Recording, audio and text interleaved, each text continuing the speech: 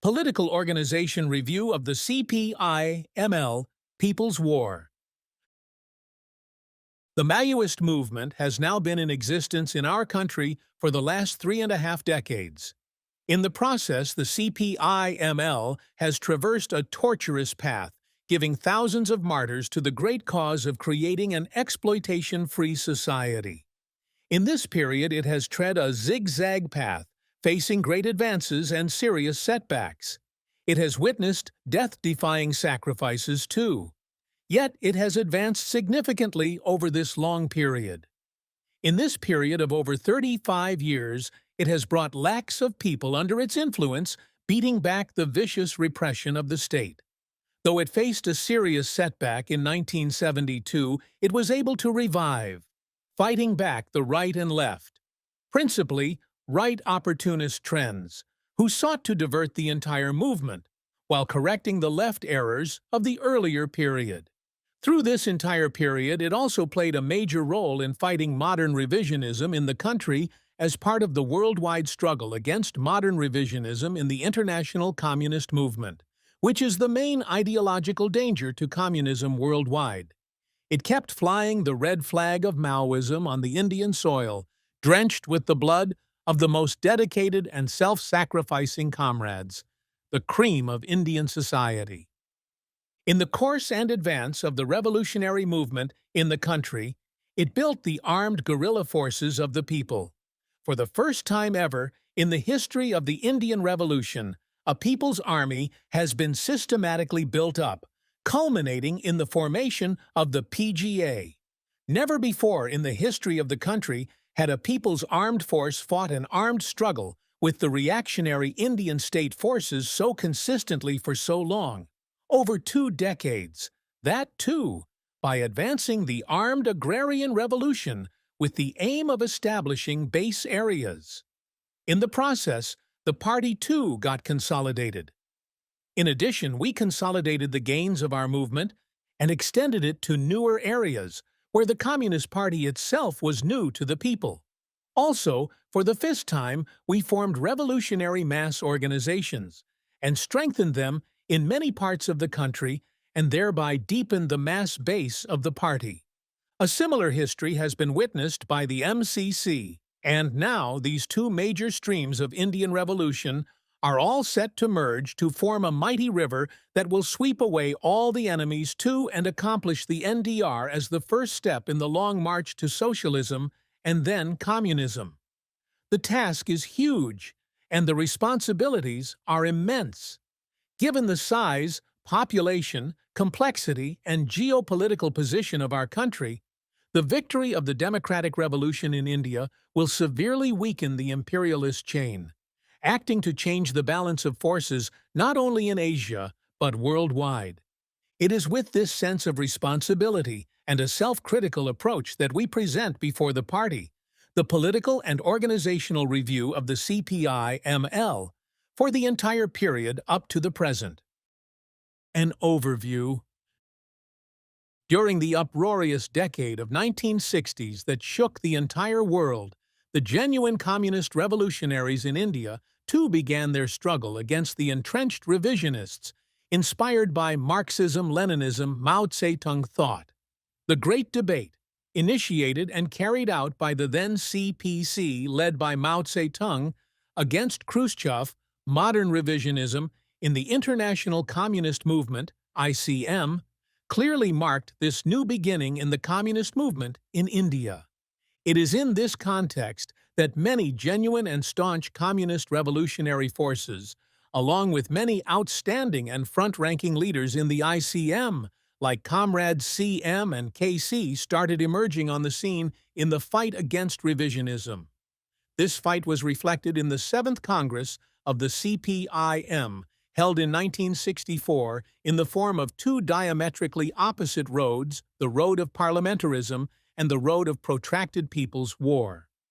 Thereafter, the earth-shaking events of the GPCR further surcharged the political atmosphere in India. The clarion call of the great Naxalbari movement led by Commerce CM proved to be a spring thunder over India, as graphically described by the CPC. It greatly unmasked the ugly face of the revisionist leadership of the CPI-CPI-M brand. The powerful slogans like "China's path is our path" and "Mao Zedong thought is our thought" spread to the four corners of India and even other parts of the subcontinent. Naxalbari thus marked a qualitative rupture with age-old revisionism in the Indian Communist movement and firmly established the universal truth of MLM thought in India. From then on, MLM thought had become a demarcating line between revisionists and genuine revolutionaries in India. Thus, Naxalbari path, the only path of Indian revolution, became an ever-resounding slogan.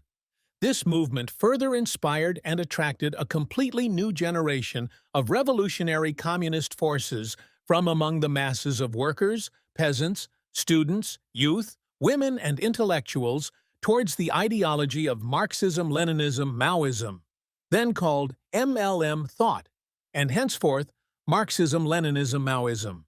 With the restoration of capitalism in the USSR, the Soviet Union grew to be a social imperialist country and a new superpower, challenging the might of the US.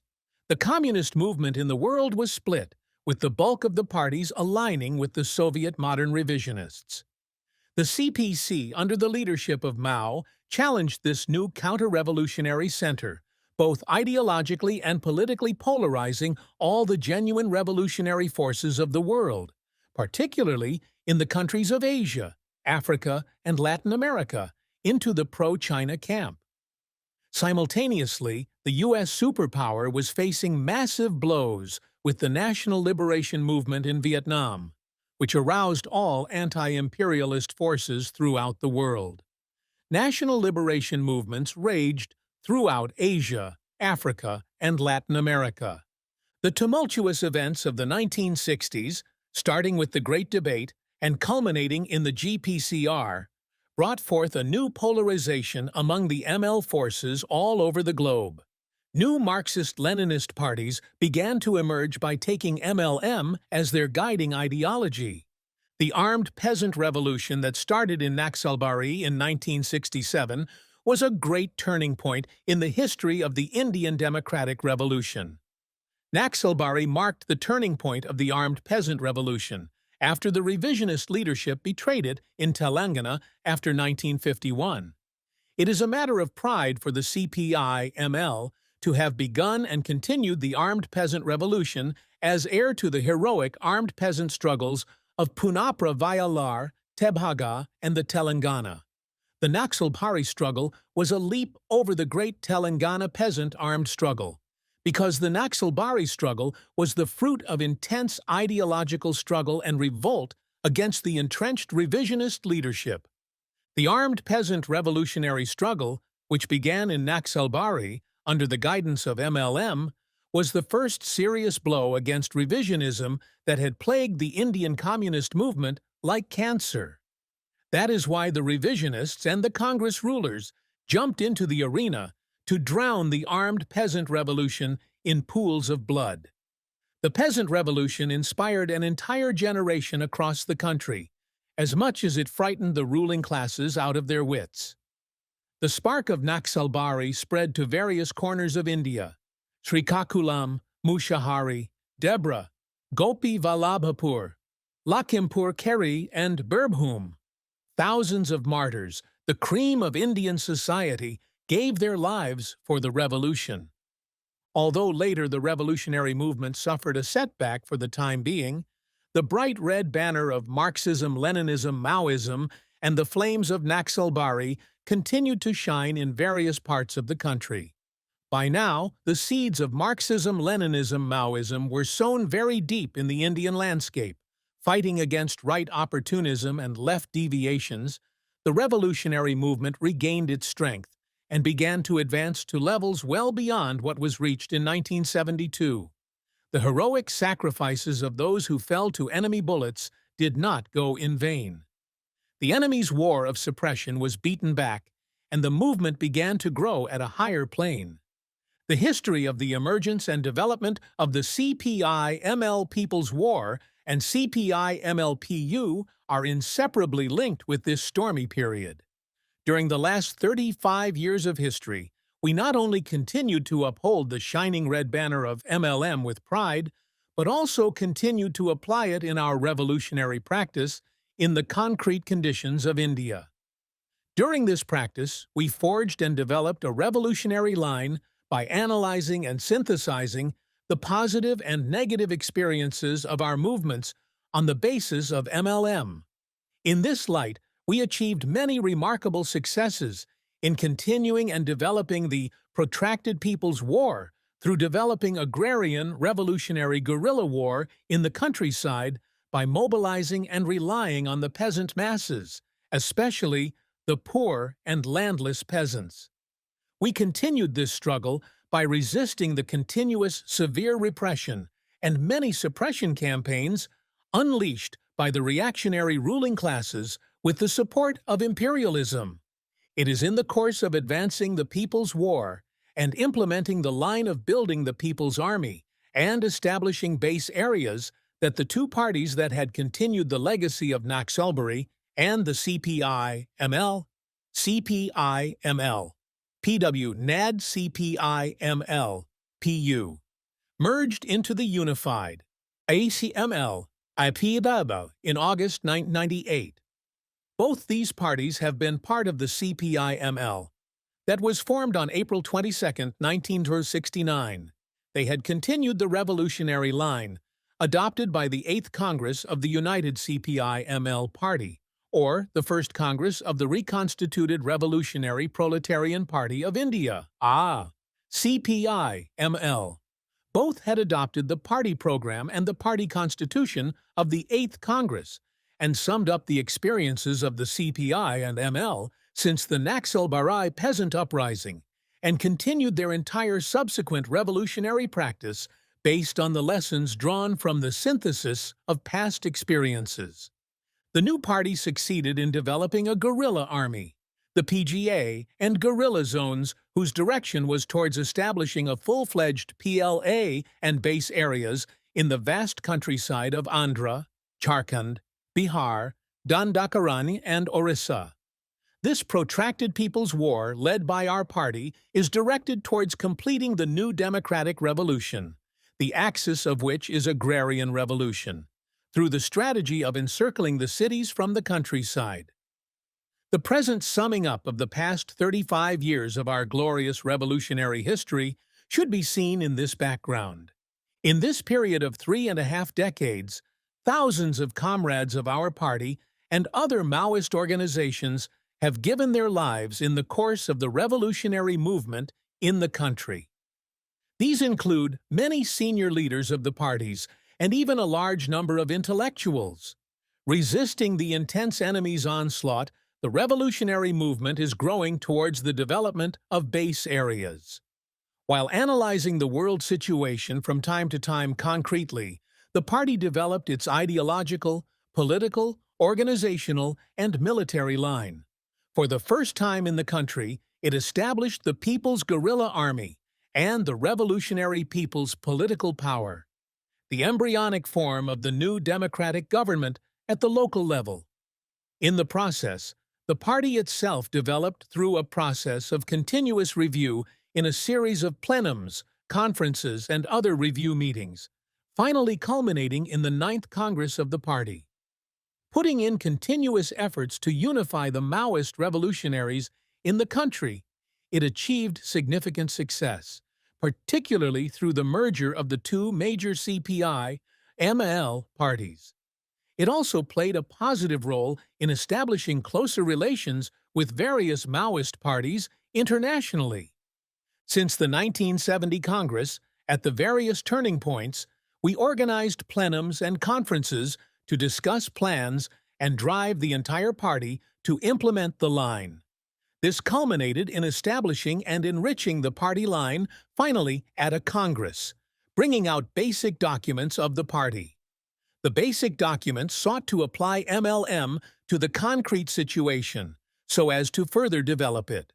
These conferences and plenums also brought out political organizational reviews at these important junctures that sought to analyze past practice and take lessons from our achievements and shortcomings. Throughout this period, the party emphasized on adopting the Marxist-Leninist method of self-critical approach as outlined by Lenin. The attitude of a political party towards its own mistakes is one of the most important and surest ways to judging how earnest the party is and how it in practice fulfills its obligations towards its class and the toiling masses. Frankly, admitting a mistake, ascertaining the reasons for it, analyzing the circumstances which gave rise to it, and thoroughly discussing the means of correcting it, that is the earmark of a serious party. That is the way it should perform its duties. That is the way it should educate and train the class, and then the masses. The present PR outlines the birth and development of our party, the major turning points in the protracted People's War of India, the positive and negative aspects in the movement, and lessons to be learnt from the rich experiences over 3.5 decades. Hence, the present PR will cover a synthesis of the experiences of the reconstituted CPI-ML party on the one hand, as well as the experiences of the two parties, PU and PW, that existed as separate entities prior to the merger for a long time, and the unified CPI-ML PW on the other. Over the last 3.5 decades, our party has traversed through 5 periods, each of which ended with a turning point in the movement. Such a division helps us understand better on how, at each turning point, we had analyzed the shortcomings in our practice and enriched the line in order to advance the revolutionary movement in the country. The 5 periods can be broadly categorized as follows. 1. 1964–67. The Great Beginning. The ideological and political preparations for the resurgence of the new democratic revolution in the country. 2. 1967–72. Armed mass upsurge and formation of the party. 3. 1972–77. Post-72 setback, summing up and preparations for a new upsurge. 4. 1977 March 2001. The resurgence and spread of the People's War. 5. Since 2000, intensification of guerrilla war with the task of building base areas and process of the formation of a single unified revolutionary proletarian party in the country. Part 1. Chapter 1. The Great Beginning, 1964–67. Before taking up the task of summing up the experiences of the past 35 years since the formation of our party, i.e., CPI-ML, in April 1969, let us briefly look back at the background in which the party was reconstituted and the 8th Congress was held, the domestic and international situation at that time, and the significant changes that took place in the ML camp since then. The genuine Marxist-Leninist revolutionaries in our country had waged a relentless inter-party struggle against revisionist leadership entrenched within the CPI during the 50s and early 60s, and later against the neo-revisionist leadership within the CPI-M. The genuine revolutionaries in various countries, especially the CPC under the guidance of Comrade Mao, waged an uncompromising struggle against international revisionism, particularly modern revisionism, pursued by the CPSU. In China, the Great Proletarian Cultural Revolution, GPCR, was launched to foil the attempts of the right opportunists to restore capitalism. It is in this background that the Naxalbari armed struggle broke out, pointing to the genuine path of liberation for the oppressed people of India. Let us recapitulate these events briefly. Commerce CM's 8 documents laid the ideological political basis for the new revolutionary line. Comrade Charu Mazumdar's historic 8 documents, which appeared between January 1965 and 1967, laid the ideological political basis for the qualitative rupture of the revolutionary stream within the Indian communist movement with revisionism, and paved the way for the outbreak of the Great Naxalbari Uprising.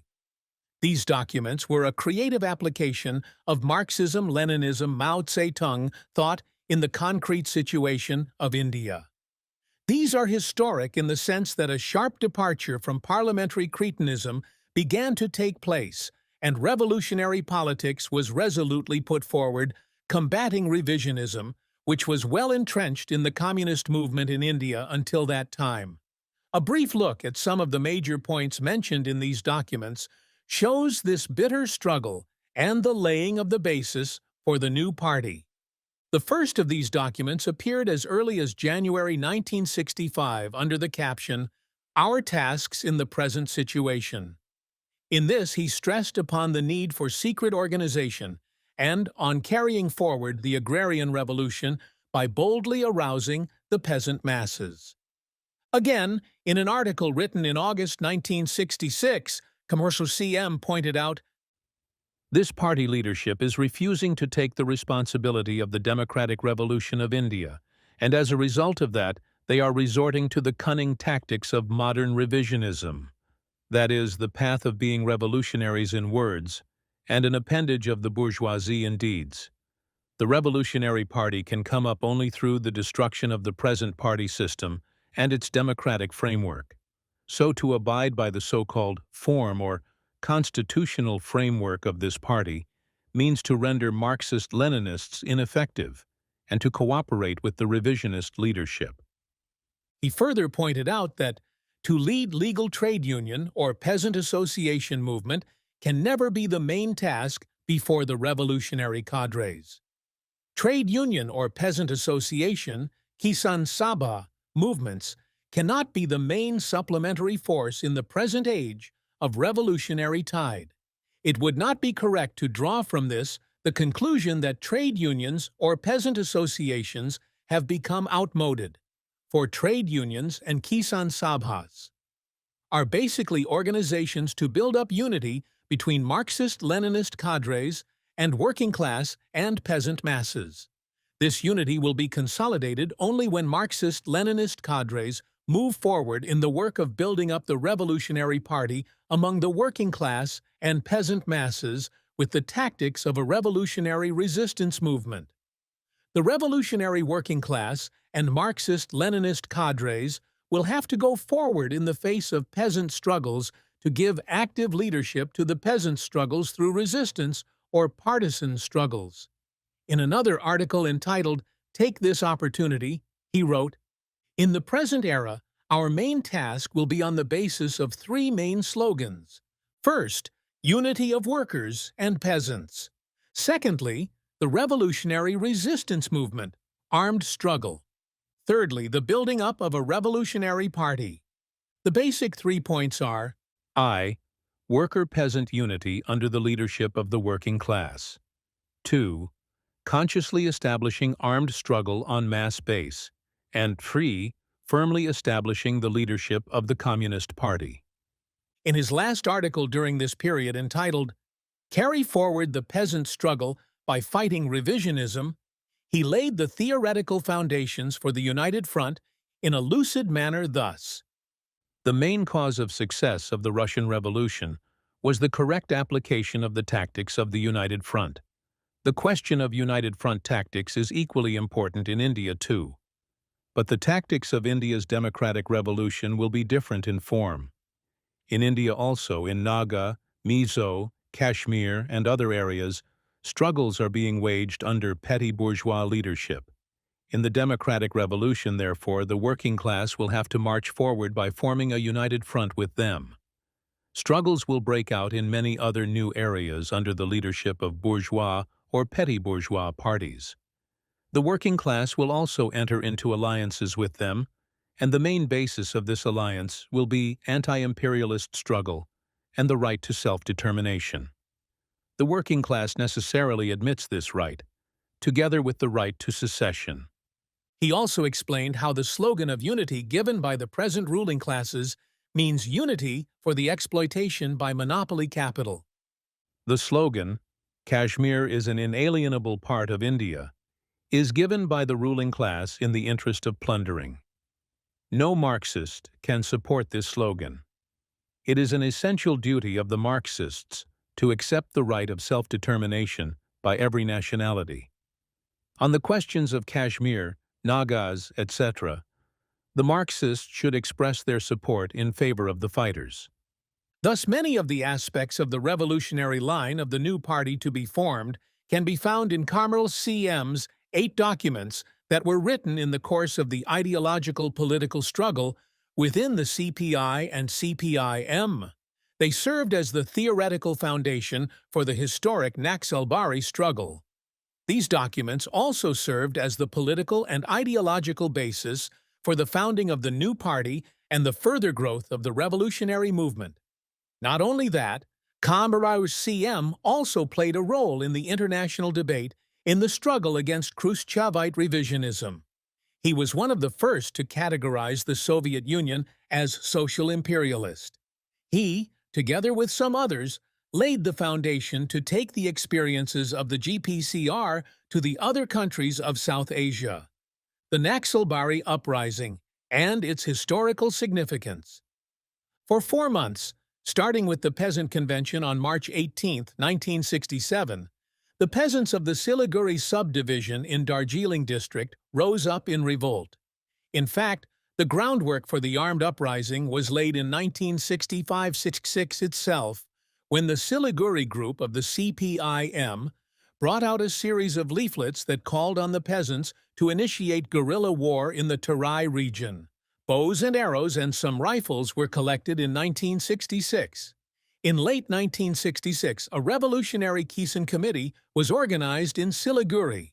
They formed peasant committees, armed themselves, and took up a campaign of land and crop seizure from big landlords and jotedars.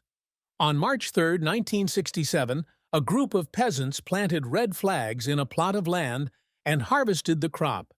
A sea of red flags struck terror into the hearts of the landlords, and the countryside reverberated with the slogan, "March forward along the path of armed peasant revolution."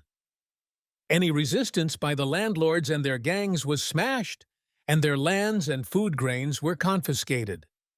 By May 1967, it assumed the form of an armed peasant uprising against the state. On May 23rd, an inspector was killed in Charugan village, and on the 25th, 9 women and children were killed in the police firing. The uprising continued until July, when a massive and brutal offensive by the Central Paramilitary Forces succeeded in suppressing the movement. Though the uprising was suppressed in a short period, it assumed tremendous significance in the history of the Indian Communist movement. It became a watershed in India politics. It is not an exaggeration to say that Indian politics was never again the same after Naxalbari, for its impact left no sphere untouched. The spark of Naxalbari soon became a prairie fire, engulfing vast tracts of rural India like Srikakulam, Birbhum, Debra Gopivallabhapur, Mushahari, Lakhimpur Kheri, and so on. The armed peasant movement spread to over a dozen states in the next few years. The CPC hailed the Naxalbari uprising as the spring thunder over India. On June 28, 1967, Radio Peking described this as the front paw of the revolutionary armed struggle launched by the Indian people. In an editorial in People's Daily, the official organ of the CPC, on 5th of July 1967, it described the rebellion of the peasants of Darjeeling area as a revolutionary storm and as a development of tremendous significance for the Indian people's revolutionary struggle. It correctly observed that the Indian Revolution must take the road of relying on the peasants, establishing base areas in the countryside, persisting in protracted armed struggle, and using the countryside to encircle and finally capture the cities. It also called upon the revolutionary communists in India to boldly arouse the peasant masses, build up and expand the revolutionary armed forces, deal with the armed suppression of the imperialists and reactionaries who are temporarily stronger than the revolutionary forces, by using the whole set of the flexible strategy and tactics of people's war. It prophesied that the spark in Darjeeling will start a prairie fire, and will certainly set the vast expanses of India ablaze. That a great storm of revolutionary armed struggle will eventually sweep across the length and breadth of India is certain. The Naxalbari uprising was an integral part of the worldwide revolutionary upsurge of the late 1960s. It was a product of the great ideological political ferment that rocked the world led by the CPC, under the guidance of QM. Mao. The great debate between the revolutionary CPC, led by Comrade Mao on the one hand, and the revisionist CPSU under renegade Khrushchev on the other, had unleashed a process of polarization among the communist parties throughout the world. Every party calling itself as communist had to take a clear-cut ideological position, either in support of the revisionist line of the CPSU or the revolutionary line of the CPC. The great proletarian cultural revolution that had just begun in People's China, too, became a line of demarcation between the revisionists and the revolutionary Maoists. As in other countries of the world, in India, too, this struggle assumed acute proportions within the communist camp. Naxalbari thus represented this sharp struggle between revisionism and revolution in the Indian communist movement as much as it did in the international communist movement.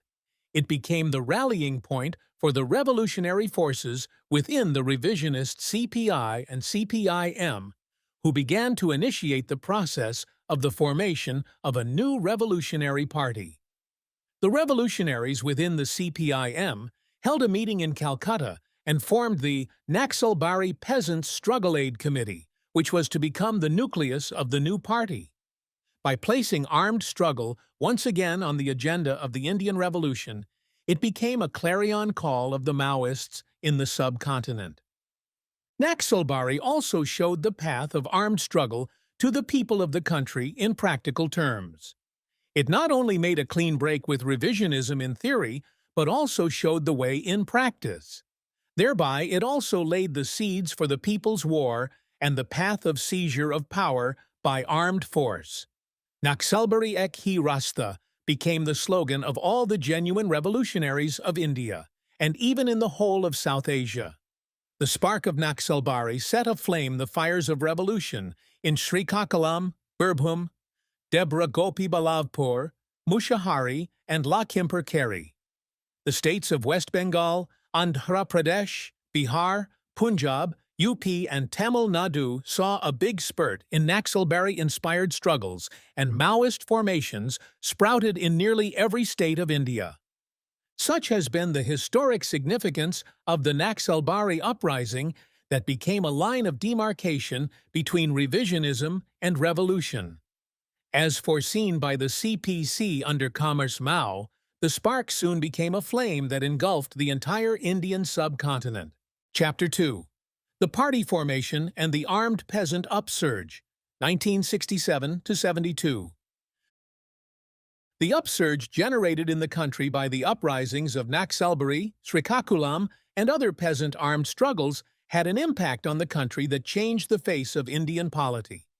First, breaking out from the standard electoral path, these struggles showed a new path for the liberation of the country through the establishment of the embryonic form of people's political power with the perspective of base areas under the leadership of the party. Second, these struggles showed the way for the masses to build guerrilla forces through the seizure of arms from the enemy forces and the formation of the People's Army in embryonic form. Thirdly, they aroused lakhs of peasants, workers, youth, students, and intellectuals, women, Dalits, tribals, etc., with the politics of People's War. Fourthly, they sought to organize the upsurge through the establishment of a leadership in the form of the Party of the Proletariat. This was done step by step from the formation of the AICC-SAR till the formation of the party in 1969. This became possible only by fighting all forms of opportunism and deviations that sought to deflect the movement from the revolutionary path. Finally, this period inspired the people of the country with the path of heroic sacrifices, where thousands of comrades faced cruel tortures, imprisonments, and martyrdom with unparalleled courage, an inevitable necessity for such revolutionary transformations of society. Formation of the party. It is in the background of the spread of the Naxalbari type of struggles, as a prairie fire in the various states in the country, that a single coordinating center and a centralized revolutionary underground party, a Leninist party of a new type, became the urgent need of the hour. The process of the formation of the new party took 2 years after the outbreak of the Naxalbari uprising. But the ideological political struggle for the formation of the Revolutionary Party can be said to have begun right from the time of the Seventh Congress in 1964. As mentioned above, Commonwealth CM's 8 documents between 1964 to 67 had provided the ideological political basis for such a party. Naxalbari and similar type of movements soon after accelerated the process of formation of the Revolutionary Party. The first organizational step towards the formation of the new party was taken with the formation of an All-India Coordination Committee in November 1967. The All-India Coordination Committee was formed with the revolutionary comrades from 7 states who met in Calcutta on 12 and 13 November 1967. It issued a declaration which was published in Liberation in December 1967. The formation of the All-India Coordination Committee was hailed by Peking, Beijing Radio, which also broadcast the declaration. The committee felt the urgent need for coordination of the various peasant movements that had erupted after the Naxalbari uprising. This coordination was to be the preparation for the formation of a party of a new type. It had correctly observed in the declaration, revolutionary peasant struggles are now breaking out or going to break out in various parts of the country. It is an imperative revolutionary duty on our part as the vanguard of the working class to develop and lead these struggles as far as possible.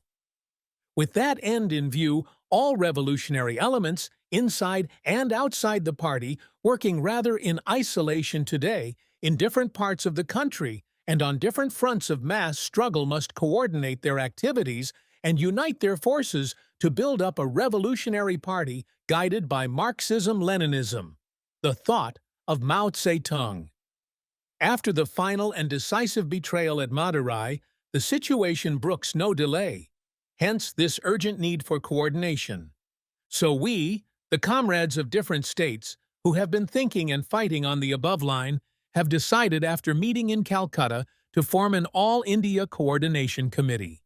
On behalf of this committee, we declare that its main tasks will be 1.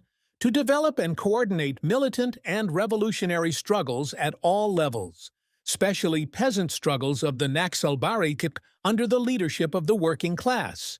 2.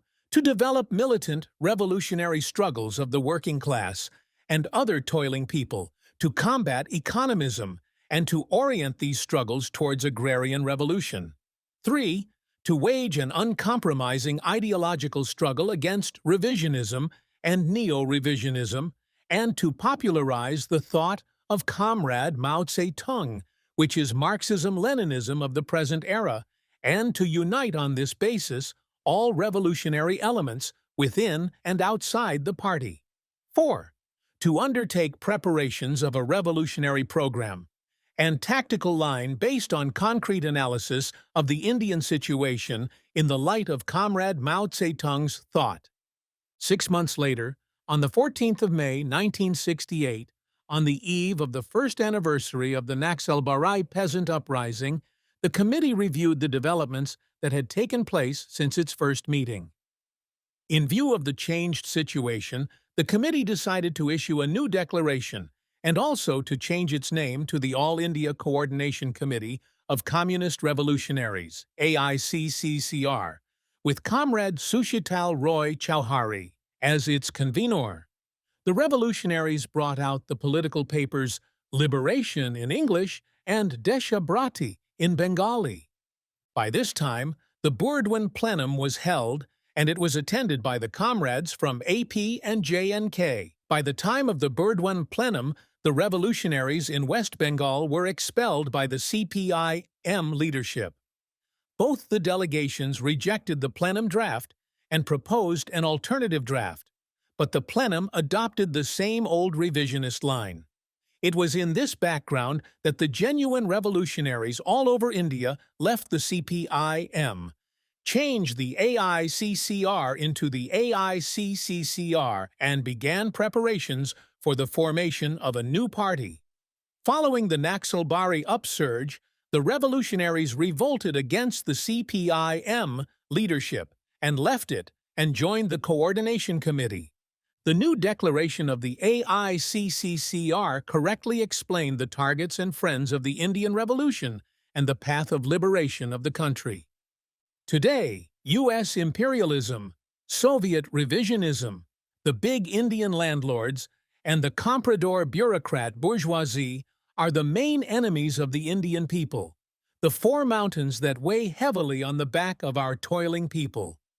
The People's Democratic Revolution can succeed only by overthrowing the direct and indirect rule of these sworn enemies. Under the leadership of the working class, the peasantry, the main force of the revolution, must set up revolutionary base areas in the countryside, wage a protracted armed struggle, encircle the cities from the countryside, and finally seize them and win ultimate nationwide victory. The firm alliance between the working class and the peasantry will serve as the basis of the united front, which will include the working class, the peasantry, the petty bourgeoisie, and the national bourgeoisie. It pointed out that not conspiratorial methods, but the mass line alone must be pursued if the enemies of the Indian people are to be overthrown. The new declaration reaffirmed that revisionists of all hues, the Dange renegades, as well as the neo-revisionist clique, have proved to be the lackeys of U.S. imperialism, Soviet neocolonialism, and domestic reactionaries, and are, beyond dispute, enemies of the Indian people. At Burdwan, the neo-revisionist leaders have put the final seal of approval on an anti-Marxist, revisionist ideological political line. But, faced with the opposition of the revolutionaries and the people, they have grown more wily and crafty than before.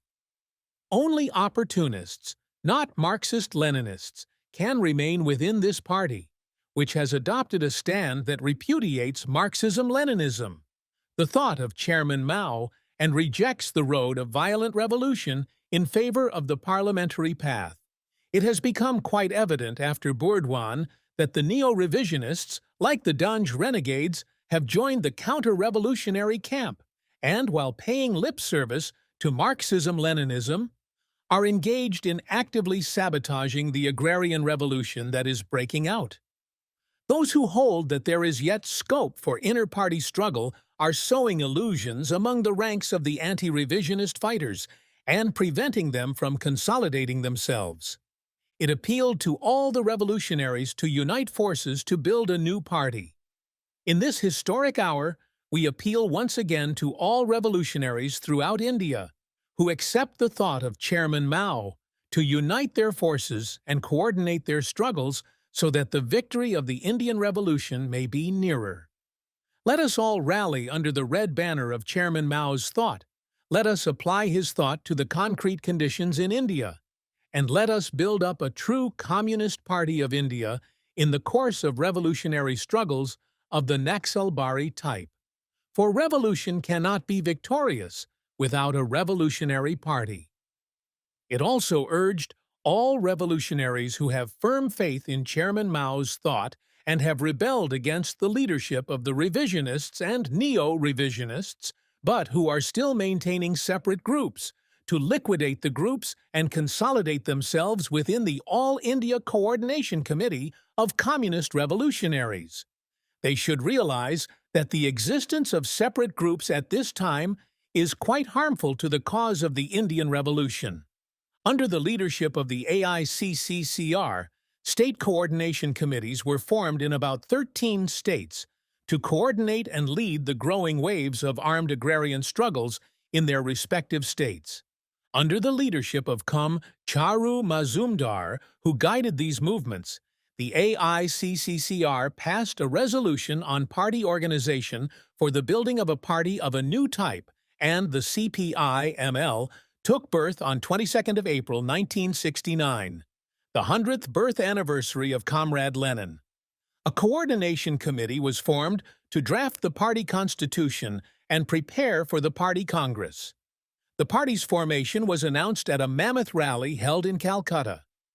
Just before the formation of the party, a wave of student movement swept the campuses of Calcutta and the Maoist student wing.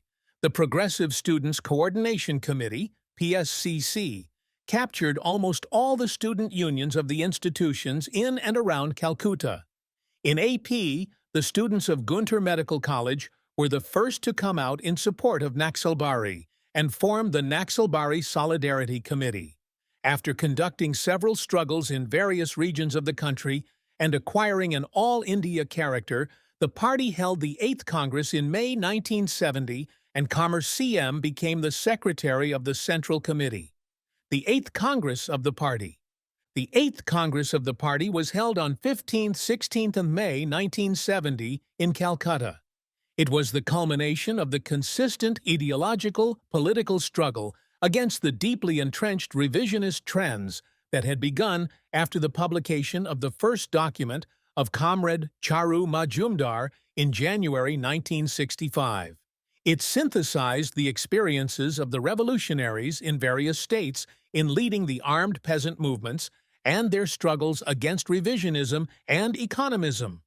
By concretely applying the theory of MLM in the concrete conditions of India, the Congress had correctly analyzed the character of Indian society as semi-colonial and semi-feudal, put forward the general line of new democratic revolution with a socialist perspective, and advanced the strategic line of protracted people's war of surrounding the cities from the countryside.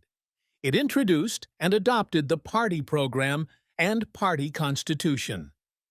In addition, Comrade CM also introduced the political and organizational report in his introductory speech.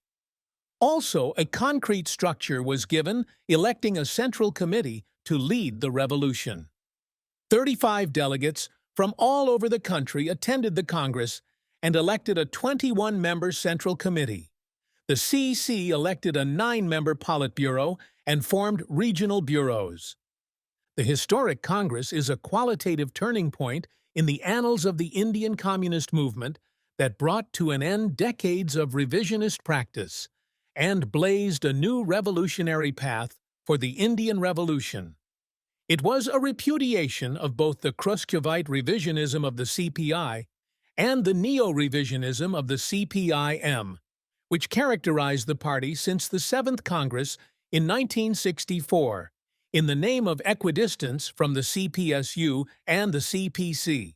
Both the CPI and later the CPI-M had utterly failed to formulate a revolutionary program, path, strategy, and tactics for the Indian Revolution, and had got bogged down in parliamentarianism and class collaboration, thus betraying the Indian Revolution.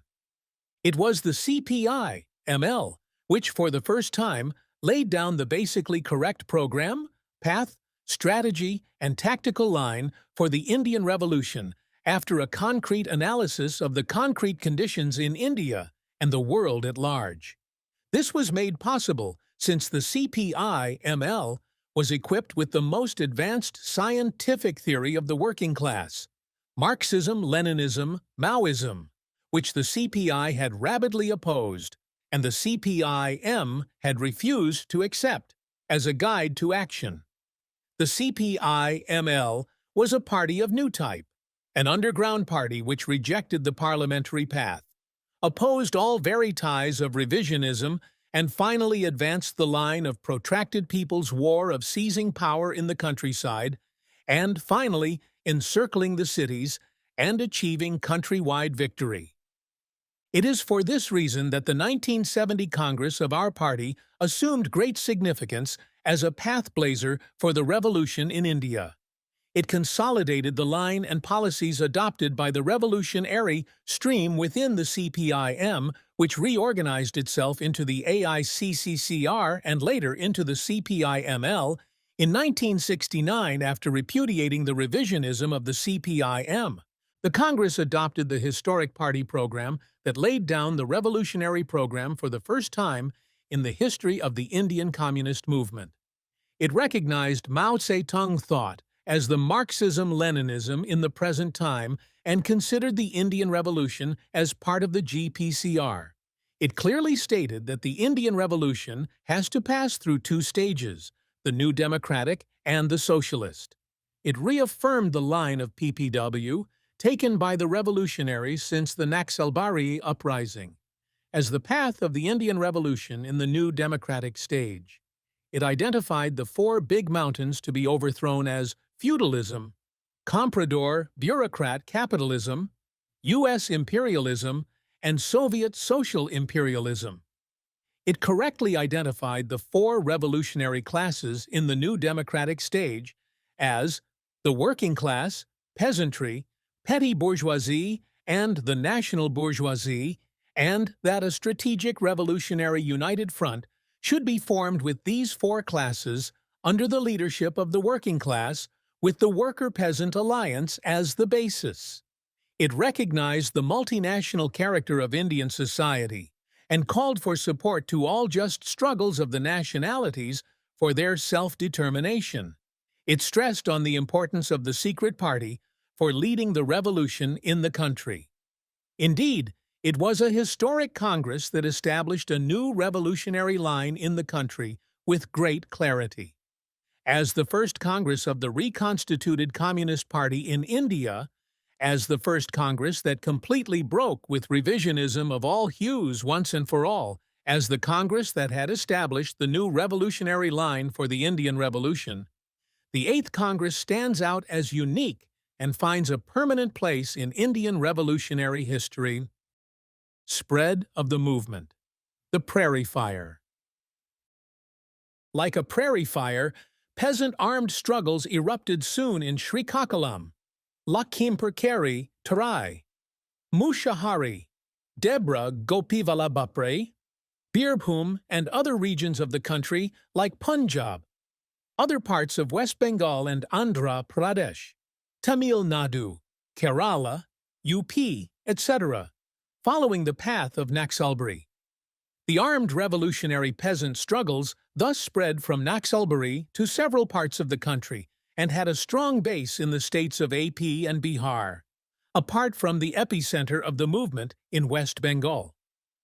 The most prominent of these was the armed struggle in Srikakulam, which erupted after the killing of comrades Korana and Mangana by the landlords in Leviti village on 31st of October 1967, when they were on their way to the conference of the Girijana Sangam. The armed peasant uprising of Srikakulam continued for 3 years, with the peasants organizing themselves into guerrilla squads and carrying out raids against the landlords and the police, seizing lands, crops, and property of the landlords. Parvatipuram Agency People's Government was formed and functioned for some time. But by the end of 1970, the movement was suppressed by deploying thousands of state police forces and the CRPF and unleashing fascist repression over the tribal population in hundreds of villages. Several leaders like comrades Panchadi Krishnamurthy, Vempatapu Satyam, Adibatla Kailasam, Nirmala, Subbarao Panigrahi, Chaganti Bhaskar Rao, and Devaneni Mallikarjun became martyrs in the course of this movement. In Lakhimpur-Kheri in the Tarai region in UP, peasants began to rise up against the notorious landlords in the first half of 1968. The movement continued to expand despite severe police repression, and many landlords were forced to flee the villages. In Mushahari of Muzaffarpur district in Bihar, land struggles began by mid-1968 and seizure of crops went on like a big campaign. Guerrilla units were set up to face the attacks by the landlords and the police. In Debra Gopivallabhpur in Midnapur district, It was the students of Calcutta University and some intellectuals who began to organize the peasantry in 1968 and initiated the armed peasant guerrilla struggle by 1969, forcing several landlords to flee the villages. In early 1971, police camps too began to be attacked. In Debra, thousands of peasants were mobilized in actions against the landlords. It further expanded to Singhbhum of Bihar and Mayurbhanj of Orissa, the bordering regions of Midnapore. The peasants, particularly landless and poor peasants, were organized to revolt against landlords and to attack the state machineries. Armed squads of peasants were formed. Land and properties of landlords were seized. Notorious landlords were annihilated and initiated armed guerrilla struggle. The railway workers of Kharagpur division, adjacent to struggling areas, were organized, leading to workers' movement. A section of the workers also participated in the peasant struggle. In Birbhum, the struggle began to spread from mid-1968, with students and youth inspired by the Naxalbari uprising taking up the task of organizing the peasants against the landlords in the district. Guerrilla squads were formed, and around 200 guns were snatched from the landlords and police. The movement began to subside by mid-1971 with the massive suppression campaign let loose by the police, paramilitary, and military forces. As a result of these movements, the Revolutionary Authority of the People was established in embryonic form through the formation of the Revolutionary Committees for the first time in the country. This was particularly significant in Srikakulam, Birbhum, and also in other areas. Also, for the first time, arms were seized from the enemy forces and landlords. Guerrilla formations in the embryonic form of the People's Army took place. It is for this reason that the path of protracted People's War came into existence, not only through theory, but also through the concrete practice of the above revolutionary armed struggles. The people of Calcutta and adjacent areas resolutely came out in support of Naxalbari peasant uprising. The revolutionary call of Naxalbari uprising spread throughout the area in no time. The people's enthusiasm knew no bounds. The students, youth, workers, and intellectuals in large numbers came out of the influence of revisionism and extended their voice of solidarity and formed the Naxalbari Krishak Sagram Sahayak Samithi, mobilizing thousands of people under its revolutionary red banner. It was a historic step that forged unity of the revolutionary people. The students, youth, workers, and intellectuals stormed the streets of Greater Calcutta in protest against the government measures to suppress the uprising. At the call of the NKSSS, thousands of people were mobilized in hundreds of public meetings, protesting against the brutal atrocities unleashed by the UF government and resolutely expressing their solidarity to Naxalbari uprising. Inspired by the peasant uprising, the workers intensified the then ongoing Gherao movements to achieve their democratic rights. It spread throughout the industrial belts, even in the office areas, endangering the control of bureaucrats, owners, and big business houses. The student community revolted against the revisionist party like CPI-M, and CPI and revisionist led ASFI and SFI. Postgraduate Student Federation, PGSF, came to the forefront, mobilized vast majority of the students and youth, and played a historic role in spreading revolutionary politics. They propagated and popularized the revolutionary politics of great proletarian cultural revolution. Most significant slogans that they raised and put into practice were 1. Go Villages. In response to this slogan, thousands of students and youths left the cities and towns, spread throughout rural areas of West Bengal and adjoining rural areas of Bihar and Orissa. They integrated with the landless and poor peasants, imparted revolutionary politics, explained the significance of Naxalbari uprising, and mobilized the peasants to develop anti-feudal struggle. 2. Review of past history. They called upon the intellectuals, particularly historians, sociologists, social scientists, to review the past history and reveal the anti-imperialist, anti-feudal struggles of the people, particularly those of peasantry. It helped people know their relentless struggles to achieve freedom and people's democracy. 3. Statue-breaking movement.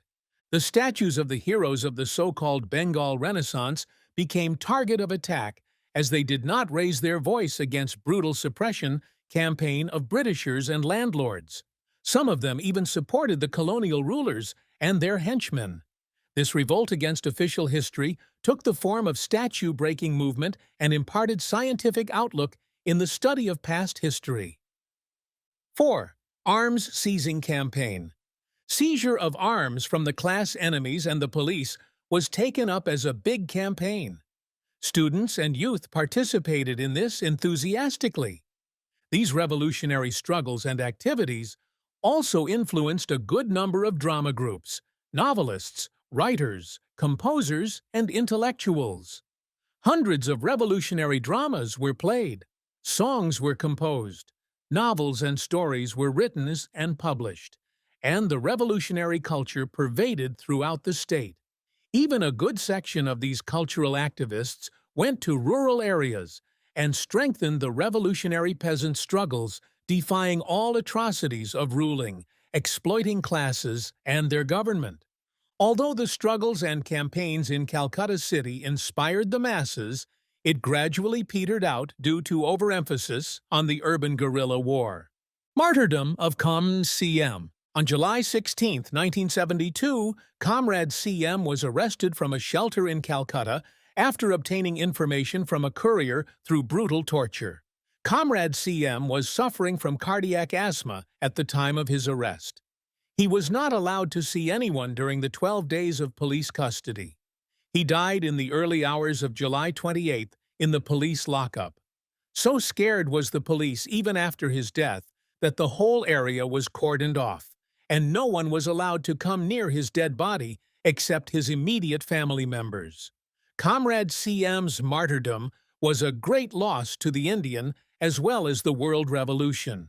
It had brought to a close the first glorious chapter in the history of the reconstituted CPI-ML and the revolutionary movement in India that was initiated on a sound ideological political foundation after decades of betrayal by the revisionists. Chapter 3. The Post-72 Setback and Preparations for a New Upsurge, 1972-77. This crucial period can be analyzed based on four major aspects. Firstly, it was the toughest times for the communist revolutionaries in the history of the communist movement in India. Every communist in the Marxist-Leninist-Maoist camp was put to the test as to who would withstand the enemy onslaught and who would capitulate, who would stand firmly with the oppressed masses, and who would flee to the enemy camp. As to what lesson they would take, Marxist-Leninist-Maoist or revisionist, as to who would really take initiative to reorganize the people for the people's war, or merely indulge in debates, and who would emerge as genuine and capable leaders or as pseudo-ones. Secondly, it was a period of political and ideological confusions in the midst of enormous repression by the state's forces. This was compounded by desertions, betrayals, splits, and inactivity. Thirdly, it was also a period that witnessed great and heroic sacrifices, enormous courage in swimming against the tide, and persistence of the armed struggle in some pockets. And lastly, it was a crucial period for reviewing the past, taking lessons, initiating efforts for the reunification of CRs, making preparations for a new upsurge on the one side, and exposure of opportunist elements on the other. Setback of the movement and party splits. Owing to political and organizational weaknesses, including tactical errors, severe repression and big losses, inexperience, disruptive acts of right opportunists internally, and the resulting setback and political ideological confusion, the party began to split. The party's first split took place in November 1971 by the betrayal of SNS. Within a year after the martyrdom of Commerce CM, it broke up into several splinter groups. Within just the span of 2 years after the 8th Congress, a large number of CCMs became martyrs. Some were arrested and some others detracted or betrayed. The remaining 2 CCMs, Comrades Sharma and Suniti Kumar Ghosh, did not have live relations with state committees. The post-72 phase in the revolutionary movement in India has thus seen the splintering of the party into several small groups, some of which gradually became consolidated into independent parties having their own distinct lines and practice, while some of them claimed themselves to be the real inheritors of the revolutionary legacy of the glorious struggles of 1967 to 72, and formed new CCs. Some others proclaimed their desire for unifying all the revolutionary forces and reorganizing the CPI-ML. The 1972 setback and the disintegration of the party into several splintered groups was the darkest chapter in our party's history. The absence of a center for Indian revolution, due to the disruption of the CC, naturally gave rise to isolated groups and parties which were confined to limited areas/states until 1980. The revival of the movement in some parts of the country, led by the new centers of the erstwhile CPI-ML, PW, and CPI-ML-PU, and some others on the one hand, and the MCC on the other, raised new hopes among the revolutionary masses. Some of the groups of the CPI-ML became defunct, some became splintered further, and some turned revisionist by the 1980s. DV-TN-CPR Group. With the impact of the Great Debate, DV, TN, and CPR were leading an internal political struggle with the CPI-M leadership to some extent. After the Naxalbari struggle, in the Palakolu plenum held in February 1968, and in the Burdwan plenum held in April 1968, they put alternative documents opposing modern revisionism. DV, TN, CPR, though they supported Naxalbari, did not recognize the Soviet Communist Party as revisionist. They did not have a clear-cut stand on 1. China as the center of world socialist revolution. 2. Accepting MLM as a guiding ideology. 3. Accepting the PPW as the path of Indian revolution. Boycott of elections. Apart from not having a clear-cut stand on these, they were of the strong opinion that they should not come out immediately from the CPI-M. However, DV, TN, CPR, and others who earlier formed a secret state committee within the CPI-M had to eventually come out from the CPI-M. There was much pressure on the state leadership from the Srikakulam District Committee to guide and help to initiate and advance the armed struggle. The leadership half-heartedly accepted to lead the movement, but put many hurdles in initiating the armed struggle. They hesitated to join the AICCCR, owing to the enormous pressure by the Srikakulam comrades, and considering the opinions of the Naxalbari Solidarity Committee. The state committee led by DV decided to join the AICCCR with a slender majority of 1 vote. They ultimately joined in November 1968. Though they agreed on the basic points of the AICCCR after intense discussions, later developments proved that they had several reservations on the election boycott issue, on the existence of a revolutionary situation, and on the tactics concerning people's war, and the methods of party formation, etc., etc. The practice of DVTN-CPR continued in accordance with their own perceptions. As a result of that, the AICCCR had to cease its relations with the AP State Committee. In opposition to the political understanding of the AICCCR, TN1 condemned a raid on the police station by the revolutionaries in Kerala. 2 gave nominal support to the Srikakulam armed struggle. 3. TN vacillated in putting his resignation for the AP Assembly. As these three were in opposition to the basic understanding of the AICCCR, the All India Committee on February 1969 wrote a letter disassociating with the APCCCR. After this, DV, TN, CPR formed their own APCCCR. Very soon they began to oppose the armed struggle in Srikakulam. They advocated for confining to only self-defense against landlords, and not to take up armed struggle against the state forces. They argued to confine the military formations to mere village self-defense units, and not for forming armed guerrilla squads and seizing arms from the enemy to wage the guerrilla war. They released their immediate program in April 1969. The DV, TN, CPR group formed armed self-defense squads in the Godavari Valley, but was soon split on the question of taking up arms immediately, even against the landlords. CPR formed his own party and set up armed self-defense squads. Maoist Communist Center. The MCC, while supporting the Naxalbari struggle, did not join the CPI-ML because of some tactical differences and on the question of the method of party formation. Its history can be traced to three phases. The first phase can be stretched from 1964 to 1968 and began when the revisionist line was established at the first Congress of the CPI-M, functioning as the Dakshin Desh group after the Bengali magazine brought out by it.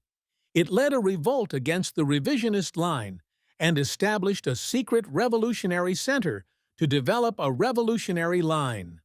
The two main founders of this group were Amulya Sen and Kanai Chatterjee. It was a period primarily of ideological struggles. While doing so, the major comrades were already playing a leading role in the trade union front, student front, and youth front. The leading comrades, too, were linked to the workers' and peasants' movement. The theoretical issues raised in this period were drawing a clear line of demarcation with the revisionists in the political and organizational fields. 2. Linking the daily revolutionary practice of Indian Revolution to the theory. 3. Developing a political and tactical line, not merely as a formality, but giving it a concrete structure in various spheres of activity, and IV, based on these revolutionary policies, style, and method. And in the course of revolutionary struggles, and guided by a revolutionary theory, to build a revolutionary party. The second phase, which stretched from 1969 to 1978, was a period of implementation of the party's line, policies, and plans. It was a period of gaining practical experience towards the path of establishing the Red Agrarian Revolutionary Resistance War. It was initiated by 2 articles printed in Dakshin Desh, Lal Pataka in Hindi, entitled The Perspective of Indian Revolution and The Tactical Line of Indian Revolution Perspective, and the formation of MCC on October 20, 1969. Work was begun on this basis in the Sundarbans, 24 Parganas, Hooghly, Midnapur, Kanksa, Gaya, and Hazaribagh. Of these experiences, the most encouraging was that of Kanksa and Hazaribagh. Here, a wide movement was built on issues like wage hike, seizure of crops, fertilizer problem, confiscation of grains from landlords, and against various forms of political and social oppression. Also, a wide mass movement was built, some notorious landlords punished, and steps were taken towards disarming of the enemy and arming the people. Some guerrilla squads and self-defense squads were also built, and through the Kanksa struggles, the concept of the Revolutionary Peasant Committees first developed. In the 1972-77 period, the movement faced enormous repression. The third phase, which stretched from 1979 to 1988, was a period of taking the lessons both positive and negative of the second phase, and enriching both the theory and practice. In this phase, the MCC focused on Bihar, and with the perspective of building a People's Army and base area, the Bihar-Bengal Special Area Committee was established. The Preparatory Committee for Revolutionary Peasant Struggles was formed, and soon revolutionary peasant councils emerged. In this phase, militant struggles developed and the landlord's authority smashed. Thousands of acres of land seized and distributed to the landless, and property of the landlord seized and distributed. But it was in this period that the two founding members of the organization passed away. Amulya Sen in March 1981 and Kanai Chatterjee in July 1982. Now the movement has grown to a number of districts of Bihar, including Hazaribagh, Giridih, Gaya, Aurangabad, and others. Today, the MCC is a force to reckon with in Bihar. Three trends in the ML camp. In this period, the forces belonging to the CPI, ML, and other communist revolutionary groups became clearly polarized into three broad trends in the late 1970s. The first trend consisted of the revisionists represented by the renegades SNS, Kanu Sanyal, Ashim Chatterjee, the right deviationists like TNDV, CP Reddy, etc., all of whom launched malicious attacks on the Naxalbari movement and on Kam Charu Mazumdar. They deviated from the basic line and program of the party. All these parties began to participate in parliamentary elections by the end of the 1970s.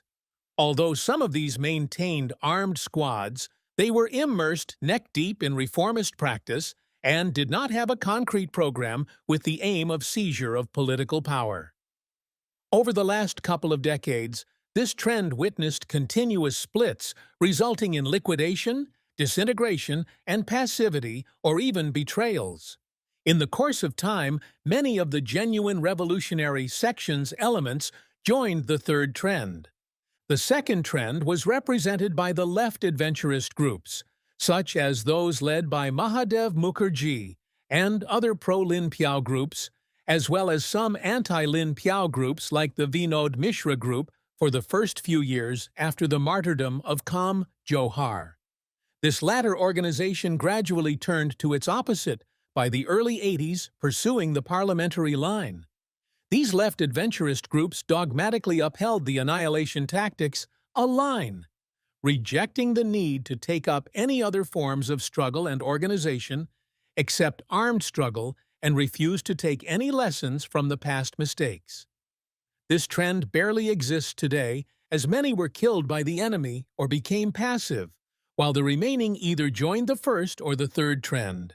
The third trend was represented by those ML forces which summed up the past basically from a Marxist-Leninist viewpoint, assimilated all the positive aspects of the Naxalbari movement and line of the CPI, ML, repudiated the left sectarian tactics, and began to engage themselves in serious revolutionary practice with a mass line.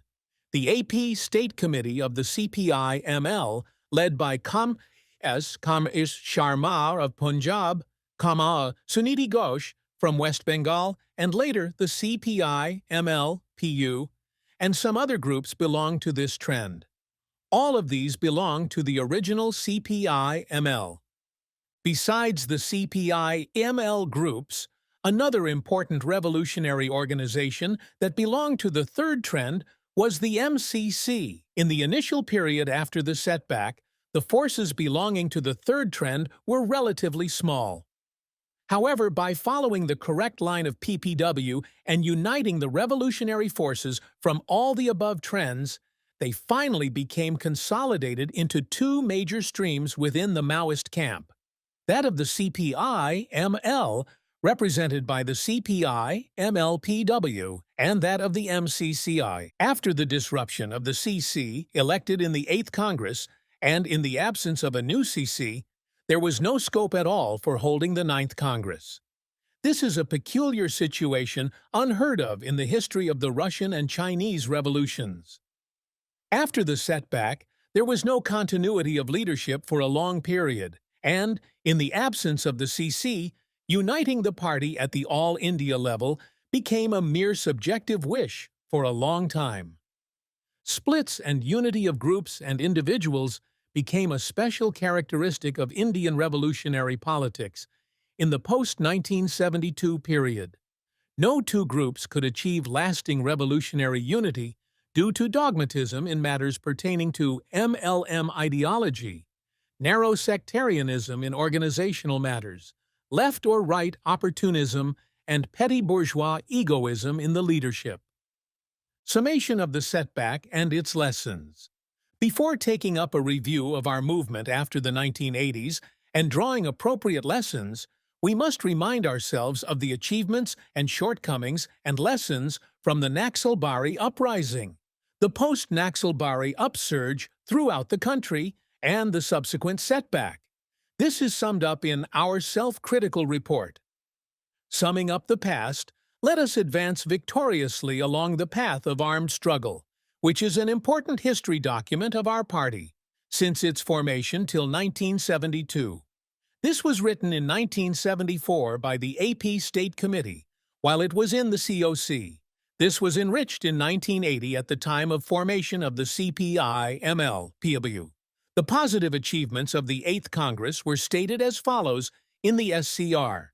Correct assessment about the nature of Indian society. Correct analysis of the fundamental contradictions and the principal contradiction in Indian society.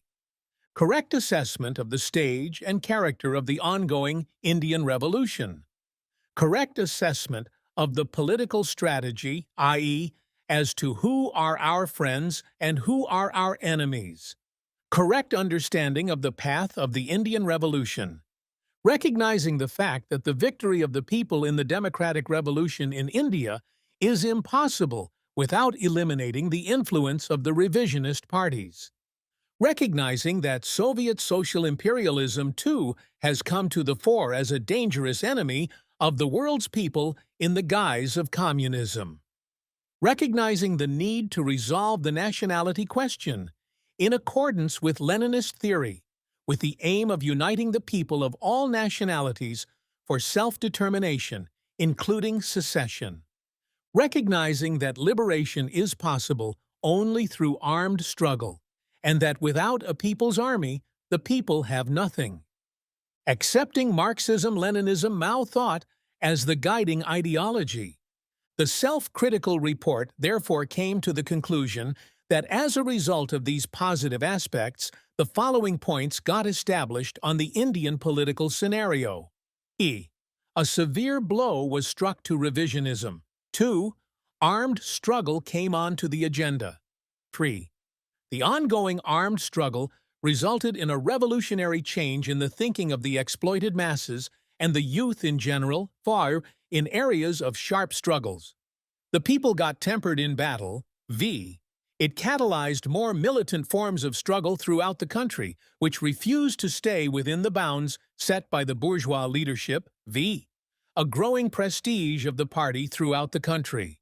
Although the understanding about the character and stage of the Indian Revolution and about its political and military strategy was correct, the tactics, method, and style of work to implement the strategy are not in accordance with MLM thought. These defective aspects in our party understanding at the time of the Congress have resulted in several losses.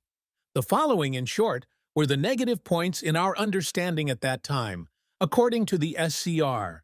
Wrong understanding of the nature of the era. Wrong assessment of the international and national situation at that time. Neglect of party organization.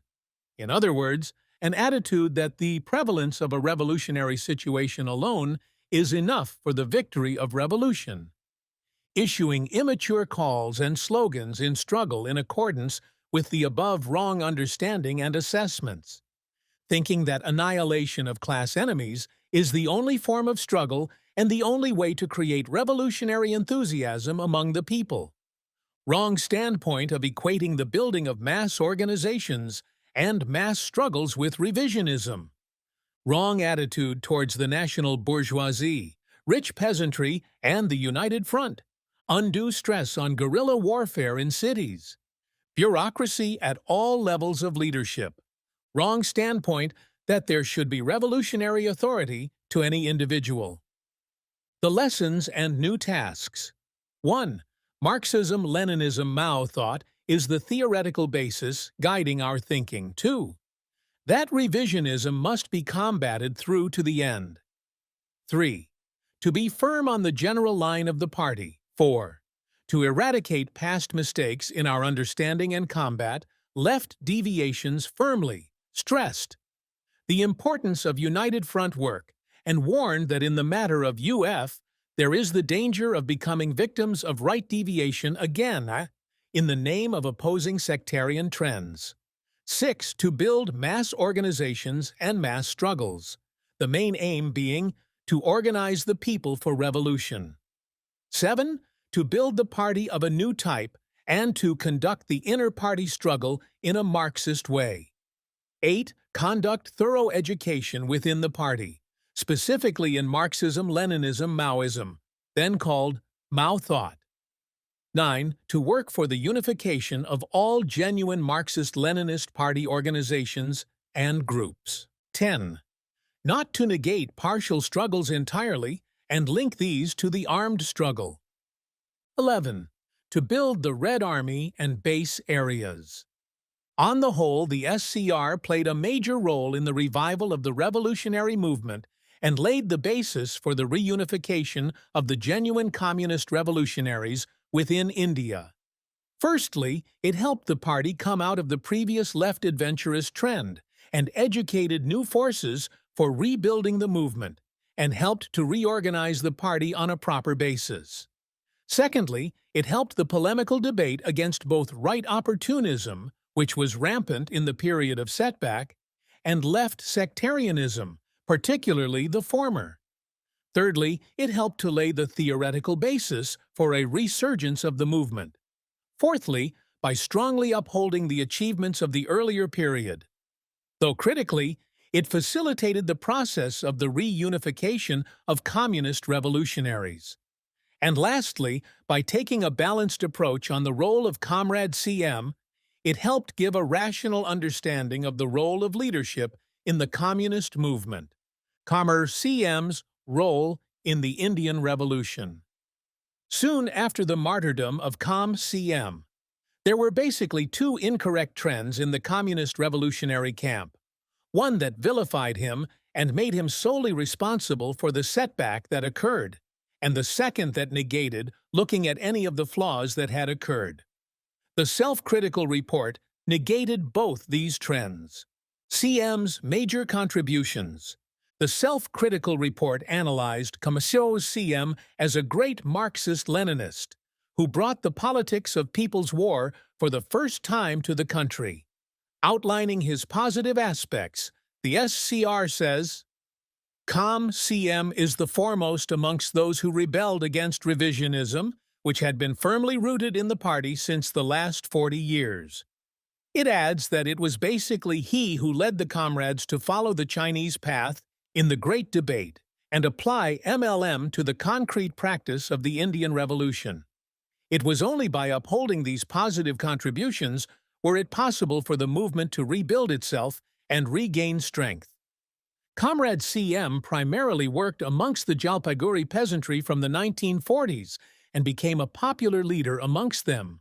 When a warrant was issued for his arrest, he went underground. At the outbreak of World War II, the party was banned, and he did secret organizational work amongst the peasantry and became a member of the CPI Jalpaiguri District Committee in 1942.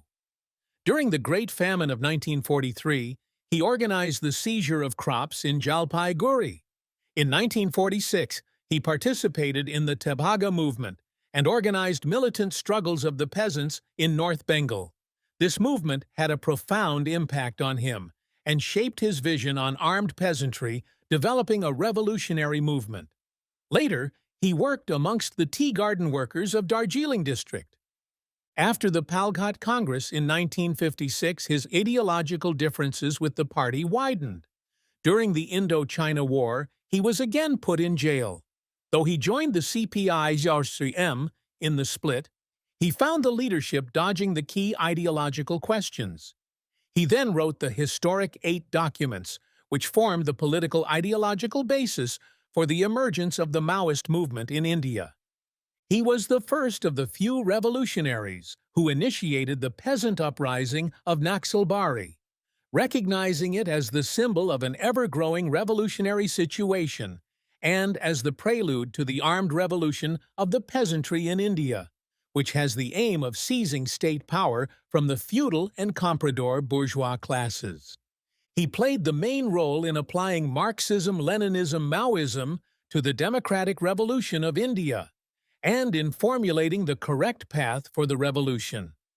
In the Great Debate, he took an active role in fighting modern revisionism and supporting the line propounded by the CPC, and was one of the prime comrades to bring Maoist ideology to the country. He took the initiative in setting up the AICCCR in order to coordinate and further advance the armed revolutionary struggle of the peasantry raging in many parts of the land. He played the main role in bringing together all those who were prepared to take part in the peasant revolution with the Naxalbari inspiration and in establishing the CPI-ML. Yet, in spite of this positive role, Comrade CM had some serious shortcomings. The SCR had correctly identified these shortcomings thus. A certain amount of egoism also developed in Comrade CM, with the series of victories in the course of the struggle when, after the establishment of the AICCCR, the flames of Naxalbari began spreading to many parts of the country. The undue extolation and wrong and exaggerated reports by some of the comrades around him has further developed it.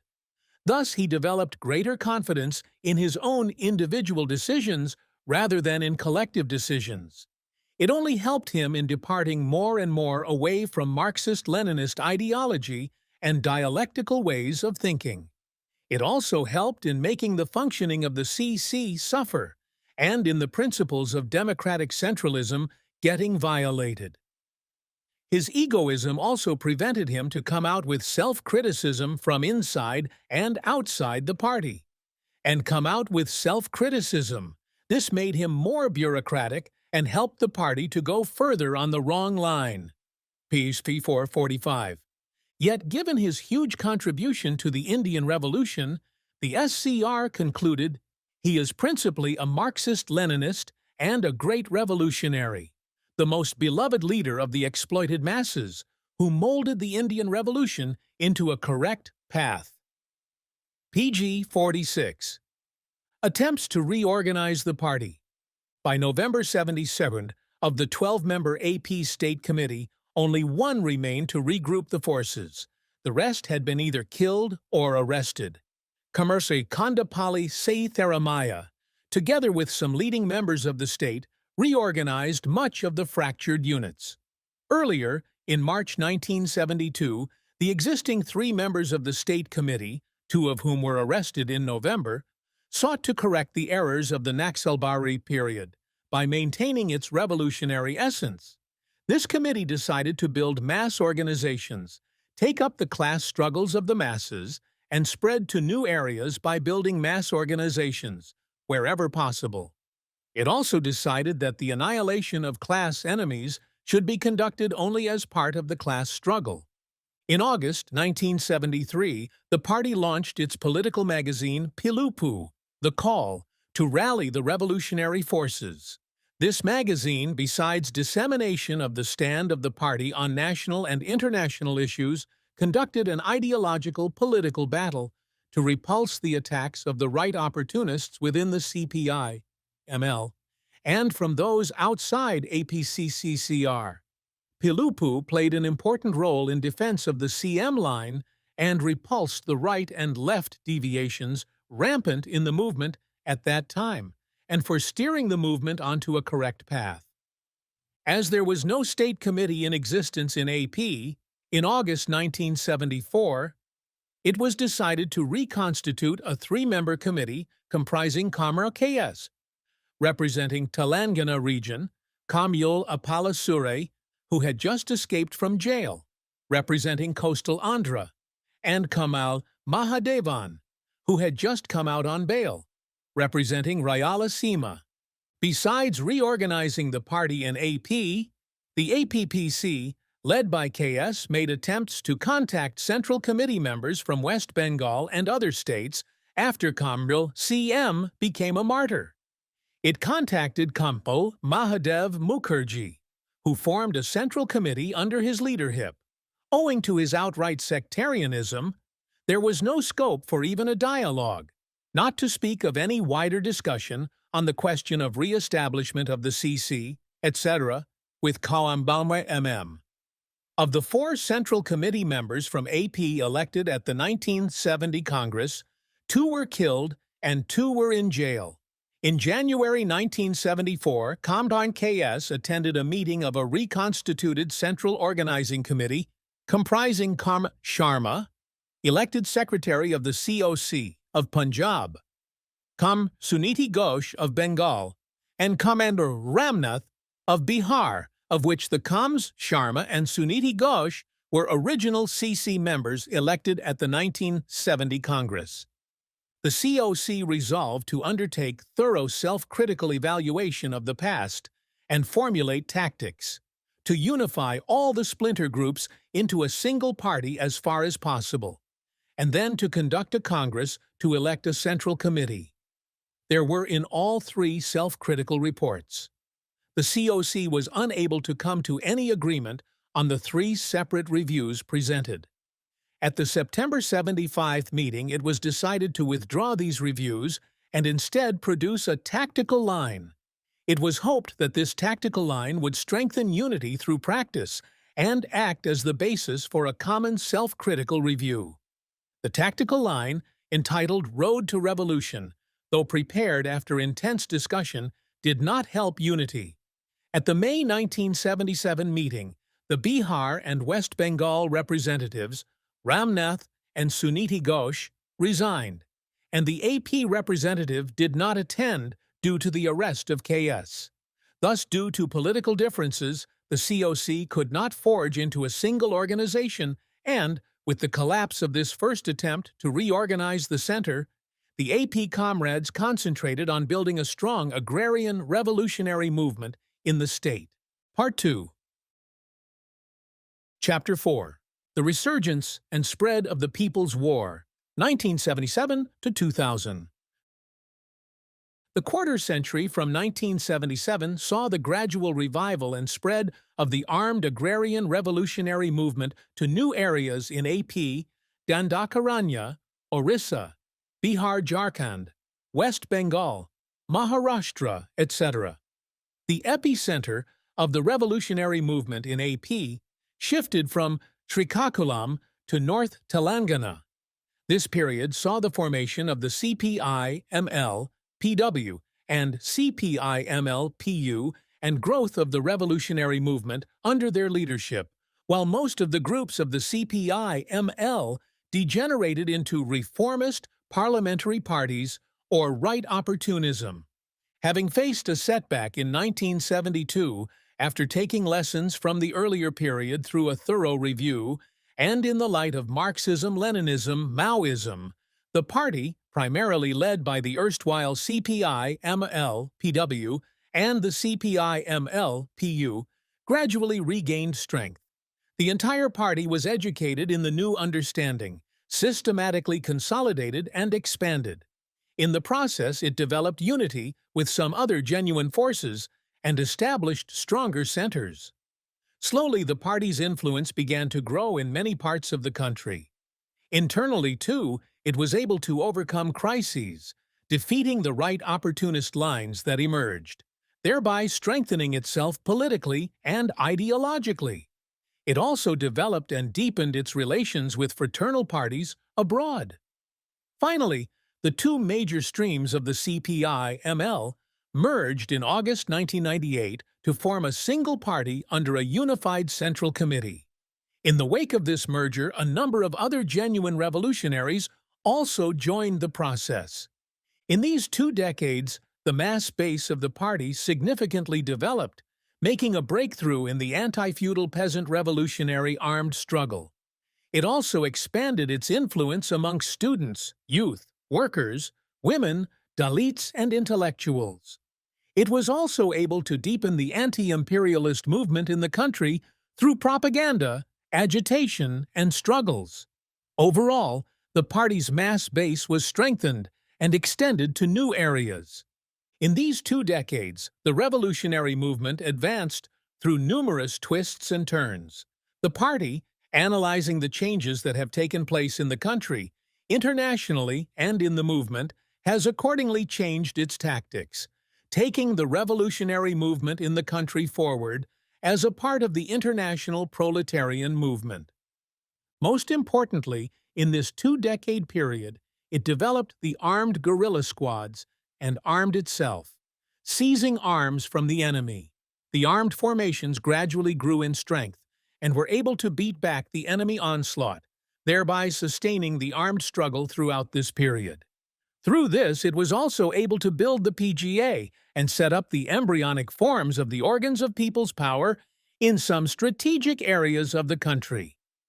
Finally, it waged a continuous ideological and political battle against revisionism and neo-revisionism, combating both the Soviet and Deng varieties. Within the country, it had also countered all forms of right opportunism and propagated widely Marxism-Leninism-Maoism and the line of protracted people's war, reorganization, and the development of erstwhile PW. Although several changes had occurred in the APSC in the decade of the 1970s, it made serious efforts to bring the party cadres out of left adventurism by basing on the self-critical review. After the COC became defunct in 1977, the APSC did not immediately make attempts to unite with other revolutionary groups. The past experience had shown that attempts at unification, without building any significant movement, only basing on a review of the past, was proving futile. Therefore, the APSC concentrated upon building an extensive revolutionary movement in AP basing on the SCR. As a result of this, it could not only build powerful statewide revolutionary movements among students, youth, literary and cultural fronts, but also developed the revolutionary peasant movement in Karimnagar and Adilabad districts. These were recognized as powerful anti-feudal struggles not only in AP, but also in the entire country. It was only then that the APSC initiated unity measures based on the successful development of the movement. The outbreak of the movement vindicated the correctness of the self-critical review, which could then act as the basis for unity efforts. Hence, basing on the SCR and the movement built based on the lessons drawn, attempts for unity with other ML groups like the Party Unity and TN State Committee of the CPI ML began when they approached the APPC lead by Commerce KS polemical debates. During the post-72 period, polemical debates raged fiercely in the ML camp in India. We fought against SNS, Kanu Sanyal, Ashim Chatterjee, Nagbhushan Patnaik, and others who concentrated their attack on the armed struggle, party line, and CM. Hence, at that historical juncture, it became the foremost task of the genuine revolutionaries to expose these revisionists and right opportunists who claimed themselves to be revolutionaries while negating the historic significance of Great Naxalbari and other movements and the line represented by the CPI ML. The APSC, led by KS, took it as its task to defend the revolutionary line of the CPI ML, even as it undertook a self-critical evaluation of the past. It mainly carried out the polemical debates through its organ Pilupu from 1973 onwards. In these articles, we exposed the right opportunist line of the TNDV and CPR groups. Their concept excludes and avoids armed struggle against the state for a long time and confines the struggle to anti-feudal, militant mass struggles. We refuted their legalist reformist trends and asserted that all these would ultimately lead to their participation in parliamentary elections. We were proved correct when these groups began their parliamentary journey by 1977. The right opportunists also attacked the left line in the name of implementing the mass line. but they did so in a reformist and revisionist way by negating the key factor of people's war and the seizure of political power by armed force. Even their resistance struggles were not linked to the seizure of power and setting up of base areas. We also criticized the left adventurous trend of both the pro-Lin faction led by Mahadev Mukherjee and the anti-Lin faction of VM. We explained how it was wrong to reject the mass organizations and mass movements in the name of line of annihilation of class enemies. We maintain that annihilation of class enemies is but one of the forms of struggle and cannot be the only form or the line as asserted by the second CC. These left sectarian groups also did enormous damage to the movement as they acted to ruin most of the potential revolutionary forces that opposed the reformists and rightist opportunists. The pro-Lin and anti-Lin groups attracted many comrades of the ML camp, but were unable to take them forward and regroup them because of their sectarian line and practice.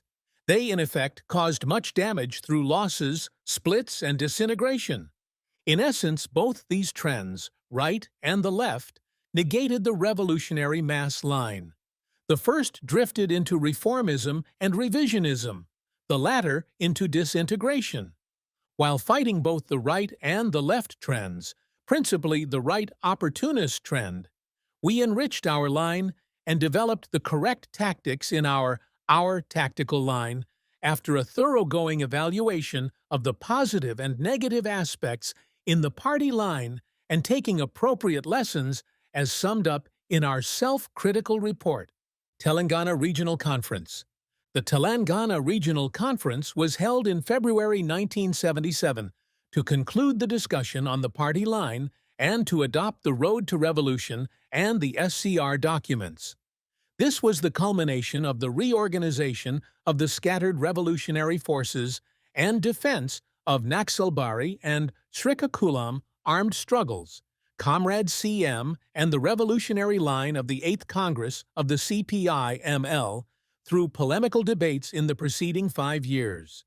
The conference reviewed the growing Telangana movement and elected a leadership. In this conference, 3 major decisions were taken. To broaden the party's base amongst the masses. 2. To hold a series of political classes to train the big influx of new cadre. And 3. To send squads into the forest for launching armed struggle. Finally, the 8 districts of Telangana, excluding Hyderabad, were divided into 2 regions and 2 regional committees were elected. Change in tactics. The August 1977 resolution. In the parliamentary elections of March 1977, the fascist Indira Gandhi was utterly routed and the Janata Party came into power. The emergency was lifted. The Janata Party came into power by opposing the emergency and by campaigning for the restoration of democratic rights. It released most of the revolutionaries on bail. The ban on the party was lifted. To take advantage of the changed political situation and implement the decisions of the first Telangana Regional Conference, a document, Present Political Situation and Our Tasks, was prepared. This document, which came to be known as August Resolution, was passed after extensive discussions in different districts and provided proper tactics to the party during this period. Commercial Mahadev, state committee member, was killed by the enemy in 1976. In March 1977, Commercial KS, state committee secretary, was arrested. Commercial Apala Suri was the only one who remained in the state committee. So the state committee was reorganized in August 1977, taking in 3 more members. Several district committees were formed, but Commercial Apala Suri was soon arrested, along with a copy of the August resolution, and gave a statement that he was differing with the August resolution, criticizing that the leadership was giving up armed struggle in the name of change in tactics. Kamal Rawoot, along with some others, left the party from jail itself. History proved that the change of tactics taken in accordance with the changed situation and the then concrete conditions of the movement formulated in the August resolution were correct. Both comrades Apalasuri and Rawouf, who opposed the resolution from different angles, proved wrong. It is not an exaggeration to say that it is only by utilizing the then situation according to the changed tactics formulated in the August resolution the party could develop into a significant force in the post-emergency period. The resurgence was the result of the creative tactics resulting from the August resolution. Instead of harming the development of armed struggle, the changed tactics developed a wide mass base to rejuvenate the armed struggle. The dogmatism of Kam, Apalasuri, and the sectarianism of Kam. Rawouf harmed the party and did not lead their parties to any development. It was, however, wrong to have used the phrase temporary suspension of armed struggle in the August resolution that created needless apprehensions and confusion in the party and the ML camp. In accordance with the change in tactics, the PC started the Kranti Revolution fortnightly as its official organ and started printing revolutionary literature openly. Radical March was brought out legally as a monthly magazine of the RSU and RYL. These organs played a key role in educating the party ranks and students and youth politically through the documents entitled "Do Not Dilute Revolutionary Politics in the Mass," organizations in the name of building broad-based united mass organizations, and a letter to the executive members of RSU. Mass organizations were given correct revolutionary direction, and the radical student and youth organizations were built throughout the state. The word radical became a synonym for revolutionaries. In February and June 1978, the state conferences of the RSU and RYL were conducted. In January 1978, the SC brought out the document Coming Assembly Elections and Our Tasks and organized an election boycott campaign. The call, Boycott the Fraudulent Assembly Elections, Get Prepared for Agrarian Revolution, inspired the oppressed masses throughout the state. In the summer holidays of 1978, the SC gave a call to the students and youth to take up the Go to Villages campaign in order to integrate with the rural poor and to spread the politics of New Democratic Revolution and its axis, the Armed Agrarian Revolution. And from then on, every year until 1984, student and youth undertook this campaign confronting arrests and police harassments. While the first campaign in 1978 involved around 200 students, the number grew to 1,100 students, and youth by 1984 organized into 150 propaganda teams, which took the politics of agrarian revolution to 2,419 villages. The rapid growth of the revolutionary student movement, the radicalization of student and youth in AP, and their integration with the rural peasant masses unnerved the ruling classes. The RSU had spread to 18 out of the 21 districts of AP and organized statewide strikes of students on various issues.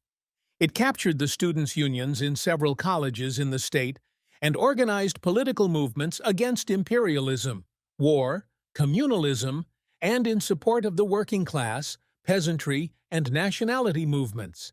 It actively participated in the boycott election campaigns. It took the initiative to form the AIRSF. By the beginning of 1985, the ruling classes began their all-out attack against the student and youth organizations, along with the offensive against the peasant and working class movement. The mass organizations began to function in total secrecy from then on. Starting from September 1977, the JNM also conducted a statewide campaign.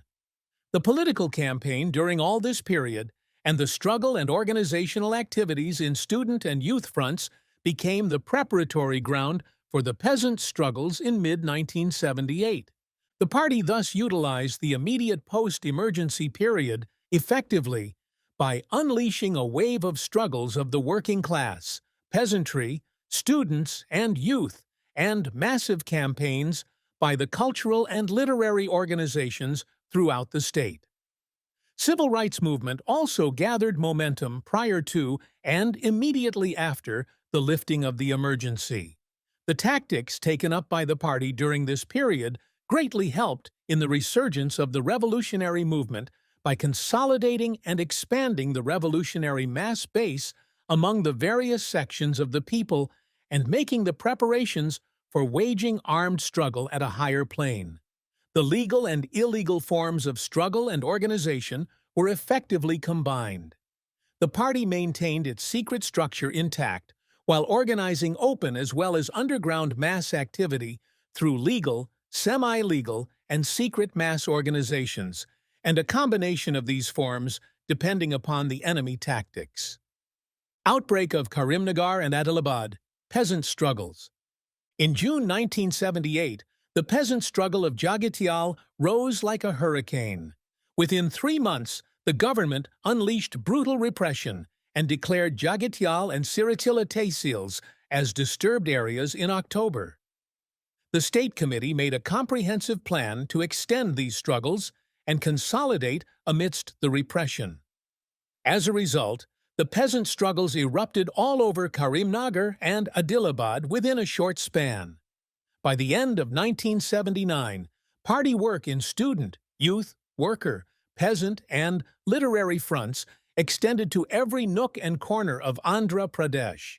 The wave of the Karimnagar and Adilabad peasant struggles was the result of long efforts to transform the party from the left adventurist line to the correct revolutionary line made through the resolutions of the State Committee meeting of February. March 1972. Self-Critical Report of 1974, First Telangana Regional Conference of January 77, and the August 77 resolution. As the revolutionary activities extended, recruitment into the party increased. The jailed comrades were released. Most of them came through various struggles and were new to the Communist Party. The State Committee started a consolidation campaign in July 1978. Though this campaign was successful in consolidating the party, it failed to build the local-level party units with part-timers. Despite this lacuna, the party organization extended rapidly between 1977 to 79. By 1979, 120 PRs were working in our party. Satya Murthy in 1978 and KS in 1917 came out from jails and were taken into the State Committee. By the end of 1979, developing Karimnagar, Adilabad, Warangal, and Khammam into a guerrilla zone with the perspective of establishing base areas and laying the foundation for the protracted People's War came as the immediate task before the party. The movement in Andhra Pradesh was then at 4 levels. 1. The above 4 districts where peasant struggles should be organized and turned into a guerrilla zone. 2. Other districts of Telangana and Rayalaseema, where anti-feudal struggles had already started. 3. South coastal districts, where socio-economic conditions are different, utilizing the legal opportunities, propaganda programs, and work in agricultural labor and poor peasants were taken up. And 4. Work in towns and cities as part of the strategy of protracted People's War. Formation of the PW. The CPI People's War was formed on 22nd of April 1980 by merging of the APSC and the TNSC. Later, in May, a group of genuine revolutionary forces of Maharashtra joined the CPI PW. The party then had a few party members in Karnataka. The position of the party in these states by that time was as follows.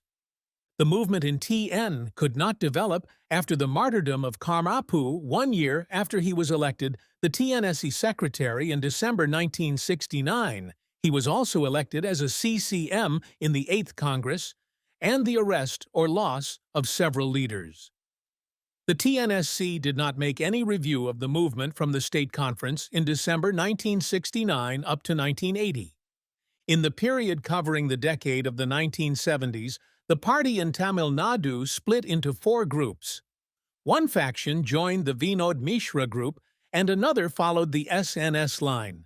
The third group pursued the CM line, and by 1979 recognized the need for mass organizations to some extent. However, it pursued a sectarian standpoint in the main. This group split once again in 1977, with one faction following Kaman Kanamani and the other rallying under the leadership of Kama Manikam. This latter group united with the APSC to form the People's War Party in April 1980. At the time of the formation of the People's War Party in Tamil Nadu, there was no leadership that had the confidence of the party rank and file and the people in the state. The leadership did not have a grip over the situation in Tamil Nadu. Between 1977 and 1979, the movement in Tamil Nadu was in the process of revival and was not yet a recognized force. Such was the situation in Tamil Nadu at that time. In Maharashtra, party units emerged in 1972 due to the coming together of some comrades who were attracted towards Naxalbari and Srikakulam struggles. Some comrades broke away and formed a separate unit in 1975 in opposition to the then Maharashtra leadership, who participated in the SNS-CPR merger. Influenced by the struggles in Karimnagar and Adilabad, this unit established links with the APSC and joined the PW and held a Bombay City Conference in June 1980, which adopted the party's basic documents. The APSC was a major constituent of the COC till the COC became defunct in May 1977. The APSC began to reorganize the party in AP after the setback based on the Self-Critical Review, SCR, prepared in 1974, which summed up the past by taking lessons from the Naxalbari setback. In the 3 years between 77 to 80, the APSC of the CPI-ML built a strong mass movement which spread to most of AP, particularly a powerful agrarian revolutionary movement in the districts of Karimnagar and Adilabad at the time of the formation of the PW in 1980. It built a fairly broad mass base among the peasantry in Telangana and among the students, youth, and intellectuals all over AP. This, in brief, is our party's history up to 1980. After the formation of the PW in 1980, the movement spread to entire Telangana, North Andhra, and Dandakaranya.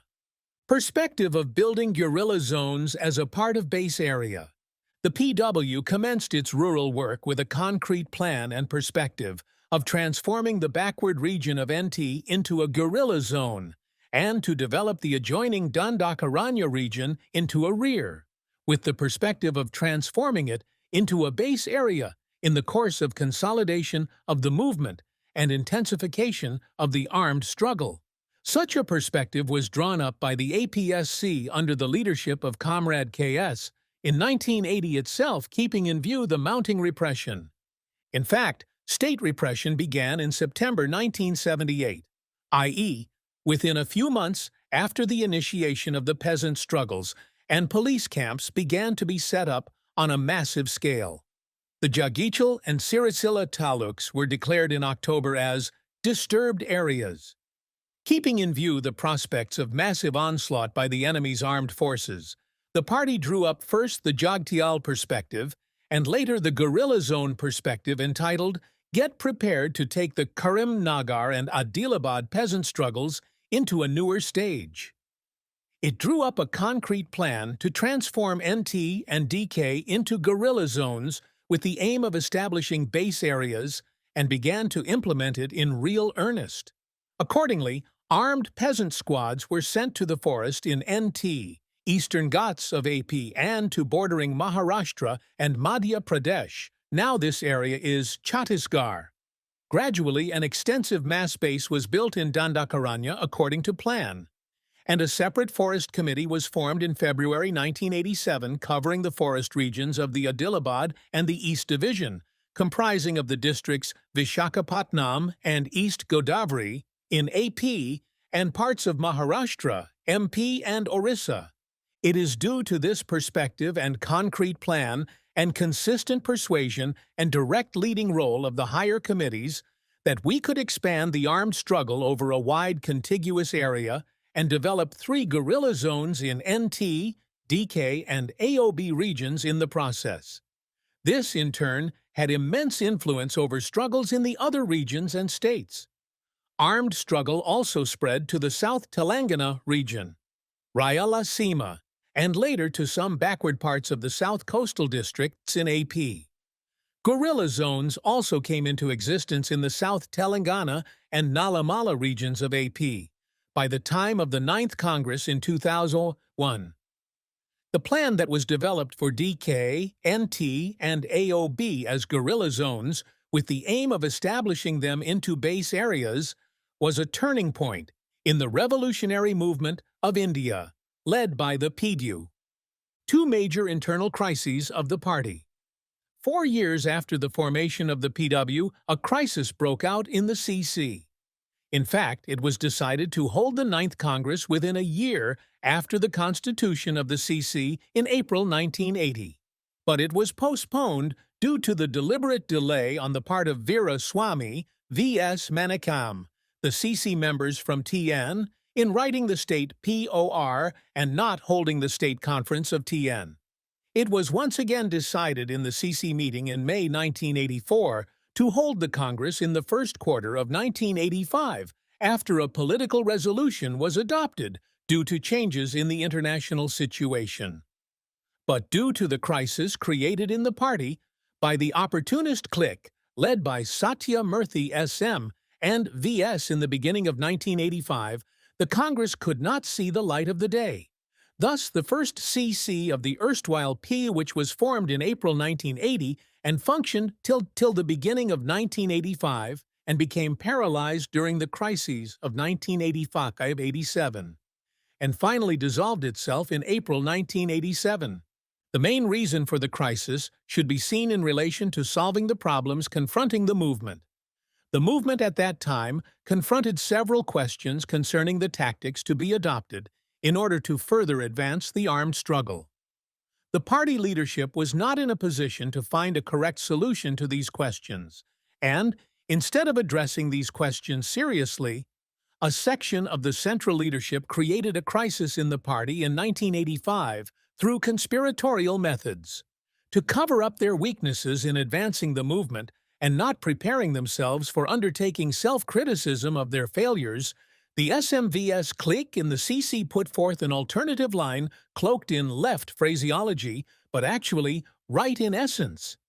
But the anti-party methods pursued by the liquidationist opportunist clique prevented a thoroughgoing two-line struggle against their wrong line.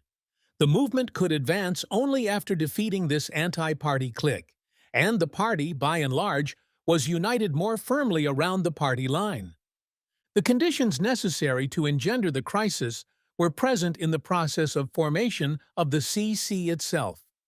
Although it was correct to bring the revolutionaries together, there were serious lapses in the ideological, political, and organizational preparations before forming the CC, such as not preparing the political resolution, not preparing the political and organizational report, POR, of Tamil Nadu for the decade of 1970s, and not taking a decision on the organizational changes necessary for a united party in conformity with the party constitution. Thus, there was no complete unity of thought prior to unity. After a lapse of over 3 years, when the 4 state units of AP, Tamil Nadu, Karnataka, and Maharashtra functioned separately without a central leadership, a new center, COC, was elected in the Central Plenum in Aug. 1990. But once again, an internal crisis broke out in the party in mid-1991 due to the opportunist KS Bandaya clique, which could not play any role in advancing the movement by adopting the appropriate tactics. To cover up its failures and to push forth its subjective assessments and right opportunist tactics on some political issues, the KS Bandaya clique resorted to anarchic and ultra-democratic methods and tried to split and liquidate the party. The entire party, barring a handful of opportunist elements, stood unitedly in waging a principled struggle against this clique and defeated its disruptionist designs. The crisis dragged on for nearly a year until this clique was expelled from the party in June 1992. The second inter-party crisis and the methods adopted to fight it served as a great education campaign and rectified the party's style of work, developed collective leadership and team functioning in the CC, and strengthened the functioning of all party committees based on democratic centralism. It raised the ideological political level of the entire party and drew up new tasks. To sum up, the party rank and file struggled against the opportunist cliques led by the then CC secretaries during the inter-party crises of 1985-87 and 1990-92, defeated their disruptionist designs, and stood firmly united. Both times, the party succeeded in countering the enemy's severe suppression campaigns and emerged stronger than before. This became possible due to the political education imparted to party cadres, rectification campaign taken up in the party against weaknesses and deviations, and the high level of revolutionary commitment of the party rank and file and their firm adherence to armed struggle. For instance, there was a consistent struggle against the alien class trends, such as bureaucracy in 1981, and against the six evils: opportunist alliances, bureaucracy, legalism, tech violations, financial extravaganza, and misbehavior with women comrades. In 1984, a rectification campaign was taken up against the six evils from 1984 until 1987 in AP. As part of this rectification campaign, self-criticism was conducted in all party committee meetings and political classes, and discussions were held for all the party cadres on party history to learn from it and rectify the six evils. Most of the documents related to party history were published in 5 volumes, and education was taken to the entire party in AP and DK. The lessons to be learnt from the inter-party crises, ideological, political, and organizational preparations required for achieving unity among the revolutionaries should be completed prior to the finalization of the merger. The deeper the mistakes committed in these preparations, the more the chances of emergence and development of opportunist tendencies and deviations after the merger. The leadership should function abiding by the principles of democratic centralism. An effective collective work style and specific individual responsibility are the hallmarks of democratic centralism in a committee's functioning. We should correct our petty bourgeois shortcomings.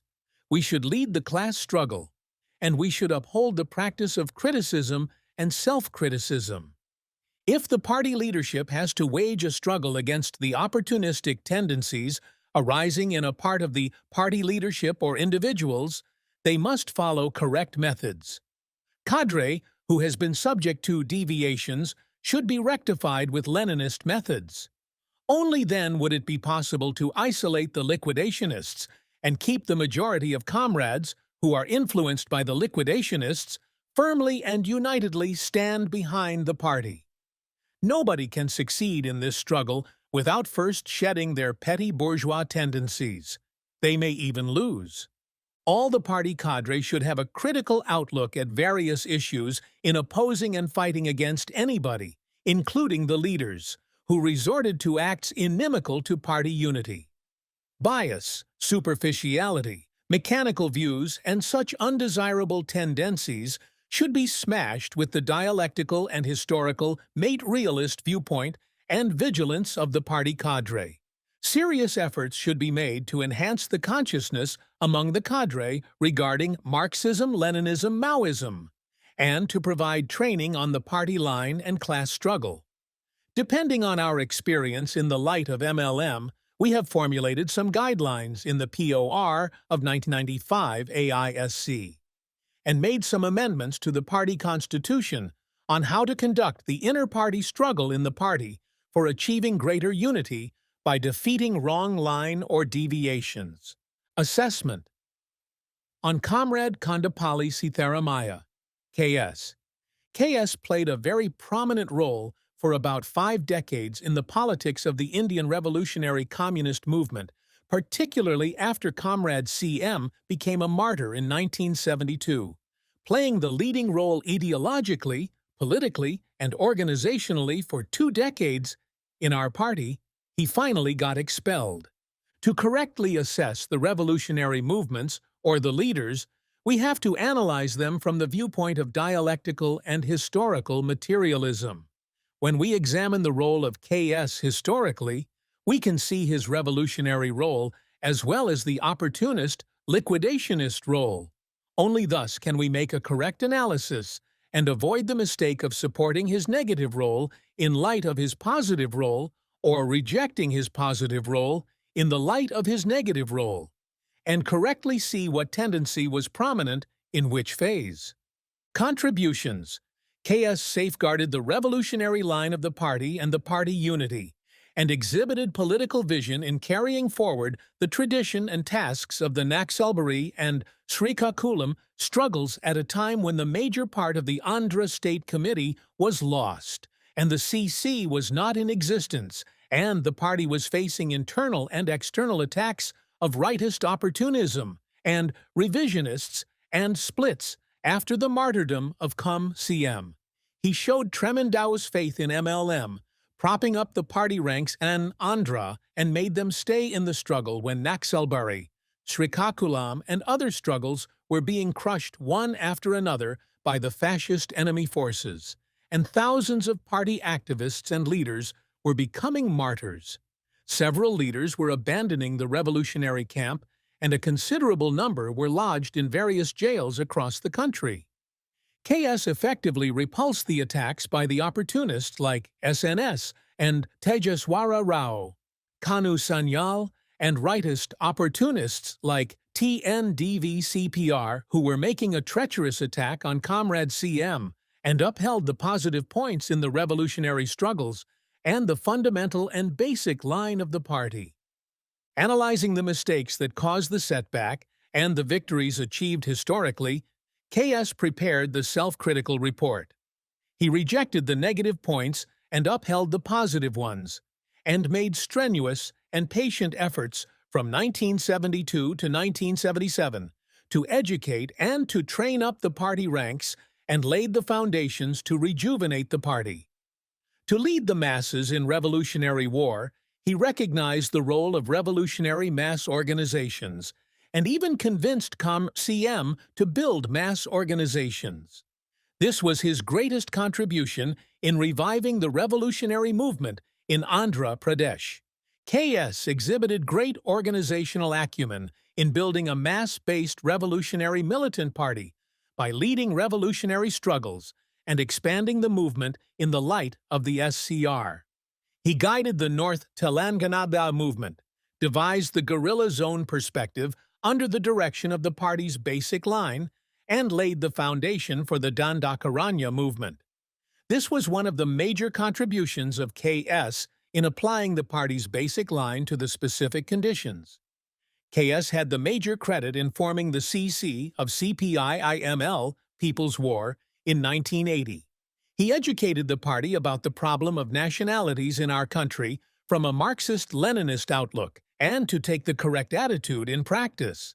KS provided the leadership to the Andhra State Committee and the Central Committee in politically and organizationally strengthening the party by defeating the arguments brought forward by various opportunists in the country in the garb of MLM between 1973 and 1982. KS played a major role in the 12th and 13th Andhra Pradesh State Conferences in 1980 and 1987, and in uniting the movements of Andhra and Dandakaranya to take them forward. The tactics to repulse the undeclared war, started by the state and central government in 1985, were devised by the Andhra State Committee under the leadership of KS. The opportunism of SMVS clique, which conspired to destroy the party under the garb of the CC majority, was successfully defeated by the Andhra and Karnataka party units under the leadership of KS. Thus, KS played a leading role in almost all the achievements of the party from 1972 to 1987. The negative aspects, the negative factors, which were not prominent before, gradually grew and became obstacles to the progress of the movement. In the second half of 1980s, He became a victim of dogmatism and failed to understand the ever-changing situation and the revolutionary movement from a dialectical, materialist viewpoint. Individual functioning became a serious problem with KS. There are historical reasons for the growth of individual functioning of KS. The state leadership was virtually wiped out during the Srikakulam struggle, and KS had to take all decisions by himself in the process of rebuilding the party from 1972 to 1979. There was a new state committee in 1980, but except for SM, all other members came into the movement from the influence of Naxalbari and Srikakulam only and had little knowledge in Marxism-Leninism-Maoism and little experience in leading class struggle. They merely remained the followers of KS. Members of the Central Committee were no different. Meanwhile, the movement grew widely by 1980. Party membership increased. Number of committees grew, but KS did not make systematic efforts to rid himself of the individual functioning. The movement progressed and brought several serious problems before the party. KS was not prepared to resolve them after discussing in the committee or to think up solutions for new problems as the team leader. Limitations in resolving the problems, staying away for long from the movement, a strong negative tendency of individual functioning, dogma, spontaneity, and subjectivity, coupled with the limitations imposed by old age and ill health, were the major reasons behind this transformation. These problems not only rendered him helpless in resolving the problems like he did before 1985, but he also gradually began to adopt an anti-Marxist view regarding the problems being faced by the party. A contradiction arose in the APSS between his individual functioning and the newly emerging collective functioning, which gradually became a conflict. Instead of resolving the problems of the movement with Marxist-Leninist functioning and collective leadership, KS sought revenge against those who criticized him, turned the internal relations of the party hostile. KS could not accept the emerging collective leadership and its initiative, as he was used to individual functioning with patriarchal attitudes. He developed an inferiority complex due to his failures caused by his limitations. By 1989, he was not tolerating any criticism and was resorting to attacks on comrades who criticized him by indulging in non-organizational methods. KS tried to cover up his limitations caused by old age and ill health by attacking others. KS never realized this serious weakness nor made self-criticism. KS assumed that with the military aggression of American imperialism on Iraq in 1991, the World War had begun. He equated both without realizing the differences between an imperialist world war and other wars in form, magnitude, and intensity.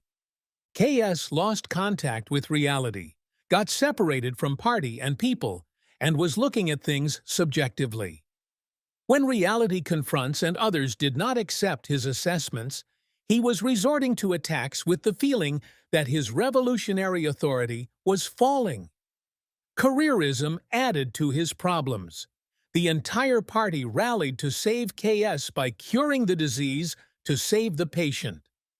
He, instead of conducting self-criticism, intensified his anti-party activities and split the party. Nevertheless, we must take his revolutionary positive role as an ideal to be emulated, and we must reject his negative role, particularly seen in the later period. Up to the late 80s, he was our true leader and positive teacher. Later, he was our negative teacher.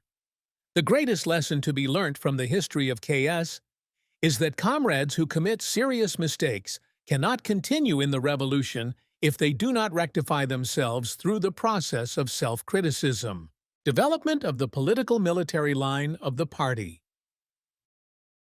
The political military line of the CPI-ML was the result of a consistent, uncompromising polemical struggle with the revisionist line of the CPI and the CPI-M, and concrete class struggle that took the form of Naxalbari, Srikakulam, and other armed uprisings. The new revolutionary line emerged only through a complete rupture with the old revisionist line. The line was further enriched in the long course of development of the protracted People's War in different parts of the country. It is the synthesis of the experiences of class struggle, armed struggle, and of the polemical struggles with the various shades of revisionism and with the right and left trends in the revolutionary movement, of the ups and downs, ebb and flow, setbacks and upswings. In short, the present line of the party enriched by the Ninth Congress is basically the line adopted by the Eighth Congress in 1970, which was continuously developed over a period of 3 decades of armed struggle in the country. It is linked to the forging of the 3 magic weapons of the Revolution: the Proletarian Party, People's Army, and the Revolutionary United Front. The various conferences, plenums, special meetings, committee meetings had continuously summed up the experiences, assimilated the positive and rejected the negative aspects of the movement, and drew the appropriate lessons and tasks from time to time. The significant among these were the First Telangana Regional Conference of 1977, 12th State Conference of AP in 1980, 13th State Conference of 1987, the All India Special Conference of 1995 of the erstwhile PAU, and the Central Conferences of PU in 1987, 1993, and 1997. In the course of long revolutionary practice, we have formulated new tactics. When we were confronted with a new situation, we have summed up our practice from time to time. We have enriched our basic documents in the party conferences and Congress. After the 8th Congress, we prepared many important documents. They are Present Situation and Our Tactics, August 1977, Resolution of APSC, SCR 1980, OTL 1980, Jagitial Perspective 1978, GZ Perspective 1980, APPOR 1980, CC Resolution on CPC 1983, Political Resolutions 1980, 84, 92, AISC Documents of 1995, 2-line struggle documents of CC 1985, and several circulars issued from time to time by the CC and state committees. Apart from this, 5 volumes of party documents were published as a part of the Rectification and Education Campaign and many polemical and other important attacks in PW and other magazines. By all these, we have developed our party line and strived to raise the ideological, political, organizational, military level of our party.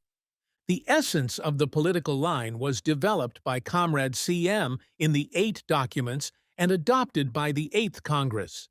It affirmed that the Indian Revolution would go through 2 stages, and that the present stage was New Democratic Revolution with Agrarian Revolution as its axis, that the path of the Indian Revolution was the path of protracted People's War, that the enemies of the Democratic Revolution were imperialism, feudalism, and comprador bureaucrat capitalism, and that the motive forces of the revolution at the present stage are working class, peasantry, petty bourgeoisie, and national bourgeoisie.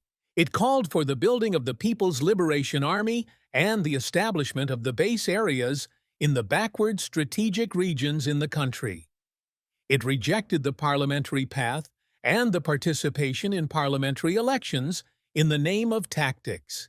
It emphasized upon building the secret party from the very beginning. However, there were serious deviations with regard to tactics. Although the party program and strategy were essentially correct, the deviations were related to the rejection of the various forms of mass struggle and mass organizations and treating annihilation of class enemies as the only form of struggle, boycott of trade unions, overemphasis on urban guerrilla warfare, left adventurous tactics of attacking bourgeois educational institutions, boycott of bourgeois courts, etc. The tactic of annihilation of class enemies was elevated to the status of a line at the 8th Congress, which caused much damage to the movement and led to isolation of the revolutionary forces in course of time. The enemy could suppress the movement with relative ease by deploying a massive police force and also infiltrating the revolutionary forces in a planned way and wrecking the party from within. The mistakes in the party's political line were rectified in the SCR of 1974, and the new understanding was reflected in the practice in AP after the setback. Several mass organizations were built, and class struggles were initiated in a big way based on revolutionary mass line. The militant revolutionary mass movements in AP became a model in other states too. At that point of time, during the 1970s, some of the erstwhile ML groups like those of Kanu Sanyal, TNDV-CPR, PCC of SNS, and so on, criticized the line of the 8th Congress by branding it as left adventurist, left sectarian, and even anti-people. They all spoke unendingly about mass line and how the CPI ML under Comrade CM deviated from the mass line. But in essence, all these groups actually advocated a revisionist or right opportunist line. They counterposed mass line to the line of PPW. At the other extreme were some ML organizations such as the Second CC, Vinod Mishra's Liberation, etc., that refused to make any criticism of Comrade CM's mistakes, dogmatically insisted on his revolutionary authority, rejected every form of mass organization and mass struggle, and hailed the annihilation of class enemies as the only form of struggle. The Liberation Group swung to the other extreme and joined the camp of revisionists by the early 1980s.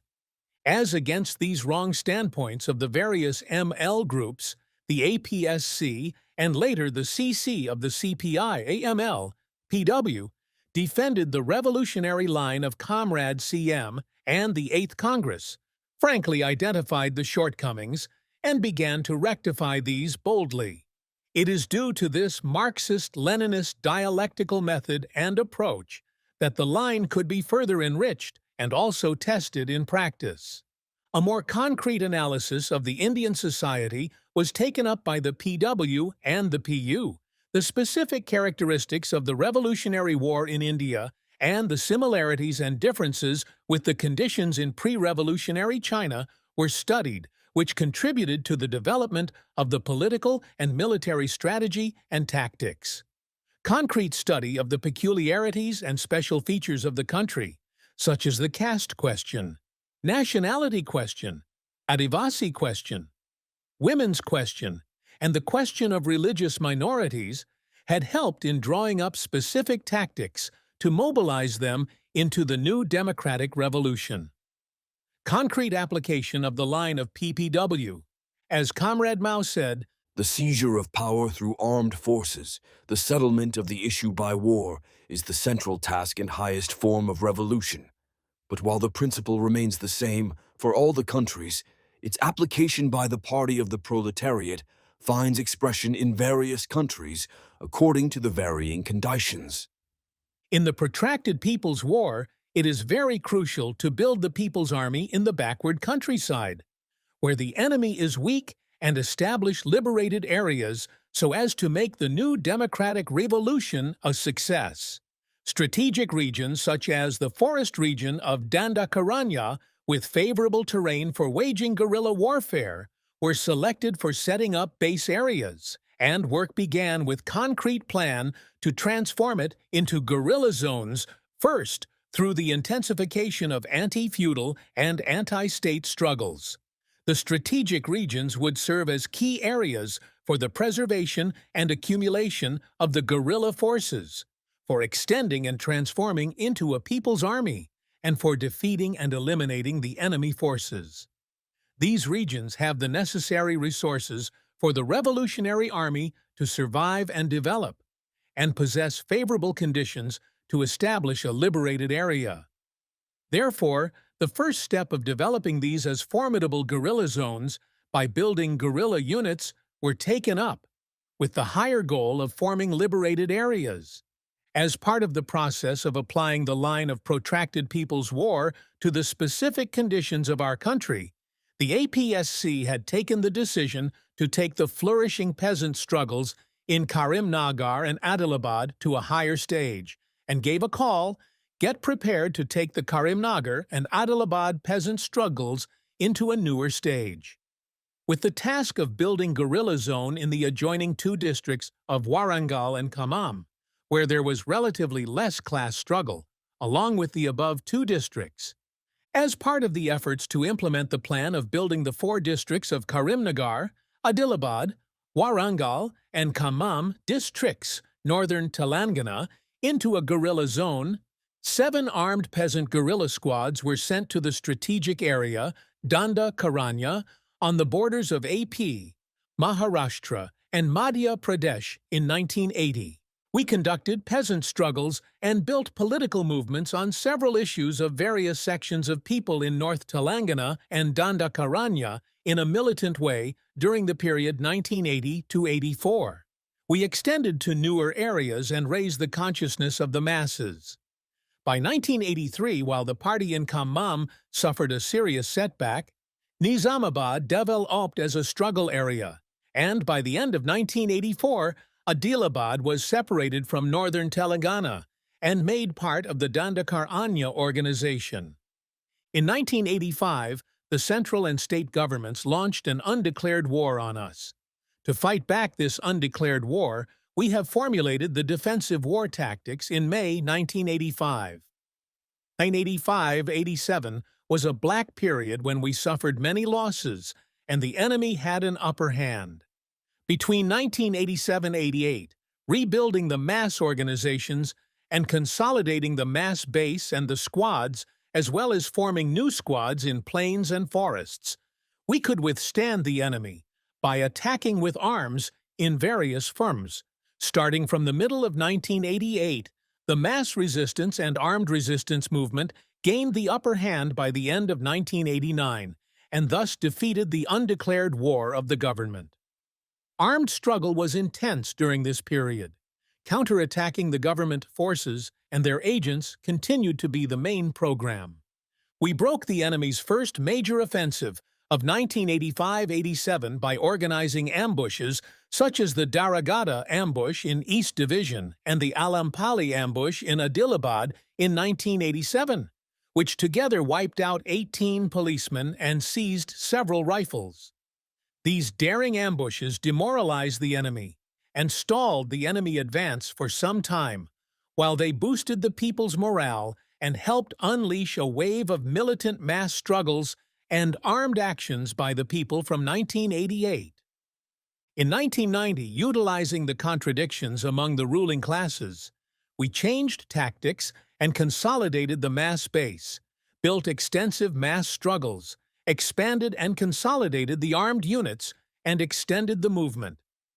We fought another undeclared war launched by the central government in the 3 states, AP, MP, and Maharashtra, from the end of 1990 with defensive war tactics.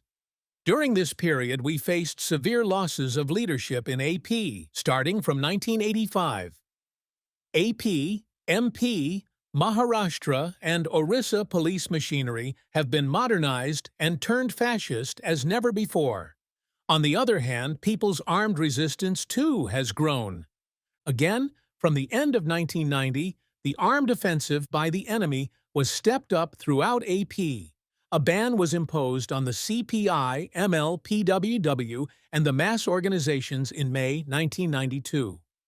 Fake encounters grew phenomenally, and there was a virtual reign of white terror all over North and South Telangana regions and East Division. The party confronted this brutal offensive boldly through defensive war, organized ambushes and raids, both opportunity and deliberate, and mobilized the people's militia units in some places into armed actions against the police and state property. Armed clashes with the police and paramilitary forces have become more intense and emerged as the main form, while the clashes with the local enemies became secondary. In the planned retaliation and resistance by the guerrilla squads of PW during the 1990s, several police stations and camps were raided and weapons were seized. After the series of raids in 1996, like those on Karkagudam and Sirpur U police stations, come APSP-CRPF camps, several camps and police stations were withdrawn by the government from the interior areas. Ambushes deterred the police and paramilitary from venturing into the interior areas. Special forces that were brought from other states, such as the Punjab Commandos, received severe blows, as in the ambush in Lenkalagada in December 1994. The heroic armed resistance by the guerrillas gave a fillip to the mass movements which increased after 1995. Class struggles on various issues and land occupation struggles became a common feature, and organs of people's democratic power, along with various people's committees, emerged in several villages of North Telangana. The initiative of the oppressed masses was released after we won a few victories against the police. Basing on the principles of guerrilla war, as laid out by Mao, we evolved various forms according to the local conditions. The special feature of the Revolutionary War in India is that the Communist Party here does not have a people's army, unlike in China, and people's army has to be built up from small guerrilla squads and gradually expand to higher military formations. Due to the absence of a separate people's army, the armed guerrilla squads have to undertake both organizational and military tasks and responsibilities for a long time. Likewise, the establishment of base areas will take relatively longer time, and guerrilla zones will exist for a longer time in India due to the absence of a strong people's army and the superiority of the centralized Indian state. In the document, Guerrilla Zones, Our Perspective and Strategy Tactics, we analyzed the conditions in the various regions in the country, categorized the strategic areas into 3 types, and formulated the tactics to be taken up in the 3 types of areas.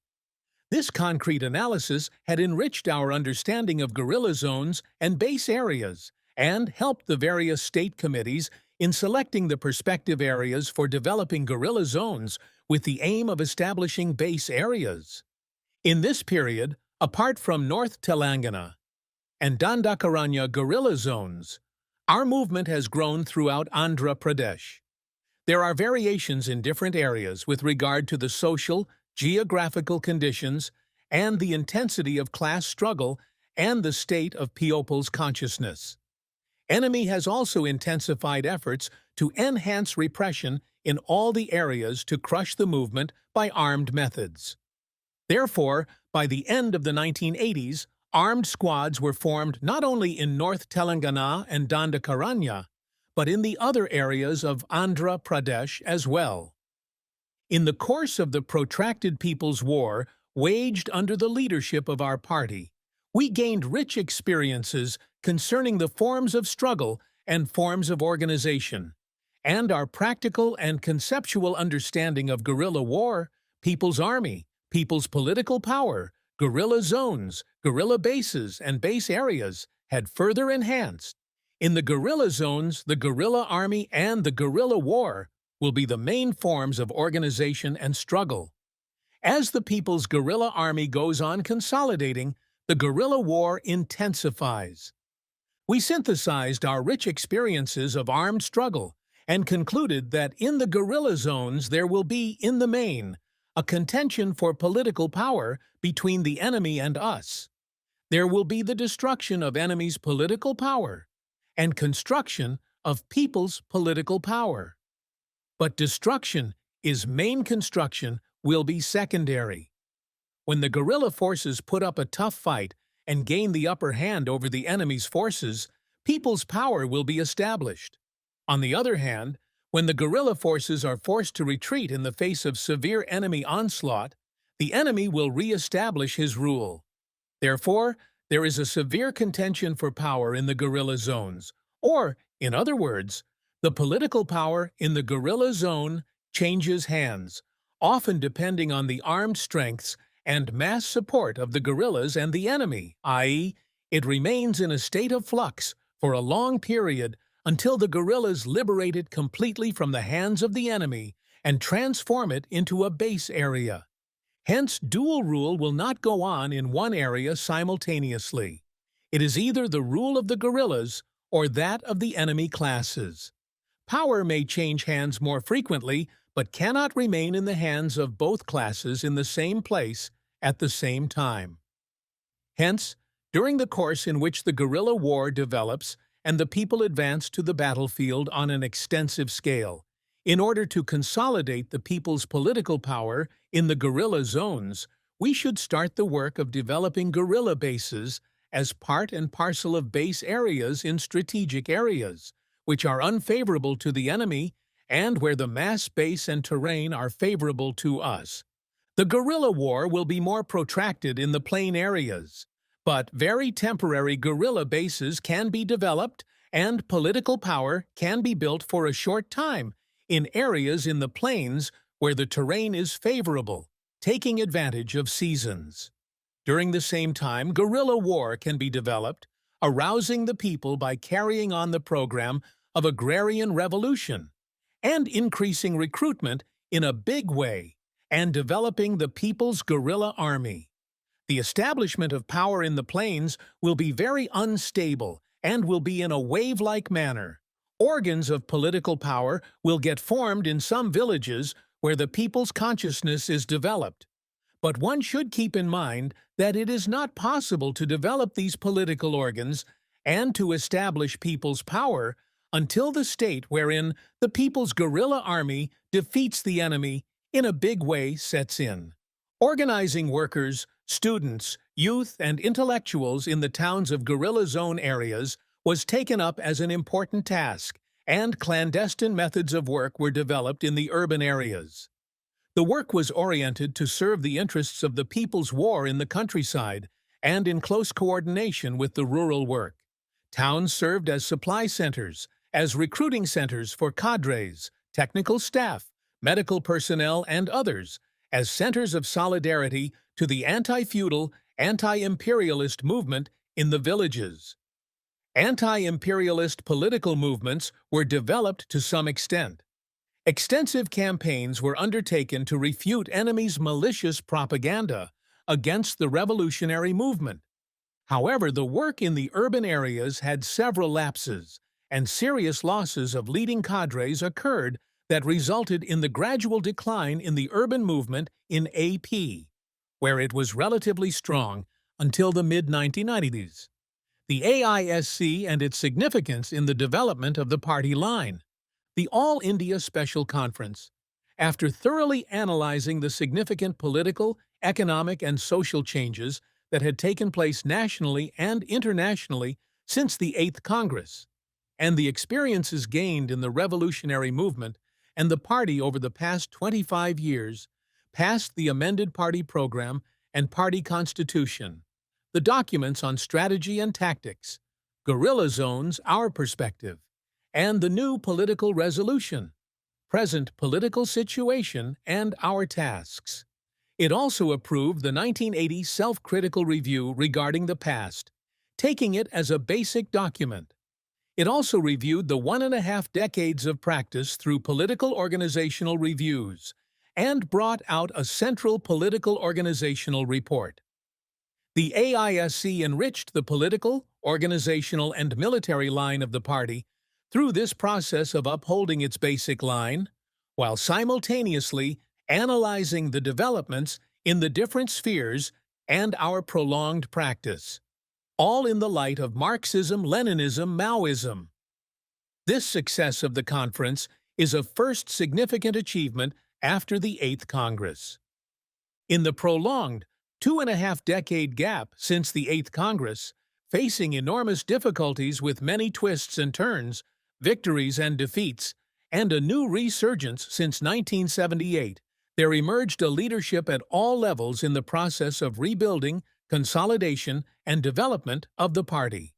In the process of the AISC, this leadership got elected at district, state, and central-level conferences. It was the first time since the 8th Congress that a leadership was elected democratically throughout the party, as a campaign. This was the second significant achievement of the conference. In addition, the AISC thoroughly discussed on the two-party crises and took lessons. This assessment gave a better understanding on how to conduct two-line struggle in the party on the basis of democratic centralism within the framework of unity struggle unity, with the aim of achieving a higher level of unity and the perspective of defeating the wrong line or rectifying wrong deviations, and thereby unifying the party on the sound basis of correct experiences and a correct line. This was the third significant achievement of the AISC.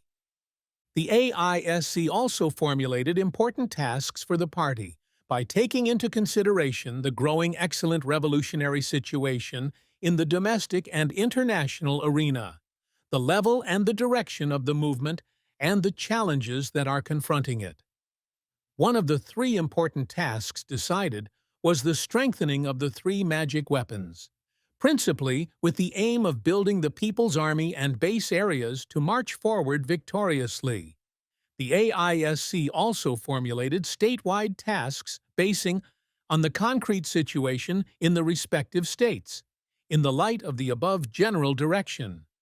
This, too, was a significant achievement of the AISC. In the light of the above background and significant achievements, the AISC remains as an important turning point in the history of CPI or ML, PW. Chapter C. Unity between PWW and PU. Both the CPI MOPW and the CPI ML PU gave the utmost importance to the question of unity from the very beginning. Both emphasized for the unity of genuine CR organization, irrespective of they are part of CPI ML or not. During the 70s, the PW considered unity among the genuine ML parties an urgent task as explained in our tactical line. Since building a strong, united party is the largest issue we are facing, it is the principal task of our party to unite the true ML parties, groups, and individuals under one umbrella, our tactical line. In order to implement this task, a criterion was drawn up in 1980 that divided the ML forces into those who participated in elections and those who boycotted them. In accordance with the above categorization, unity talks were held between the APSC of the CPI, ML, and the CPI and ML, PU, in 1979–80. They came to a common understanding on the evaluation of the past, on the tactical line. But unity could not materialize due to differences on the concept of the party, and on forming the CC and holding the Congress. The PU insisted that various CPI, ML organizations were only groups, in spite of practicing democratic centralism, and that they were part of the original CPI, ML, and hence could not be considered as parties. It held that the party could be formed only after the unification of the major revolutionary groups of the CPI and ML, and only then the CC could be formed. The PU proposed that merger could take place first, and the debate on the above question could be taken up later in the unified party on the basis of democratic centralism. The PW felt that the concept of forming a unified party and a CC was an important question, and hence it would not help real unification of the two parties if there was a serious difference on the very question of forming the CC and holding the Congress. Going by the record of several attempts for unity and ensuing splits among the CPI, ML groups during the 1970s, the PW insisted that the differences on the question should be resolved first before the merger, and that only thus democratic centralism can be really implemented. Developments during the 1980s and 90s vindicated the stand of the erstwhile PA. Most of the factions of the original CPI, ML, either degenerated into revisionist parties or went out of existence. In the process of unity between the APSC, TNSC, and PU, when differences arose with PU, both APSC and TNS went ahead to form the PW in April 1980. Later, the PU party also merged with KOM, Sharma's COC group of Punjab. After this development, some effort was continued by the Liberation Group, but it was not fruitful due to the wrong politics of liberation. The PW and MCC met for the first time in 1981, and since then, cordial relations existed between the two parties. Gradually, both opined there was a basis for unity, and comms. KS and KC initiated unity talks. So naturally, both the parties gave first priority to continue the talks. After the failure of the unity talks between the PW and PU, there was no regular relation between the two. Later, at the end of the 80s, when the PU took a firm stand on the question of China, regular contacts were resumed. It was only in 1991 that the PW again decided to meet and exchange views with the PU on various ideological and political issues.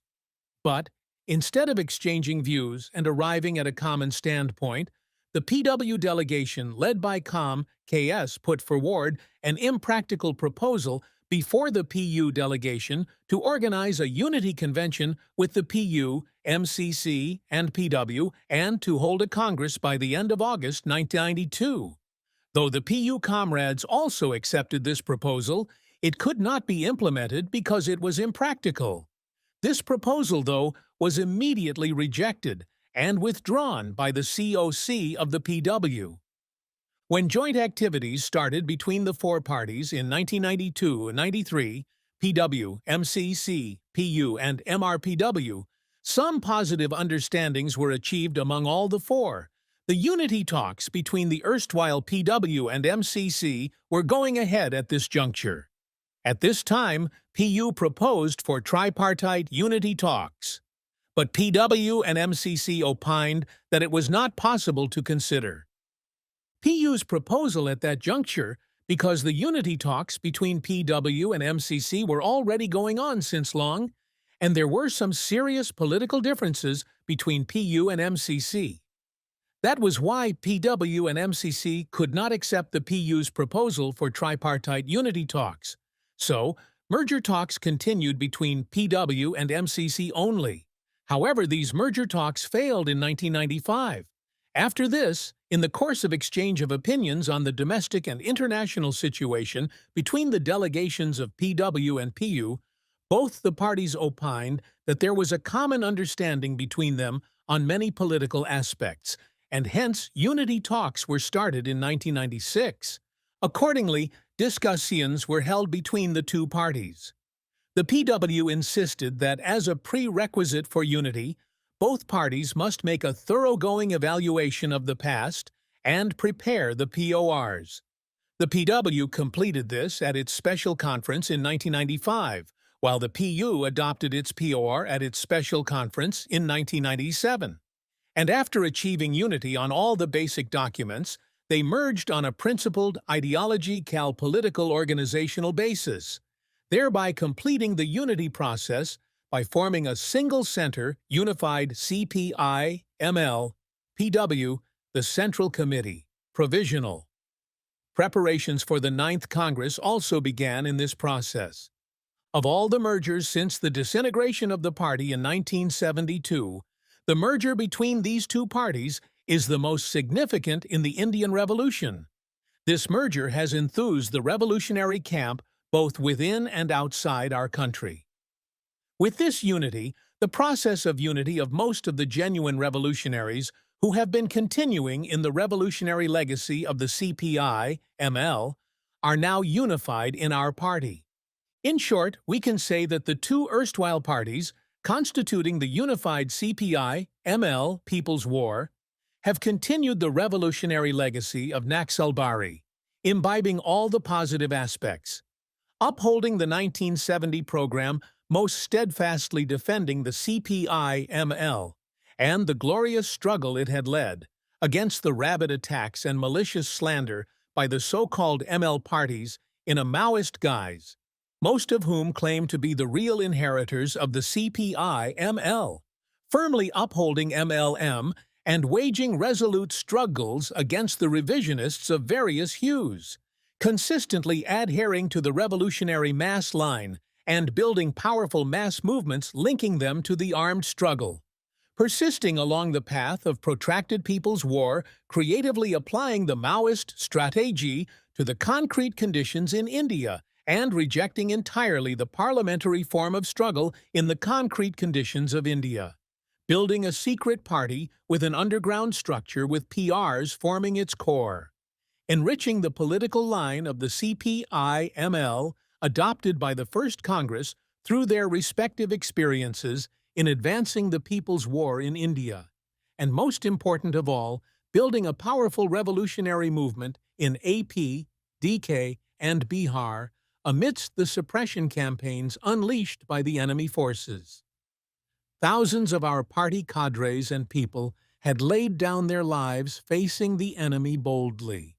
However, it was recognized by the new party that the process of unification of the genuine CRs was not complete, since a major force, the MCC, remained outside the CPI-ML stream. Hence, we must strive to hold talks with the MCC. At the same time, we have to hold talks with the various organizations in the Marxist-Leninist camp on ideological and political matters, while carrying on united activity against the common enemy.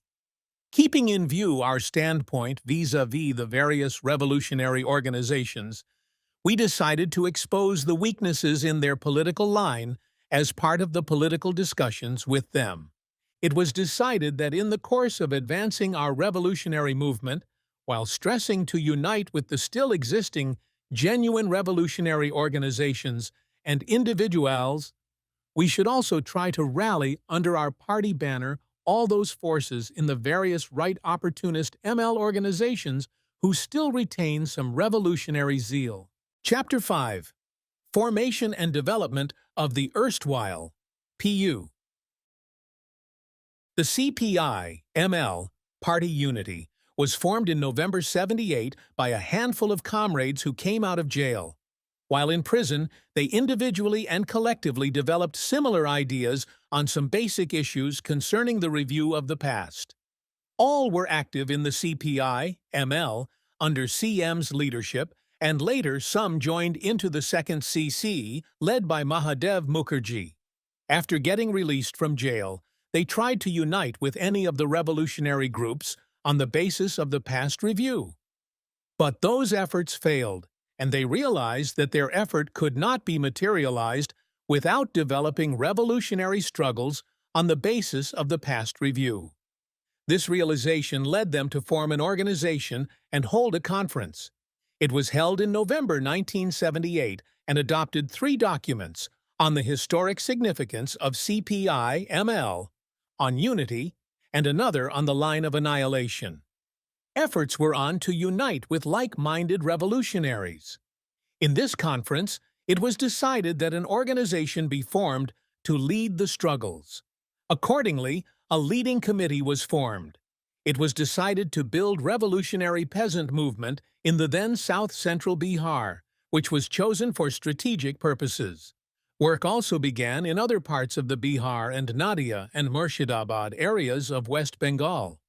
When PU was formed in 1978, 3 resolutions were taken. First one on CPI-ML. The resolution on CPI-ML says that it upheld party's ideological, political line, party's formation, and party program's basic line taken by the Party Congress of 1970.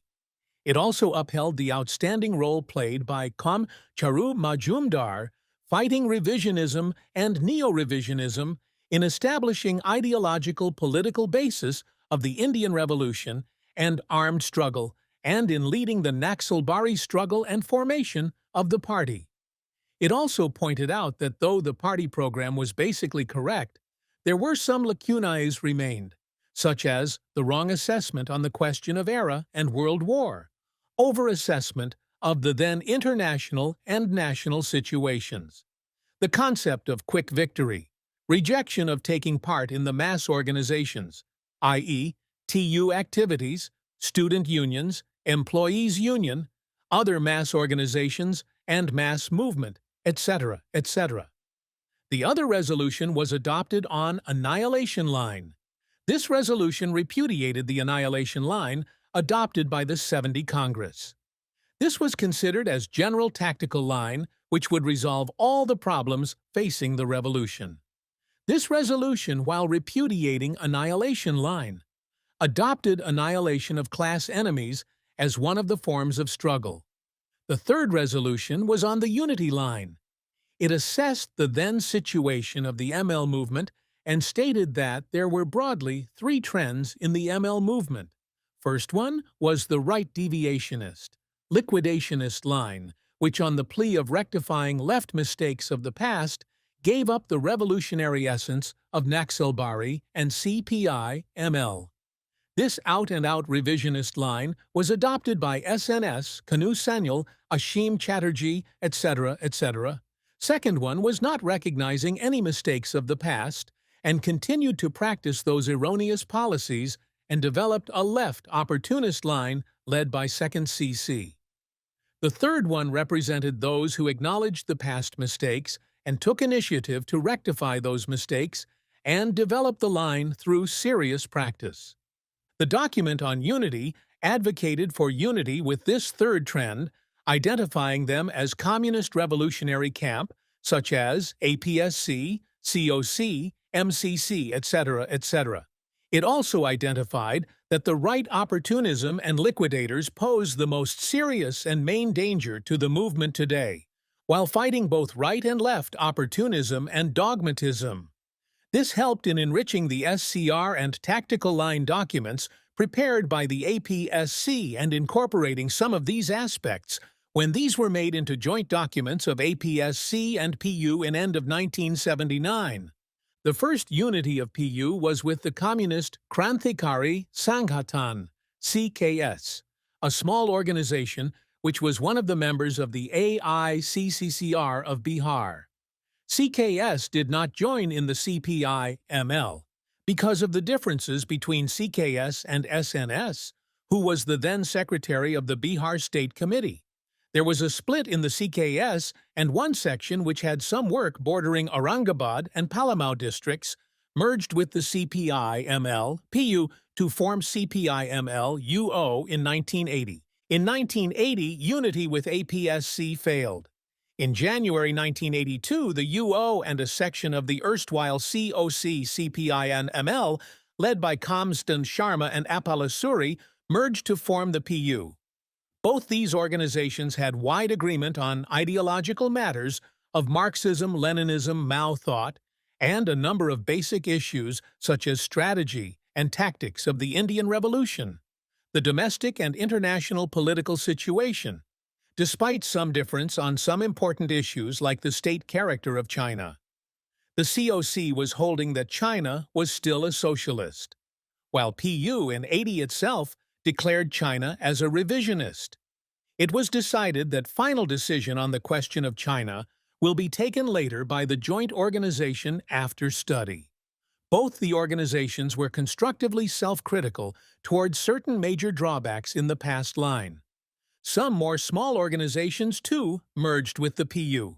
A fraction of CPI MLCT, known as the Coordination Center or Sangram Group, Punjab, united with the PU in 1990. The Bihar faction of the CCRI-ML, a small organization of West Bengal, united with PU in 1988.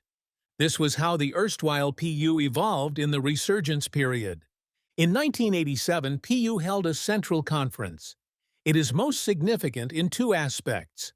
One, that it fought against a right deviationist line placed by the then GS, and two, it adopted new party program and constitution, which incorporated some of the important new aspects in the program while retaining the salient features of 70 program. It incorporated the aspects of the 78 resolutions and also assessment of some new objective conditions while upholding the basic line 1970. The salient features of 87 program were: A. Character of the Indian society is semi-colonial, semi-feudal. B. Indian big bourgeoisie's comprador nature. C. Indian ruling classes are big comprador bourgeoisie and big landlord classes. D. Targets of the revolution: imperialism including social imperialism, comprador big bourgeoisie and big landlord class. Marxism-Leninism, Mao Zedong thought is the ideological basis. F. Seizure of power through protracted people's war, building up guerrilla zones, base areas, and people's army. It also incorporated some new aspects in the program, such as A. In the overall structure of semi-colonial and semi-feudal country. There have been some changes in the agricultural sector, particularly through abolition of the old jamindari system and Green Revolution. Within the very semi-feudal structure, there has been infiltration of capitalist elements. As a result of this, one type of capitalism, distorted, stagnant, and marked by feudal remnants, has developed on a regional basis in some areas such as Punjab.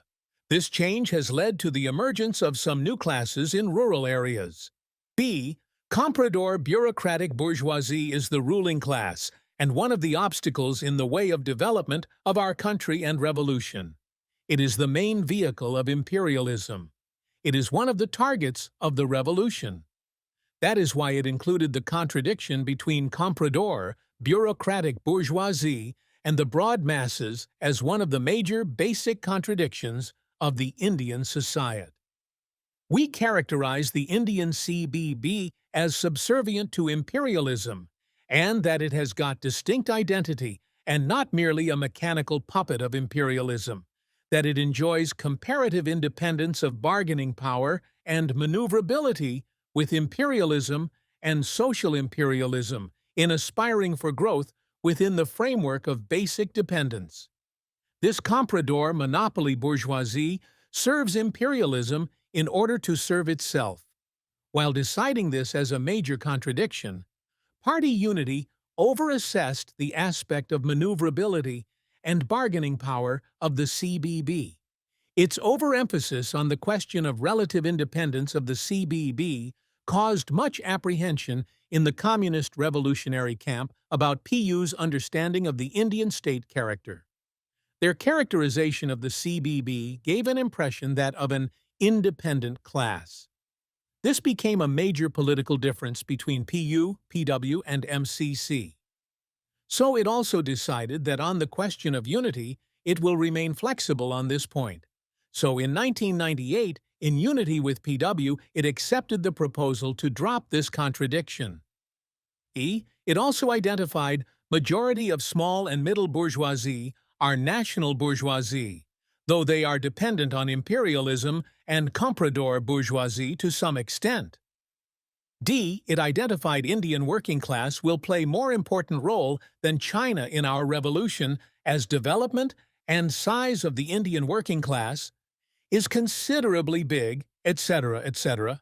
The PU built a significant anti-feudal struggle in Magadha region of Bihar by the mid-1980s, after which it began to extend to Koel Kaimur, Palamau district. The movement's direct influence spread across 1,000 villages in the 4 districts of Magadha region. Half of the villages had village committees of mass organization, MKSS, and Gram Raksha Dals were formed in over 200 villages. 4 to 5 armed guerrilla squads with full timmer and pert timmers were functioning around this time. The notorious private army of the landlords, such as Bhumi Sena, was defeated through armed mass resistance with the help of the armed squads. Squad was occasionally seizing arms from police forces. This led to a historic mass upsurge in the entire Magadha region. Over 50 arms were also seized from the landlords. The state began its suppression campaign as early as 1983 when the police conducted an armed attack on the state conference of the MKSS in which dozens of comrades were injured. The first fake encounter took place just prior to the conference when an activist of the MKSS was shot dead by the police. In 1985, the Bihar government deployed a special task force to suppress the movement. But this only gave rise to a more massive resistance by the masses, with lakes of people getting mobilized all over against the atrocities of the STF. Mass rallies and meetings were held all over the region, in which thousands participated. In one such meeting, held jointly with other ML parties, around 50,000 people turned up, after which the STF was forced to retreat temporarily. But on April 19, 1986, the state enacted a mini Jallianwala Bagh by brutally attacking a meeting in Arwal, massacring 23 people and injuring 70 others. Responding to the call by the Joint Front of various revolutionary and democratic organizations, thousands marched to the State Assembly protesting against this massacre, and 40,000 people were detained all over Bihar. A few days prior to the rally, the MKSS was banned by the state government. By 1985, there were over 2,000 activists of the MKSS at the village level and around 20,000 membership. Social boycott of landlords, crop seizures, strikes, holding people's panchayats, annihilating of guondas, etc., were the common forms of struggle adopted. In the wake of the rout of the private armies and repression by the state, the people's movement began to acquire an anti-state character around the 90s. The time was then ripe for advancing the slogan of building the guerrilla zone and establishing organs of people's power in the Magadh region, with the perspective of building the People's Army and base areas in the KK region. But the '87 Central Conference only summed up thus: the development of peasant struggle in south-central Bihar border region deserves the party's attention. The failure to advance the slogans in time and formulating concrete plans conforming to the needs of the struggle led to stagnation and later decline of the movement. Although the party entered Palamau district in 1978 itself, recognizing its strategic importance, it was in 1985 that the party's activities spread to 3 blocks of Palamau and 1 block of Rohtas district in Koel Kaimur region, and 2 squads were functioning. By 1988-90, there was a mass upsurge in KK region too. Some squads were also formed in this period, but due to lack of a concrete plan to build a guerrilla zone in KK region and the arrest of a major section of the leadership, the movement entered a period of stagnation after 1991. In the history of the PU, there were 2 major inter-party struggles. The first one in 1987 and the second in 1997. The alternative line, which came up in 1987, threatened the very basic line of the CPI RML. Though the advocates of this line assessed subjectively and said that there were fundamental changes in the semi-feudal relations, as capitalist relations have developed in agriculture, and agrarian revolution is obsolete. After having said this, they did not put concrete tactics, though its logical culmination would have been an armed insurrection. However, this line was defeated at the 1987 Central Conference of PU and the line of protracted people's war with agrarian revolution, as the axis of the new democratic revolution was reaffirmed. The party was thus unified on a higher basis. Some vital questions on the party line were raised by a COC member in 1993. It was placed before the '93 conference, but not taken up seriously. The Bihar State Conference of 1996 evaluated the failures in advancing the struggle in Magadh region in 1985-86, but this was also rejected by the COC. It culminated as a full-fledged struggle at the '97 Central Conference, when a review of 18 years was taken up as part of the unification process with PW. Critique document was not passed at the Central Conference. In spite of the approval by the majority in the Bihar State Conference, some valuable and correct criticism made by the critique document were incorporated in the POR by the Central Conference. The two-line struggle of 1997 led to the enrichment of the PU's political line and also had a positive impact on the unity process between the PU and PW. The influence of alien class trends in the erstwhile PU is reflected in the decisions and tactics of the leadership at critical turning points in the course of the development of the movement, or in continuing the same old forms of struggle and forms of organization. Particularly, subjectivism and right trend are seen in not giving the slogan of building the guerrilla zone in Magadh Koel Kaimur region in time, and after taking up the task, not making concrete plans to fulfill it. Likewise, during the mid-1980s, after mobilizing the peasantry in Nadia in West Bengal into struggles in a big way, not advancing the struggle to the higher stage also reflects the subjectivism and the right trend in the party leadership. In some important political issues, too, such as inordinate delay in declaring the CPC and Liberation Group as revisionist, liberalism is seen on the part of the leadership. Liberalism is also seen in not checking legalism, non-professionalism, and ultra-democracy in some regions. These alien class trends led to the retardation and stagnation in the movement in some areas. Alien trends such as subjectivism, bureaucracy, and patriarchy were quite strong at the time of its Central Conference in 1997, but only spontaneity, liberalism, and legalism were identified. But no serious efforts were made to rectify these wrong trends in time, which showed a negative impact on the movement. The political shortcomings. 1.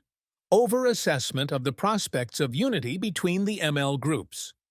PU made the mistake of over-assessing the prospects of unity between the ML groups while making an under-assessment of the differences between the ML groups. There was a mistake in evaluating the direction of the development of different ML groups in course of time. This over-assessment was corrected in 1989 by fixing criterion for the communist revolutionaries with which PU could unite. The result of the over-assessment resulted in illusions, which caused pessimism when the unity failed to materialize. Also, we did not think of assessing the practice of each ML party, thinking that it would suffice that if we agree with their sum-up of the past. 2. Right trend with regard to CPC, liberation, and guerrilla zone. There was a right trend in the party leadership in not condemning revisionism of the CPC in time, and on not assessing the revisionist character of liberation in time, in placing armed struggle and armed organization in a subservient position to mass organization and mass movement for a period of time, in developing the guerrilla zone in a concrete manner and driving the whole party organization towards this. A. Failure. To take a stand on the revisionist. CPC, although the erstwhile Unity Organization took a correct stand regarding the degeneration of the CPC by 1979 itself, and declared that revisionists had usurped power in China by 1980 itself, it had compromised on the issue after the formation of the PU following the merger of the COC. It did not take a stand even after Deng came to power and began to negate Mao thought and the GPCR openly, and it became crystal clear to the entire world, though it decided to uphold GPCR. It was only in 1989 that it came out with a clear stand on the CPC. In the bilateral unity agreement between the UO and COC, for the sake of unity, it was agreed to continue with a stand that China was a socialist country, pending further study. But conducting the study and coming out with a detailed assessment was inordinately delayed. In the 1987 conference, too, the party had not arrived at a concrete stand on China. The 1987 conference draft resolution contained the assessment that China was no more socialist, and revisionists usurped power. But just before the adoption, it was dropped, as there could not be any debate. The hesitation of the leadership in taking a stand was the prime reason. The hesitation of the leadership in taking initiative, conducting study and debate, and arriving at a conclusion also has been a result of hesitation in accepting the fact that even in China, socialism has been reversed. This hesitation in taking a decision, a stand, and in being bold in study and debate amounts to liberalism on the part of the leadership. This undue delay in declaring the CPC as revisionist caused much damage to the political credibility of the PU, created confusions in the revolutionary camp, and increased its distance from other revolutionary groups. It had also affected the unity process with erstwhile PW. The latter discontinued its attempts for merger talks with the erstwhile PU after the failure in 1979–80, mainly on account of the PU's not taking a correct stand on the CPC. B. Liberal attitude towards liberation group. It became clear to the revolutionary camp in the country as far back as 1981–82 that the liberation group led by VM was traversing a right opportunist line and fast drifting towards revisionism. By 1985, it began to dabble in parliamentary politics and was preparing to transform the party into a legal revisionist party. It had abandoned armed struggle despite maintaining some armed squads for its opportunist aims. Even when it was clear that unity with such a party was out of the question, the erstwhile PU leadership pursued a liberal attitude towards the liberation group and entertained the idea of possible unity with it. Unity sentiments, too, dominated their thinking rather than seeing the degeneration of the liberation into right opportunist politics. This was the biggest lacunae. It was only in 1987 that the erstwhile PU took a correct stand towards the VM group. Thus there was liberalism on this question. After a serious setback in the movement, especially in the background of splits and the pessimistic atmosphere in West Bengal, the PU party, by forging unity, basing on the correct line of summing up the past, and preserving basically all the revolutionary aspects of the CPI-ML, and steadfastly sticking to the correct line, developed into a modest organization almost from a scratch. It took correct steps of concentrating in south-central Bihar and could develop a peasant armed struggle to reckon with in a very short period. By 1982, the PU extended to 4 states: Bihar, Bengal, Punjab, and Andhra Pradesh. Despite the emergence of a right deviation within the party, the PU also had the tradition of fighting with this deviation. By the 1990s, the PU could create its niche in the revolutionary camp with the formidable support of a mass base and the restarted unity efforts with PW, which culminated in unity, and formation of a new PW by August 1998. The PU party has proved that if based on a correct line, and we work resolutely practicing that line, we can overcome even very difficult situations and hurdles and can emerge as a strong revolutionary force. Regarding concrete planning of guerrilla zone, while upholding that China's path is our path, PU correctly emphasized the different objective situations between the then China and present Indian situation. PU reiterated the specificities of India, saying that from which the concrete strategy would follow. The specific features of PPW in India were discussed in the 1987 conference. PU also rightly stressed to concentrate on some strategical areas. According to this understanding only, the PU entered the Palamau area. The PU consistently argued that the then south-central Bihar would become forward post of the struggle. The development of peasant struggle in south-central Bihar border region deserves party's serious attention. This will be consistent with our building armed peasant struggles. After having said this, we failed to develop the perspective in a concrete manner.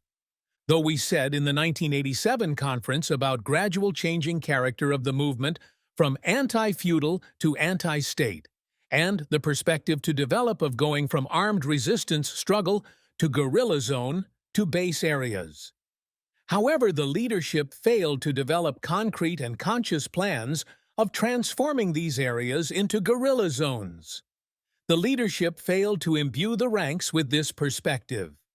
The period after the 1987 conference was the opportune time, as the party emerged victorious, defeating the wrong line, to take the perspective of building of guerrilla zones to the ranks. As a result, we became victims of spontaneity. This was one of the important reasons for stagnation which set in the movement. The failure to develop guerrilla zone was a serious shortcoming. We took this issue only in the course of the 1993 conference. In essence, we upheld as the central task of the party would be to establish base areas through PPW, which was put forward in the 70s program, and pointed out that due to very wide unevenness in the development of socio-economic conditions, in the initial period of GZs could be developed in the favorable geopolitical areas only, and in all areas. But we ourselves could not prepare concrete plan to develop GZs with the orientation of guerrilla bases. And after that, in 2001, following the 9th Congress of the party, we made concrete planning for the development of the guerrilla zone and guerrilla bases for Coel Kaimur region. Apart from this main shortcoming, there were trends of legalism present in the party.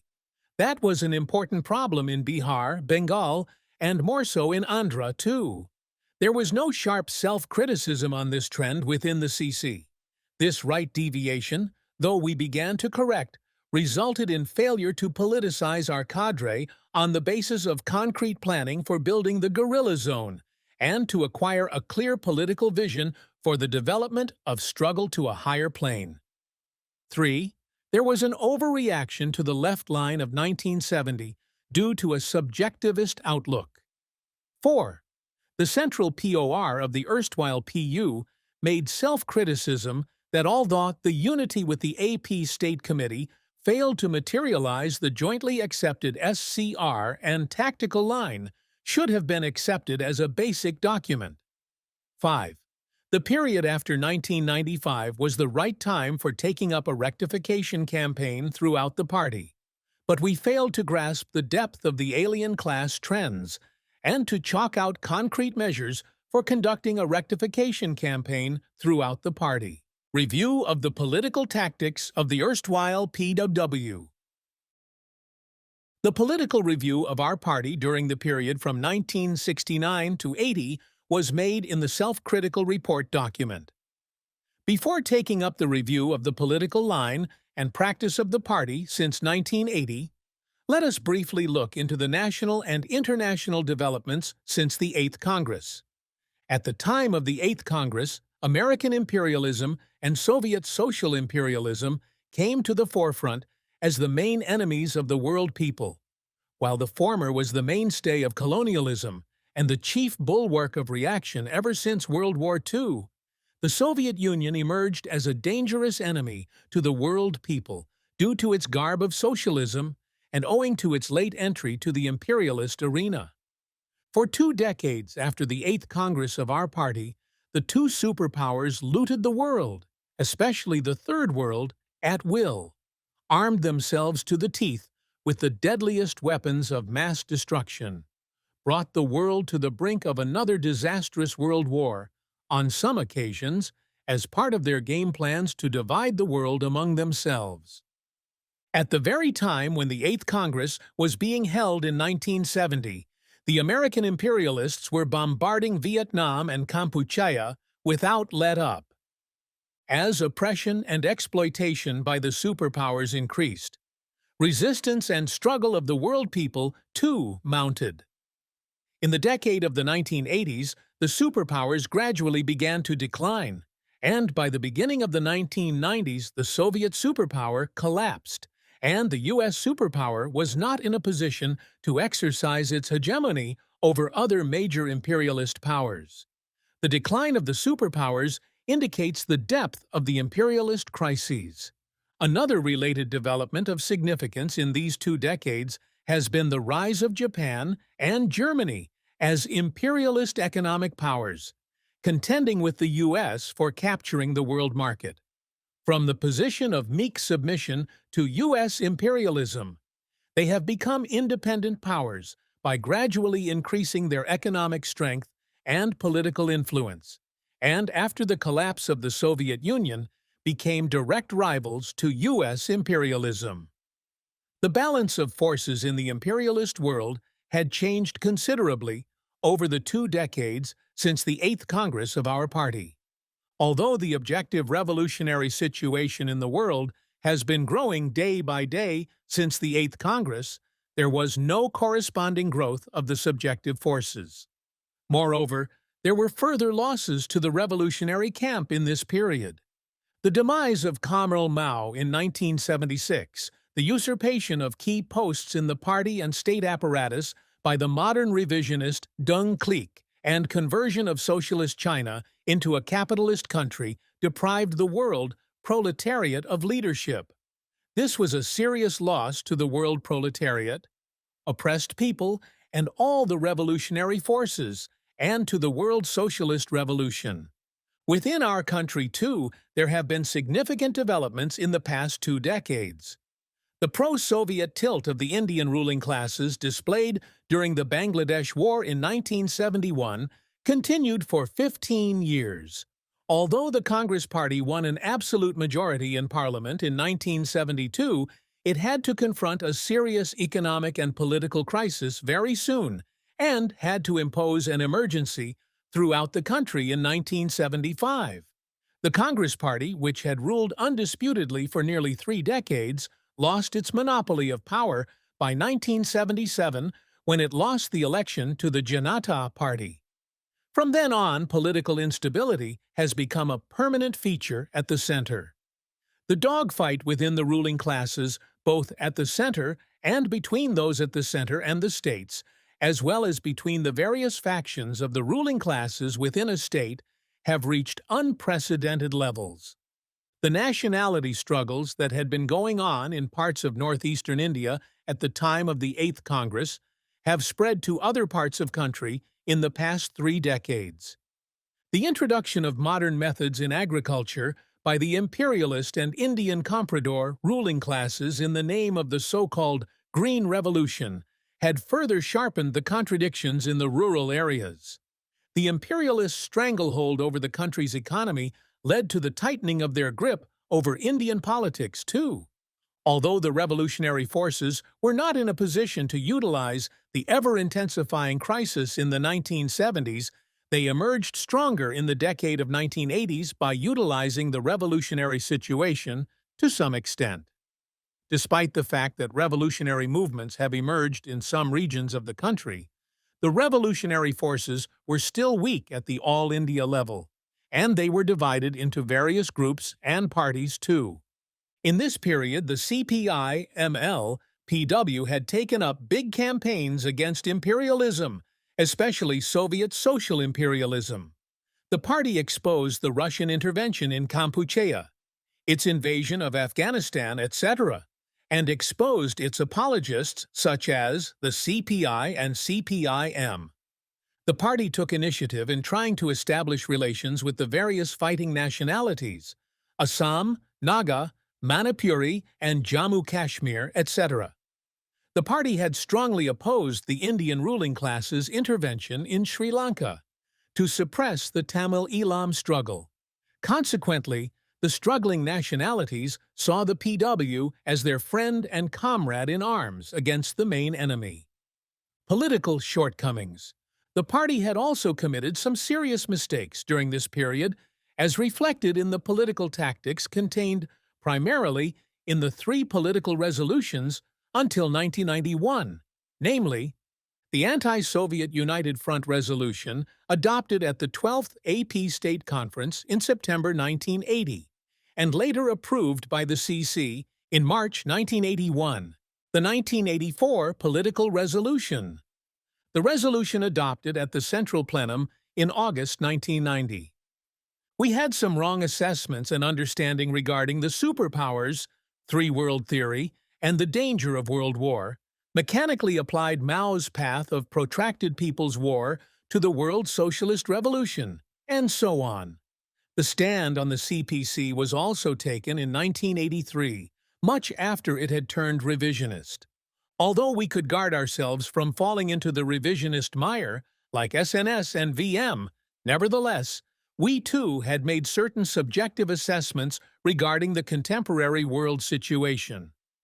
Though we made some important changes in the revisionist understanding of the CPC regarding 3-world theory, there still remained some incorrect understandings. 3-world theory, TWT, and the anti-Soviet UF call. We had given the call for an anti-Soviet UF without the conditions having matured. This was not only an impracticable call, but had also led to confusion among the party cadres. Overemphasis on war danger was an important factor for giving the immediate call for UF.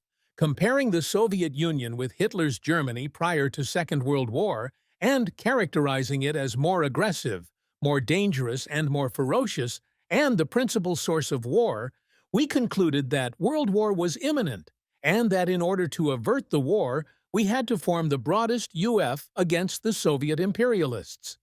With regard to the TWT, we made a critical evaluation of the CPC's understanding, but some wrong understanding, such as overassessment about the role of the Third World governments in the fight against imperialist superpowers, continued to reflect in our political tactics until almost a decade after the formation of PW. Overemphasis on the danger of World War. We expected that World War was inevitable due to the acute contradiction between the two superpowers, and that third round of revolutions will follow the Third World War. We did not stress that the revolutionary struggles in Asia, Africa, and Latin America, which served as the storm centers of world revolution, dealing direct blows at imperialism, and other factors can prevent or postpone war. PW's understanding at that time was that the emergence of superpowers was the climax of imperialism, and that they would not lose that status unless destroyed through war or revolution. From 1987 to 1992, we mainly lagged behind in educating the party in time by closely studying and analyzing the developments in the world, such as the changes in the Soviet Union after Gorbachev came to power, the developments in East Europe, the emergence of Germany, Japan, and other imperialist powers as strong economic powers, etc. Hence, we continued to stress on the immediate danger of World War even after the collapse of the Soviet superpower. We had also asserted that both the superpowers were contending severely for hegemony over our country, whereas in fact the Soviet Union, to a large extent, was finding it difficult to maintain its interests in India, while America and various other imperialist powers stepped up their schemes to increase their hold over the market and the Indian state. On the question of the principal contradiction in the contemporary world, we had a correct understanding in general, but at one point of time we stated that the principal contradiction was between the two superpowers and their lackeys on the one hand and the rest of the world on the other. This was corrected in the 1992 political resolution. But once again in the 95 AISC, we decided to drop the principal contradiction in the world, since we felt that it was not possible to decide which was the principal contradiction in the contemporary world, and that Comrade Mao too had not identified the principal contradiction. It was in the 9th Congress in 2001 that this lapse was rectified, and the principal contradiction was firmly established as that between imperialism and oppressed nations and people. The 1992 political resolution. The above incorrect understanding about the world situation was rectified.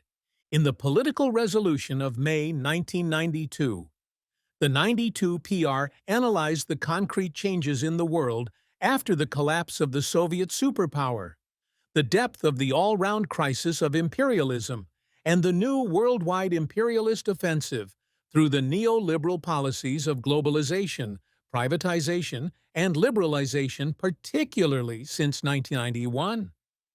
The 92 PR also correctly noted the dangerous growth of the Hindu fascist forces in the country, and how the Indian ruling classes and imperialists were keen on bringing the BJP to power by utilizing the communal card to create a sense of insecurity and impose fascist rule. It called on the entire party and the masses to resist imperialist globalization, Hindu fascist offensive, and the growing state repression and suppression of the just and democratic people's movements. Based on the above understanding in the PR, some steps were initiated to build joint fronts with other revolutionary forces and other anti-imperialist forces against imperialist globalization and state repression. We organized demonstrations against Dunkeldraft and the WTO. A circular was also issued by the COC immediately after the demolition of the Babari Masjid by the Hindu fascist forces led by the BJP on 6 December 1992, calling for the formation of broad-based united fronts at various levels against Hindu fascist forces. There were also attempts to achieve close coordination with the nationality movements. Solidarity meetings were held in support of the nationality movements and against the fascist suppression of these movements by the Indian state. However, all these measures fell short of the actual requirements that arose due to the serious impact of the new policies of LPG and Hindu fascist offensive since the beginning of the 1990s. To sum up, we can say that we had tried to intervene in some of the important political events in the country, such as parliamentary and assembly elections, dismissal of NTR's government by the central government led by Indira Gandhi, demolition of the Babari Masjid, policies of imperialist globalization, liberalization and privatization, etc., nationality movements and the state repression against them, struggles by the various sections such as Adivasis, Dalits, women, religious minorities, and other social sections for their just demands, working-class struggles, and so on. We utilized the changes in the political situation to our advantage, particularly during the post-emergency period in 1977, partial relaxation in repression in the first half of 1990, and during 1995-96. We used the new situation to make preparations for greater advances in the People's War. However, we could not effectively intervene politically in many events that took place in the country during this period. Our efforts to stop the offensive of the Hindu fascist forces in all spheres, and particularly their attacks against the Muslims and other religious minorities, were feeble. Thus, though we had correctly identified the concrete political tasks in the new situation after 1991, we failed to mobilize and drive the entire rank and file of the party and the masses at large in implementing the tactics effectively. Building the People's Army. Building up of the People's Army has been a consistent problem in the history of the Indian Communist movement. Leaving out the history of the pre-Naxalbari period, when revisionism dominated, it was after the seizure of arms from the enemy forces by the People's Guerrillas in Magurjan that we first declared the formation of the PLA in embryonic form. This could not be developed due to the serious setback to the movement in 1972. We are building the army from scratch, and hence are facing much complexity in the work of building the People's Army. Due to this, some serious mistakes are occurring. Owing to our shortcomings in concrete study, lack of the required theoretical knowledge on the military line, spontaneity in the functioning of the party committees, we took decisions regarding squad formation from time to time on the basis of the needs but did not formulate a comprehensive plan for the formation of the People's Guerrilla Army. Our party has been working from the beginning with the strategic concept of seizing political power through armed force and settlement of the issue through war. After the setback of the Naxalbari and Srikakulam movement, we have tried to build guerrilla squads in Telangana before and after the peasant upsurge started in Karimnagar and Adilabad. We started building squads in DK in 1980 as part of the guerrilla zone perspective. From 1983 onwards, we formed regular squads in North Telangana districts, which were chosen as our guerrilla zone perspective. These squads performed both organizational and military tasks. Since then, our party has been developing guerrilla squads and guerrilla warfare. Armed squads were formed in the Magadh region of Bihar from 1981. These were formed as armed peasant squads to confront the landlords and their private armies. They comprised of both guerrillas and militia members. Along with these squads, temporary squads were also formed at times by merging the party organizers, keeping the organizational and repression aspects in view. In the guidelines drawn up for developing NT and DK to higher-level guerrilla zones, we laid down certain conditions that platoons should assume the general form, and that a centralized military command should be formed from bottom to top.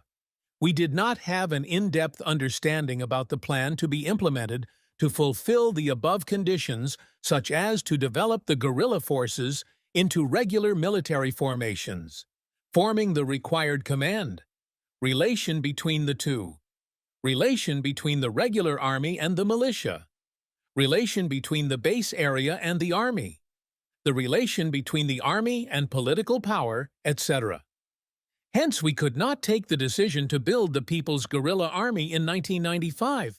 In the erstwhile PW areas, when the war intensified further and repression too seriously increased in comparison to earlier days, the task of resistance also assumed greater significance.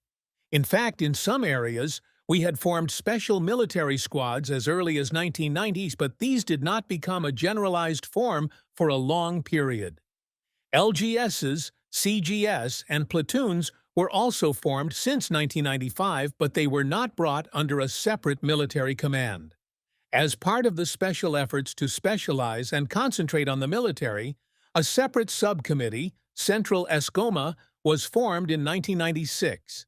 We tried to apply military theory to our practice and to develop the fighting capacities, techniques, and skills of our guerrilla forces.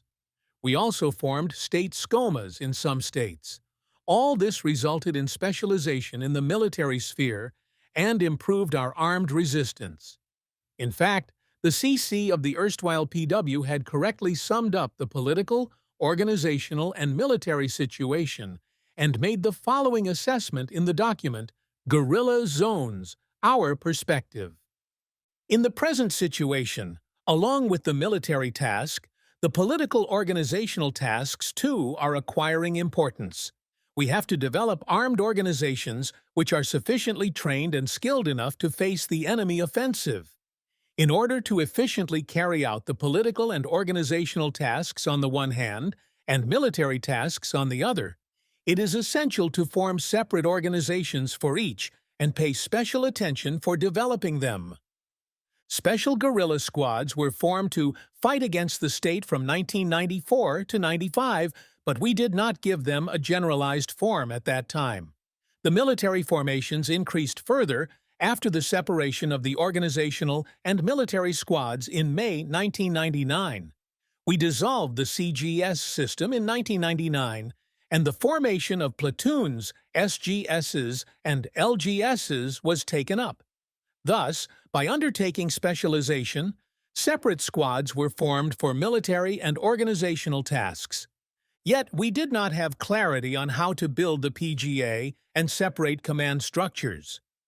Hence, although the situation was ripe by the time of 1995 Special Conference itself, the task of forming the PGA was not taken up due to subjectivism and spontaneity in the CC. The decision to form the PGA was taken by the CC in August 2000 and was implemented on December 2, 2000. In Bihar, in the erstwhile PU areas, commanders' committees were formed in 1987 under the leadership of the RCs and later transformed into the Sainik Sanchalan Teams, SST, in 1993. They fulfilled the military and fatigue needs of the squads. These coordinated the armed attacks. This was formed first in Magad and later in Koel Kaimur. Although these were formed with the understanding of command, they did not develop in the direction of command due to lack of concrete study and planning. In 1997, a Military Affairs Committee, MAC, was formed in Bihar by the erstwhile PU. However, in the course of development, we acquired knowledge through direct and indirect knowledge and experience, which culminated in the formation of the PGA and a separate full-fledged CMC to guide and lead the People's Army directly. This final clarity came to us through study and practice, which was enriched in the 9th Congress. The People's Guerrilla Army, by its very nature, draws its immense strength and sustenance from its indissoluble ties with the masses. It becomes a mighty force by its close integration with the masses. The masses become active participants in political and military actions through mass political mobilization and political military training by the PGA. In 1995, we took up the task of building the organs of people's political power in NT and DK guerrilla zones and in the East Division. From the very beginning, we emphasized on the task to educate the people with the slogan, "All power to the Revolutionary People's Committees." These Gram Rajya Committees, GRCs, or Revolutionary People's Committees, gave leadership to the people as organs of people's political power. At a time when the authority of the state, along with that of the feudal forces and caste/tribal elders, was undermined as a result of people's struggles and armed resistance. These organs established people's power in an embryonic form. Although GRCs were established only in a few villages, through these we began to develop an understanding among the people regarding the new political power. The consciousness of the people in the guerrilla zones has developed with a new outlook. Yet, we have to note that all this is only development in relative terms. In the guerrilla zone of NT, the GRCs became defunct due to severe enemy repression. It had also become difficult to build the GRCs in those areas in DK, where the enemy repression was intense like Gadchiroli. If the GRCs are to conduct anti-state struggles effectively, it is necessary to enhance the consciousness of the masses. We should enhance the consciousness of the people in order to defeat the government reforms. The existence of the armed forces of the people is indispensable if the GRCs are to sustain the new political power and effectively confront the enemy. If we do not link up the new political power with the PGA, it can't be sustained and developed further. As we could not grasp this aspect clearly, we could not sustain the GRCs. The state is resorting to fascist repression on the one hand and reforms on the other in order to protect its administrative organs in the rural areas that are getting weakened in the course of advance of the People's War. It is only in the course of smashing state power by defeating state repression and reforms that the people's political power can be strengthened. The People's Militia is the base force in the PGA. Without the People's Militia, the PGA cannot develop. If our regular armed forces have to effectively counter the enemy, the help of the militia is indispensable. When the militia, local squads, and the regional forces are engaged in guerrilla actions against the enemy and indulge in acts of harassment, it will be difficult for the enemy to directly concentrate on our regular armed forces and inflict losses. It is the principal source for the recruitment into the regular army. Although we recognize the role of People's Militia, we did not make much headway in building an extensive network of People's Militia, due to which our resistance too did not become extensive. Just as the armed forces, such as platoons, SGSs, etc., is indispensable at the higher level, the militia too is equally indispensable at the area level. The People's Militia is essential for establishing new political power in the villages and for the people to wage war against the enemy under the leadership of the GRCs. Without the militia, it is not possible to suppress the local class enemies, check the informers, take up harassment activities against the enemy, and arm the masses. Without the armed forces of the people, nowhere in history was it possible to achieve and sustain political power. Nor is it possible in the future. This is a truth that is vindicated by history. Building a genuine proletarian party. After the martyrdom of CPI in July 1972, there was no central leadership, i.e., the CC. Most of the party committees, too, from top to bottom, were damaged, and the party was split into many splinters in every state. The revolutionary upsurge receded, and all the peasant struggles suffered a setback. In this most difficult period, our foremost task was to come out of it, to rebuild the party from scratch. We had started to reorganize our party by taking lessons from the past gained with tremendous sacrifices of the martyrs. We have combined this effort with practice of the revolutionary mass line to build a new upsurge.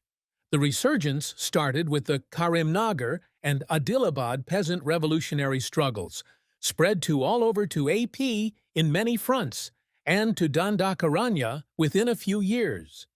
The reorganization and resurgence had brought a new generation of people from various walks of life into the party.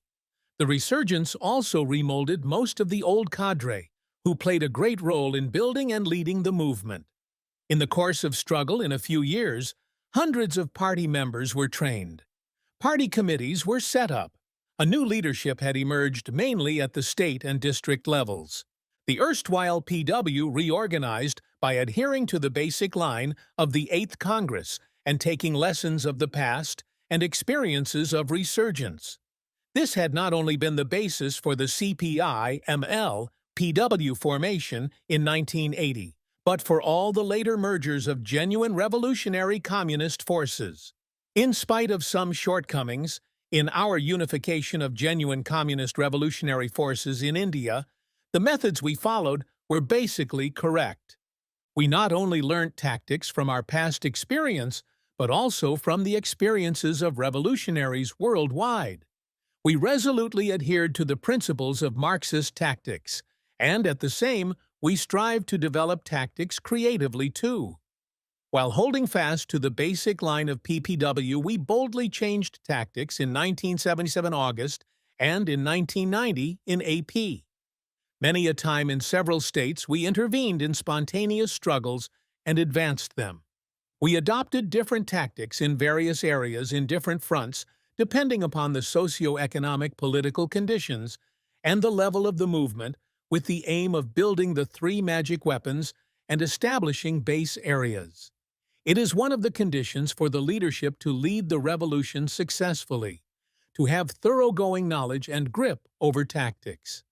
In spite of attaining some achievements in tactics, there is need to emerge as a strong party for leading the revolution victoriously. Our party, since its inception in 1969, has been a clandestine party, waging people's war, with an aim to seize political power by overthrowing the exploiting ruling classes. Our party developed in the course of decades of bitter armed struggle, by facing a cruel war of suppression campaigns.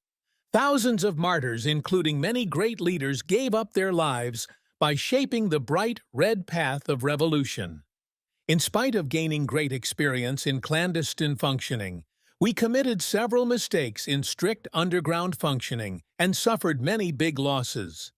We have to develop more scientific methods and strictly adhere to the principles of secret functioning. We have to effectively coordinate open and legal work with secret and illegal work and strive to rectify our non-proletarian class trends to implement these in a disciplined way. Our party got steeled in the two major inter-party crises and achieved greater internal unity.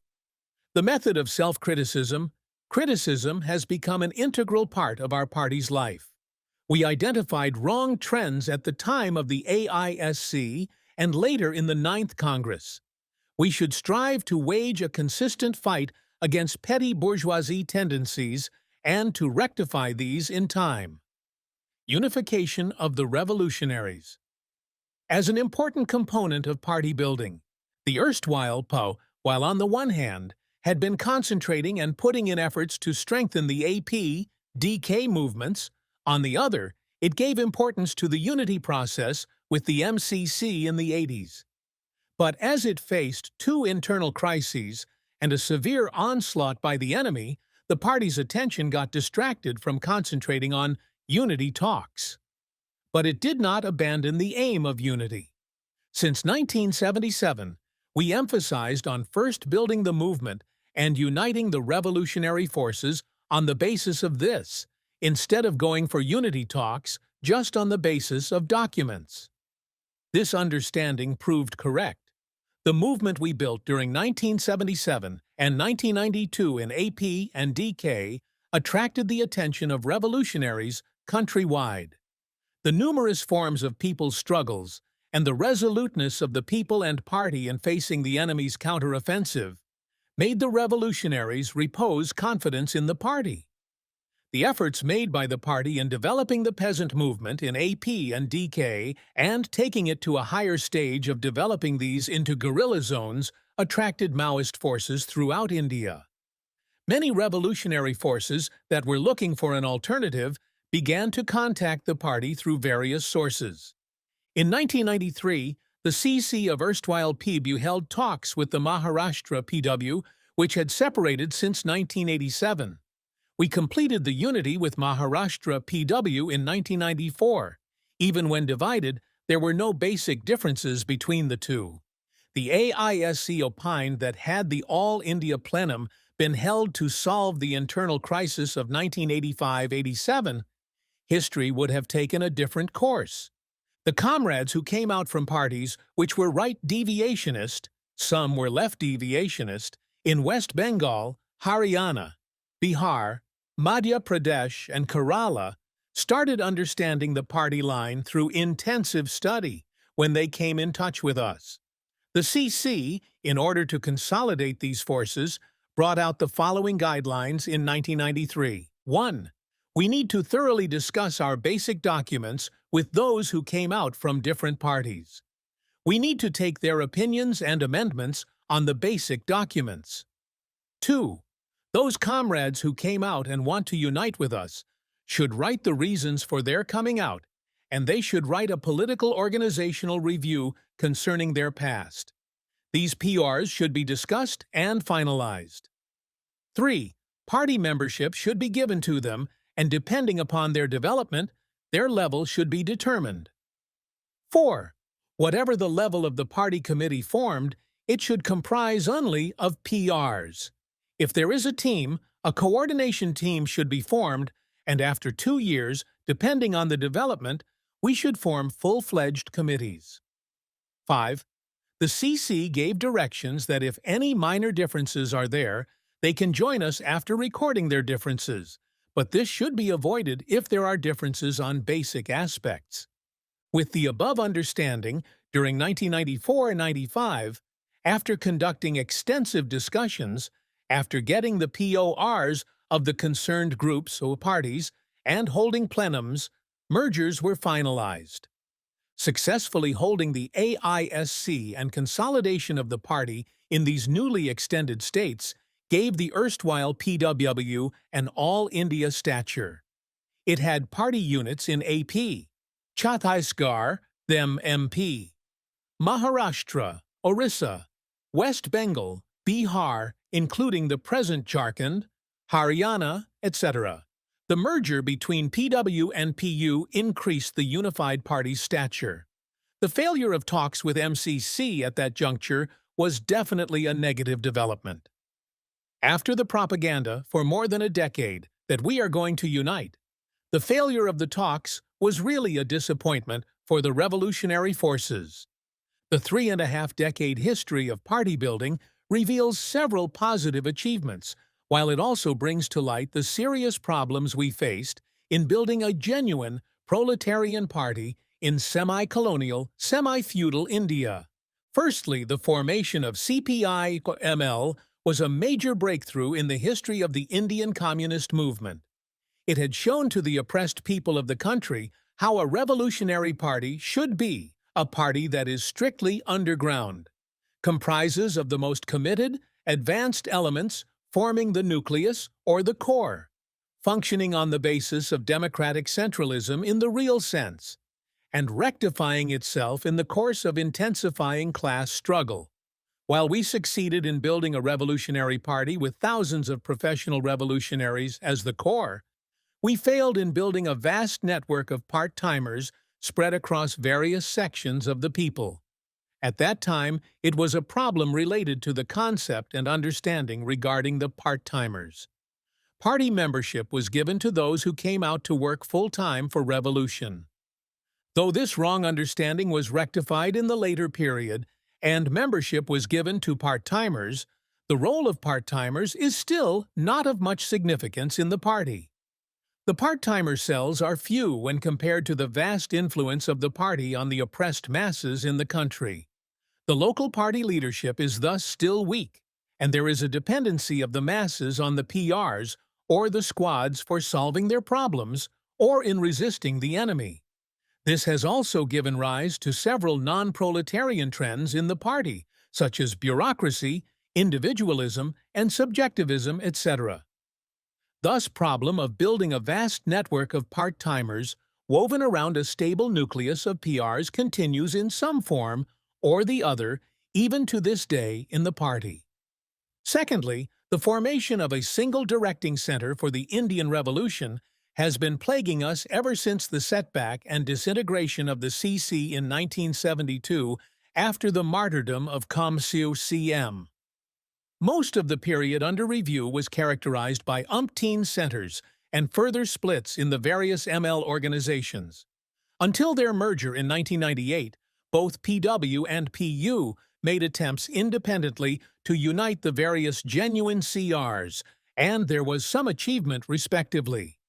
Thirdly, the party succeeded to an extent in building relatively strong and able party committees at various levels, unlike in the initial period. The consolidation and strengthening of the central leadership was achieved in the course of a protracted struggle. Both inter-party struggle and the armed struggle against the class enemies and their state machine.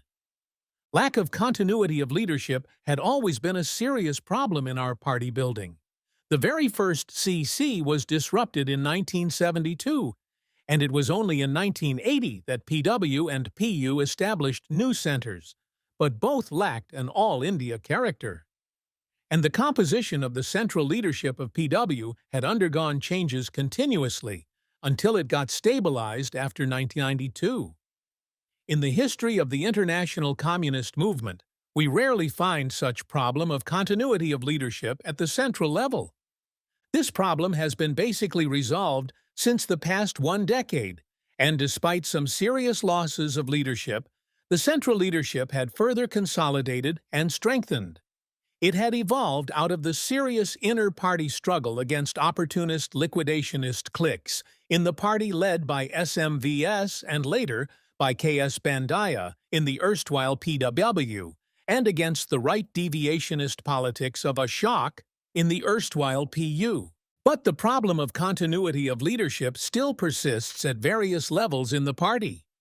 Due to confinement of the party mass base to limited states, our party's influence and acceptance is confined to those states where we have mass base. Fourthly, attempts to strengthen the party through taking up rectification campaigns to get rid of the various non-proletarian trends and ideological political weaknesses have yielded positive results in some states and special zones. The party leadership and the cadre have been able to grasp the deviations and weaknesses more deeply and come out of these to an extent, but the problem persists seriously in some states, and in a section of the leading committees too. Despite some improvement over the past few years, the problem of subjectivism, liberalism, spontaneity, sectarianism, bureaucracy, legalism, patriarchy, etc., still haunt the party at various levels.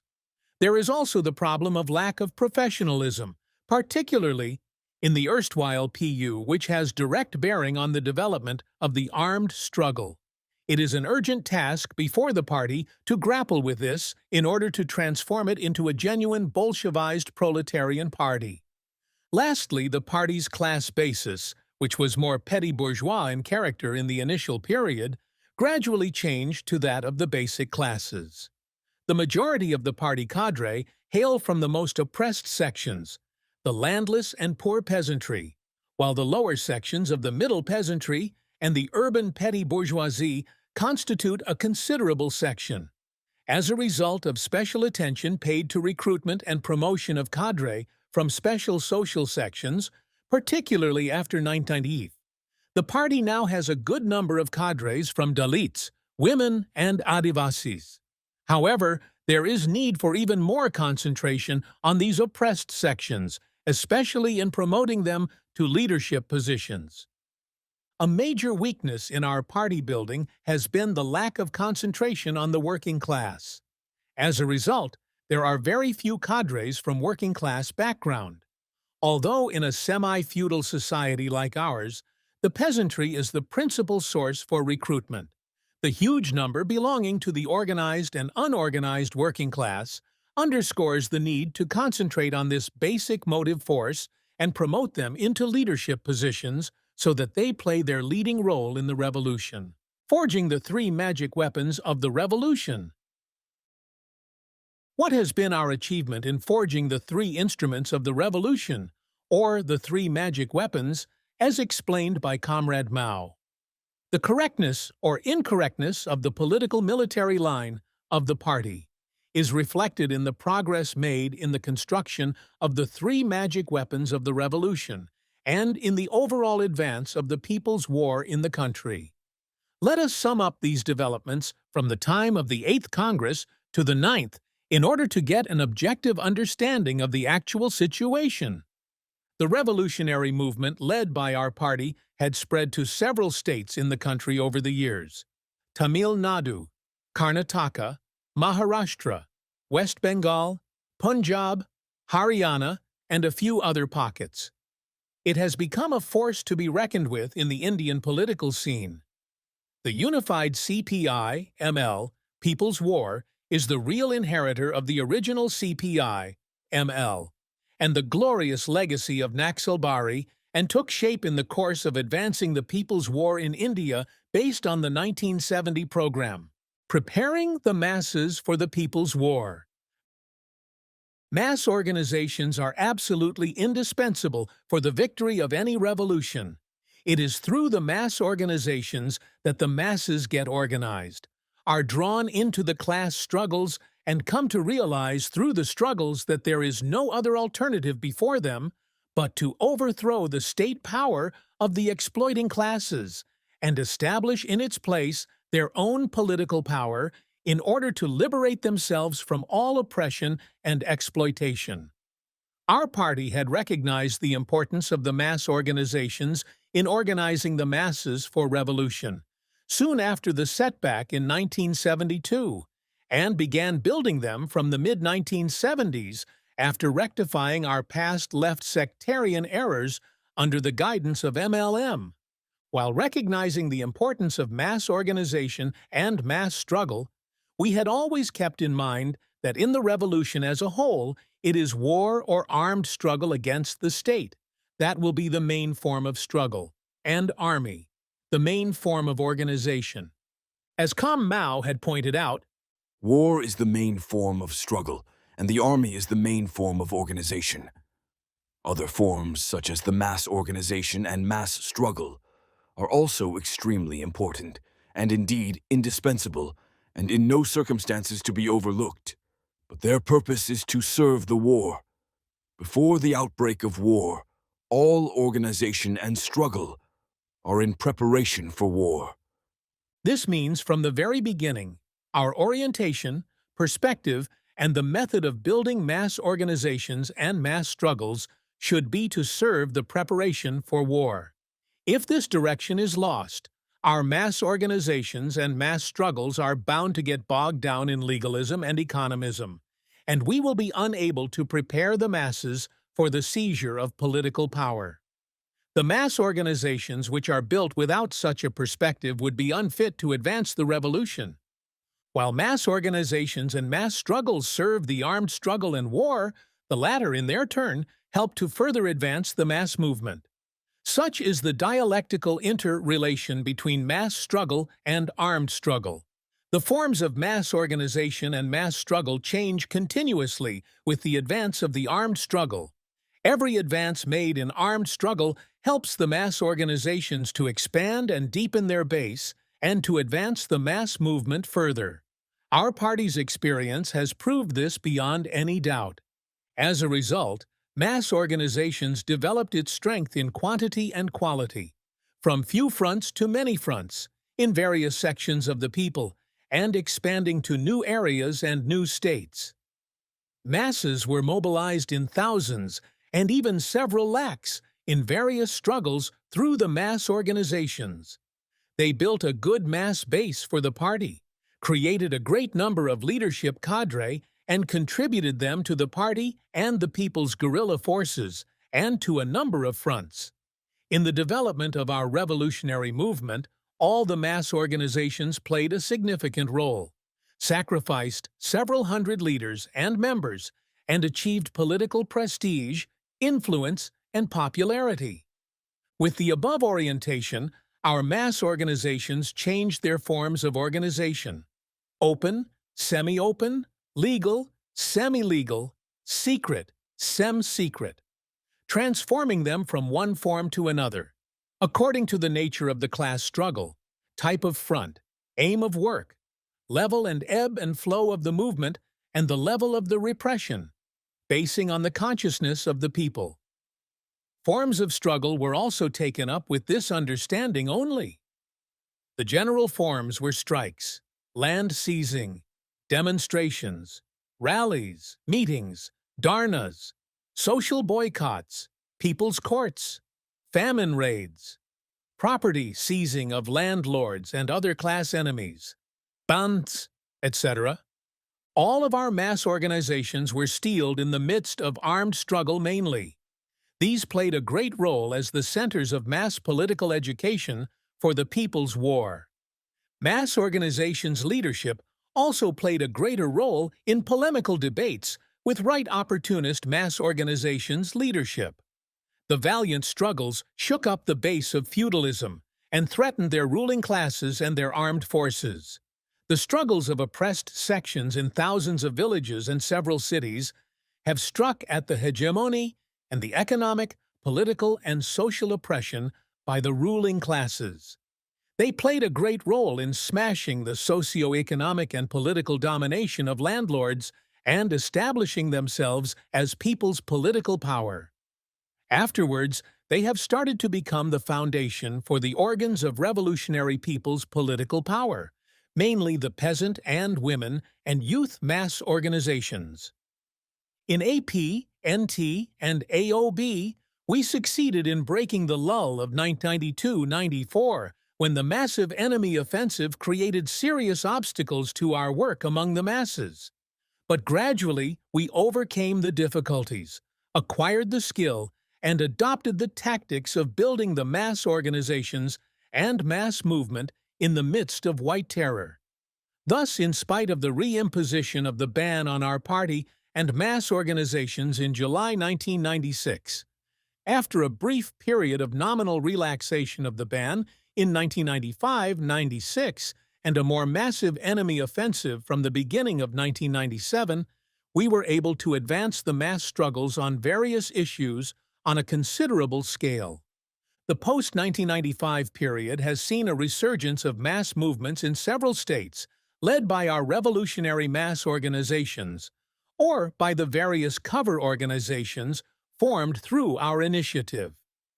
Struggles of the peasantry were taken up on a big scale in AP, NT, AOB, DK, and Bihar, and to a lesser extent in West Bengal, Tamil Nadu, and Karnataka and Punjab. Struggles of the workers were taken up in AP, NT, West Bengal, Maharashtra, Punjab, and Delhi. Women's struggles in AP, NT, AOB, DK, Tamil Nadu, and Karnataka. Struggles of students and youth in some of the states. The most significant among these struggles were the anti-state struggles of the peasantry. There was also a spurt in anti-state struggles on various peasant issues in all these states.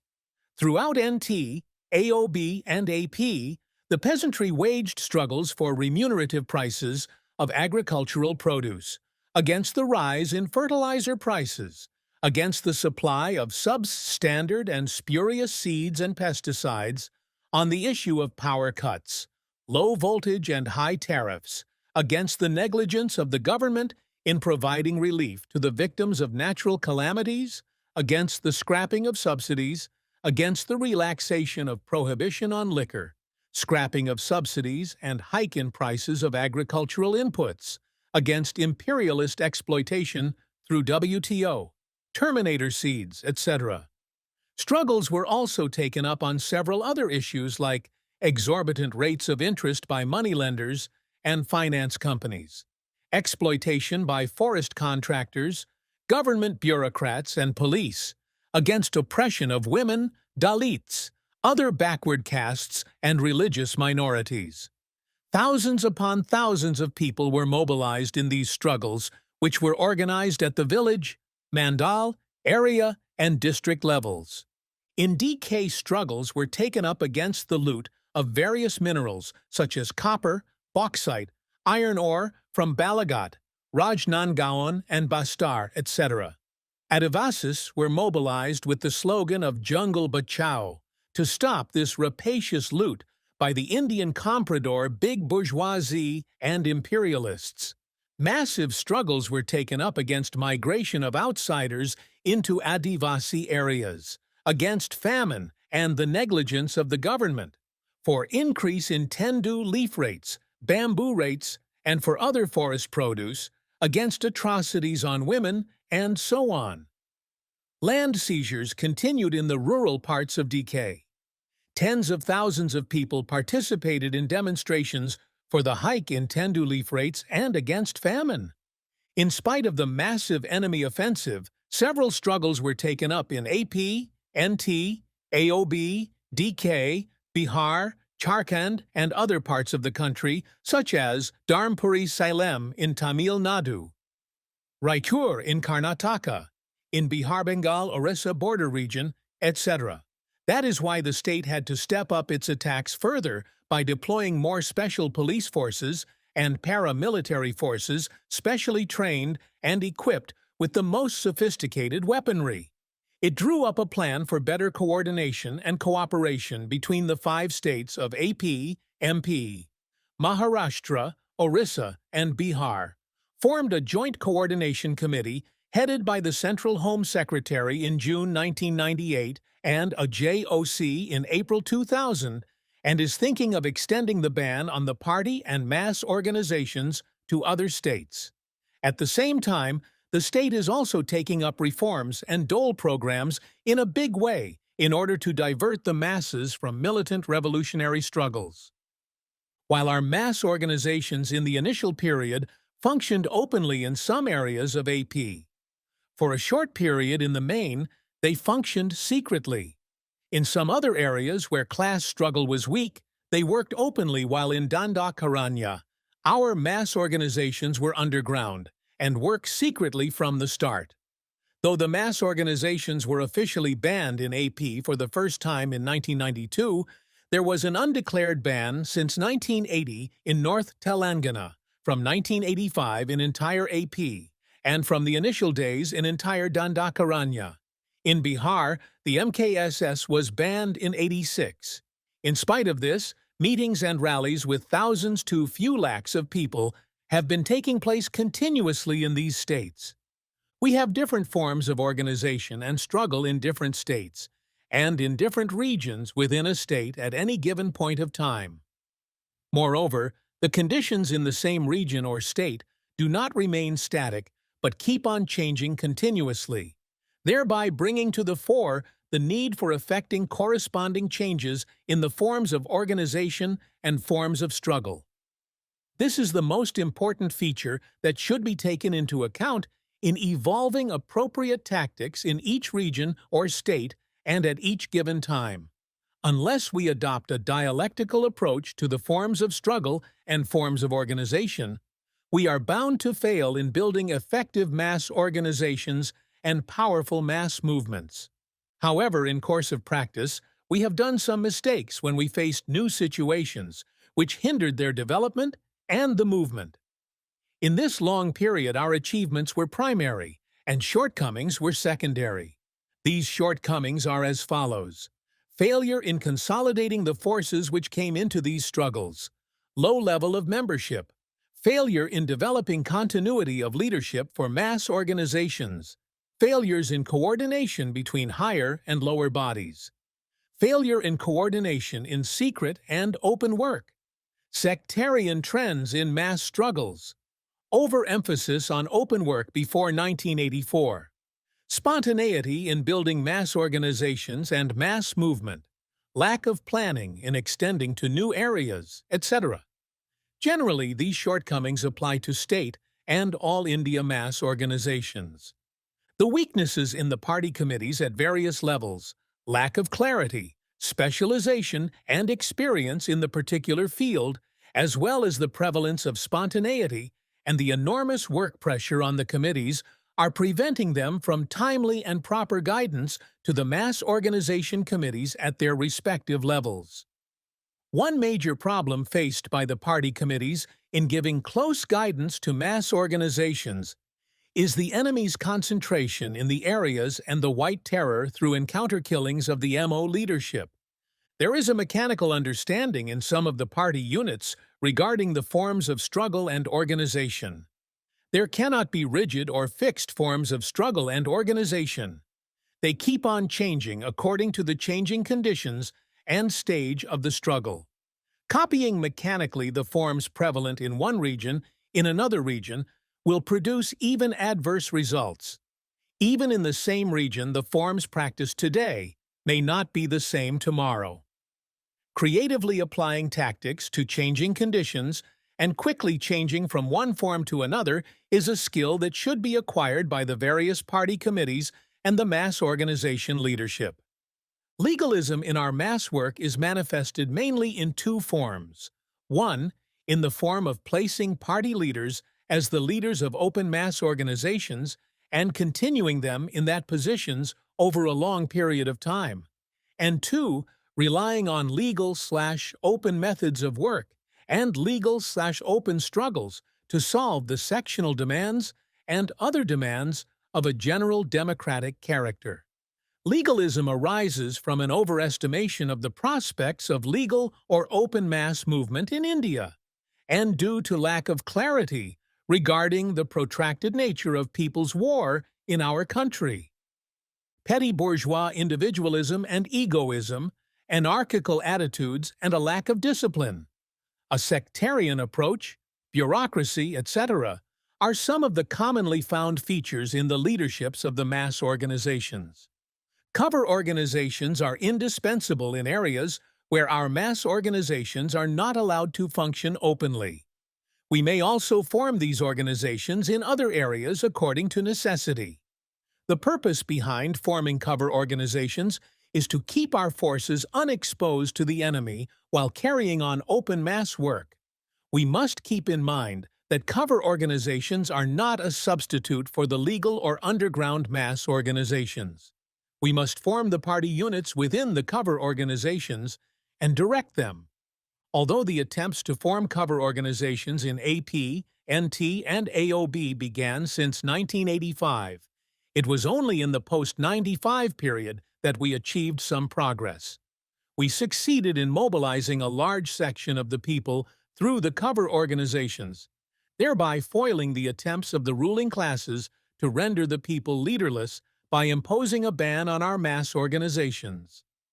Some of the shortcomings in running cover organizations are: these are exposed due to loose talk, huge mass mobilizations by the party to the programs of the cover organizations, thereby leading to their exposure, calling exposed speakers to the meetings of cover organizations, meeting the leaderships of the cover organizations in the areas, thus exposing them to all the party and squad members and the people of the nearby villages. The party and squads getting involved in struggles led by the cover organization and even issuing threats to the enemy in order to make the struggles a success. Selecting progressive or radical-looking names for the cover organizations, giving our slogans and singing our songs on the platform of the cover organizations, forming cover organizations overnight, thereby drawing the attention of the police, and so on. Sufficient number of able and experienced PRs and organizers are not allotted for work in the cover organizations. Building the strategic UF at whatever level will depend upon the growth of the armed struggle and the organizational strength of the party among the various sections of the population. The four-class UF will develop from the lower levels to the higher levels up to the all-India level in a process. However, it will take a qualitative leap once the armed struggle extends to a wider area in the country, and the establishment of organs of political power on a considerable scale. The development of the UF from the lower to the higher levels depends on the strength of our armed forces and the organizational work among the various oppressed classes in the society. The organs of power at the area level will be the nucleus of our UF. On the basis of this, we must form a broad-based UF at the area/regional level consisting of the four classes based on worker-peasant alliance. Attempts should be made to bring all anti-feudal, anti-imperialist classes into this UF. Although the formation of the NDF at the all-India level requires a relatively strong People's Army, a strong party with countrywide political influence, and a considerably wider area of armed struggle, with organs of people's political power at various levels, we should strive to form the revolutionary UFs at the village, area, regional and state/special zonal levels, depending on the strength of our party, army, revolutionary mass organizations, and extent and depth of our armed struggle. All our tactical alliances, or UFs, in the form of joint activity with various organizations belonging to the anti-feudal, anti-imperialist classes, at whatever level, should be subordinate to the aim of building the strategic UF, i.e., the NDF. We did not concentrate properly on the UF work, and there was no specialization at any level. This had a serious negative effect on UF activity. We failed to allot forces for intervening in the spontaneous people's movements or in building joint forums with other organizations. Hence, we did not succeed in winning over the forces belonging to the revolutionary classes. Sectarianism is also quite serious in the movement, leadership, and the lower levels in the party. This is seen in two forms. 1. Not going for joint activity on the common issues with other organizations even when they showed interest, and 2. Engaging in sectarian activities which led to the breaking up of joint action committees. Due to the ban on our party and mass organizations, our comrades who are allotted for UF work have to work under severe limitations. Hence, it is only by persevering in patient and persistent work over a long period of time that we will be able to establish our leadership over the united front. Party work in urban areas. Our work in urban areas till 1995 was mainly in Andhra Pradesh, Maharashtra, and West Bengal. The urban movements of other states by then were still in a preliminary stage. The self-critical report document rectified the mistakes of left adventurism of the 1970s concerning the urban movement. It emphasized that tactics in urban areas should be in consonance with the line of protracted people's war. In Andhra Pradesh, the party was functioning under the guidance of the APSC Circular of 1973, Our Work in Urban Areas, and the CC Document of 1980, Our Tactical Line. In practice, the party suffered some losses by going contrary to the basic perspective laid out in the above documents. But it achieved some good results by overcoming the limitations and wrong understanding of these documents. At the time of formation of the CC in 1980, the student movement was the principal urban movement. Our party had some strength among the workers in Hyderabad and Visakhapatnam cities, but did not yet take root in other areas. We just began working among the youth, though we were working also in the literary and cultural fields, civil rights, and employees. They are not covered under the present review. Between 1980 and 1984, the student movement spread to almost all the district centers and several Tahsil centers. In the Singareni Collieries, Sikasa, Singareni Karmika Samakhya emerged as the most influential of all the trade unions with effective organizers. Workers' movement became active also in Hyderabad, Warangal, Visakhapatnam, and other towns. Warangal town emerged as the strongest center for the student and intellectual movements in addition to the youth movement. In the first campaign of repression that began in 1985, our student, youth, and workers' movements received a major setback. Facing repression by the end of 1984 itself, these organizations continued in some form even after 1985. Most of the organizers at district and Tahassel centers were either retreated by us or killed in fake encounters. The local organization was disrupted and some fields were totally given up. But since 1986, we built secret organizations among students, youth, and workers. In coastal and Rayalaseema areas too, which faced relatively less intensive repression, we suffered massive losses, even worse than Telangana, which took the brunt of the brutal repression because of weak party forces and lack of proper guidance from the state leadership. In the brief period of respite for a few months in 1990, thousands of urban people participated in open activities. The workers' movement picked up to some extent, and so did the student movement. In the second enemy offensive campaign since 1991, the enemy eliminated the exposed elements among the workers. On the whole, though secret organization has been the principal method since 1985, and we gained several victories, our urban movement has shrunk considerably due to the failure of the leadership to take correct decisions during enemy repression, and parties suffered severe losses. Our tactical line, in essence, was the same as that of the 1973 circular. The OTL suggested that the organizational form of trade unions would undergo transformation according to the course and development of the struggle and the tasks to be implemented. It emphasized the need for building secret mass organizations. Further, the document suggested that we should build anti-imperialist struggles, solidarity movements, and armed self-defense squads, and the advanced elements from these movements should go to the rural areas to build peasant revolutionary movements. OTL reiterated in a more straightforward manner the suggestions made by the 1973 document on our line: development of mass organizations and mass struggles. These documents correctly emphasize the importance of urban areas and the need to concentrate our efforts on the workers' key sectors, to integrate their struggles with the peasant armed struggles, and to also pay special attention to the work among students, youth, intellectuals, and middle classes. As a result of this approach, a major breakthrough was made in the student movement and also the workers' movement in the Singarini coalfields, and later the working class in Hyderabad. Though we rightly gave priority to the armed peasant struggles and built urban movement, we failed to allot leadership to specialize in urban work. As a result, though several organizers and PRs worked in the urban movements prior to 1984, our forces could not be properly allocated by coordinating our long-term and immediate priorities.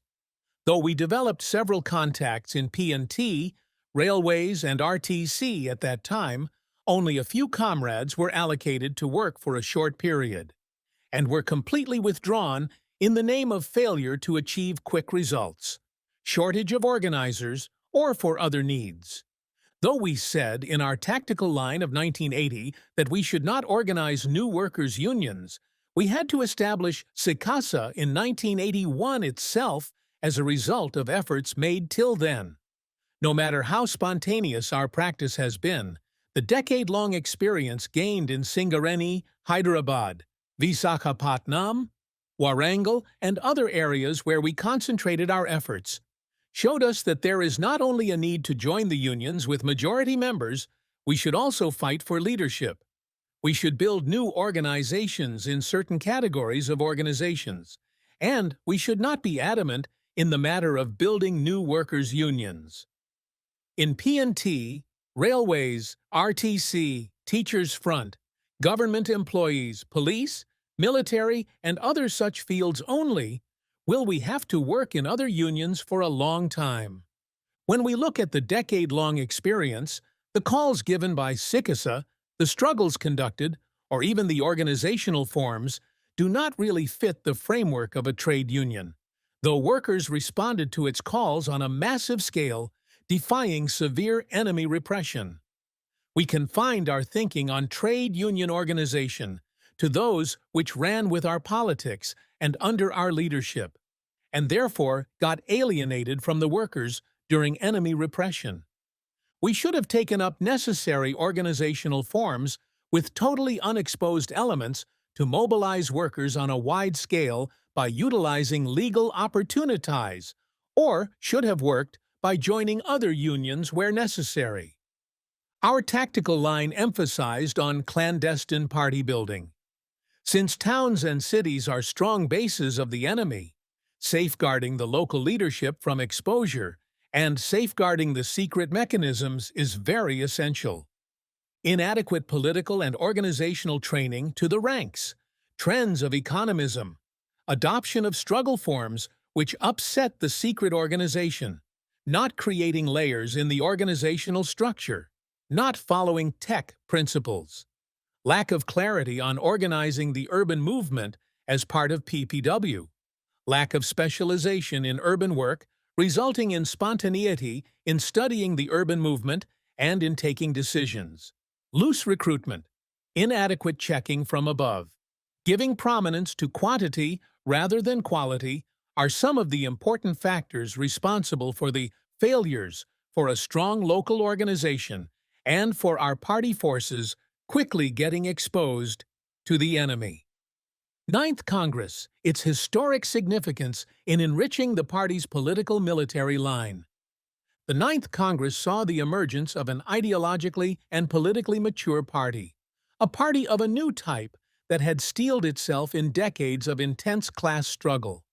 The party had acquired an all-India character with its organization in over a dozen states, a People's Guerrilla Army, the PGA, and several departments. The Congress saw the further consolidation and enrichment of the party line, while adhering firmly to the party's basic line that was formulated in the 8th Congress in 1970. The 9th Congress made the necessary changes and enriched several concepts basing on the rich experiences acquired over the years and taking into account the political developments of the preceding 3 decades. It firmly fought both the right and left deviations that were seen in the forging of the 3 instruments of revolution, the party, army, and the UF, and in the formulation of tactics. It achieved a higher level of understanding regarding the concepts of People's Army, guerrilla zones, base areas, and the Revolutionary United Front. The Ninth Congress thus rectified the shortcomings in the understanding of AISC of PW of 1995 and the Central Conference of PU of 1997 regarding the above concepts, emphasized the conscious role of the party leadership in forging the 3 instruments of revolution and thereby created the ground for achieving a fresh breakthrough in the ongoing people's war in the country.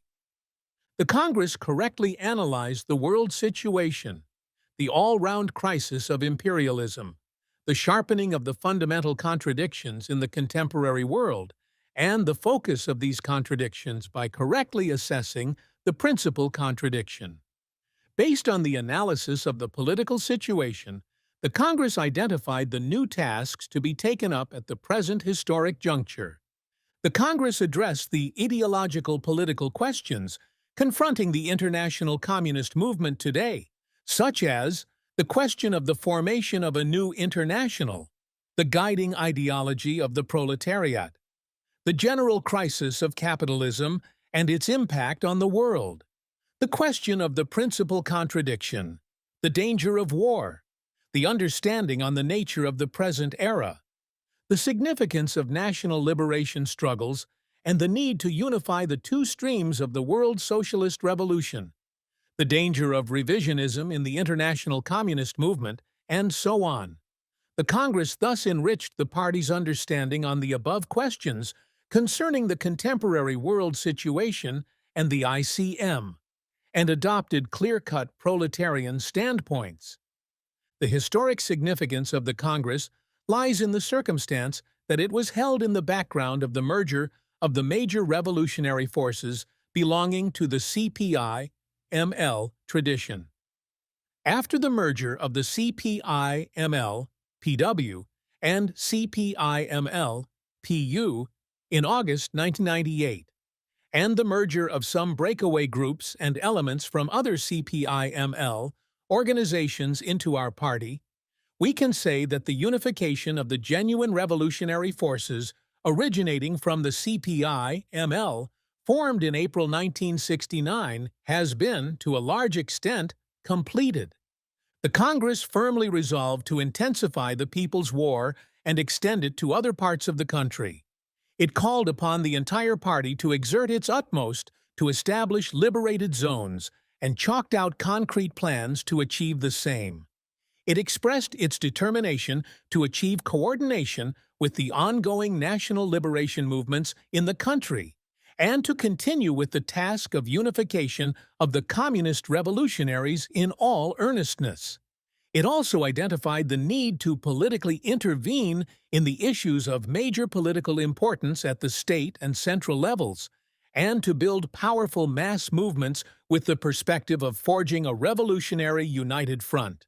It called on the party to cleanse itself of the various non-proletarian trends by undergoing a thoroughgoing rectification campaign, and thereby proletarianize the party and make it fit enough to carry out the immense tasks before the party.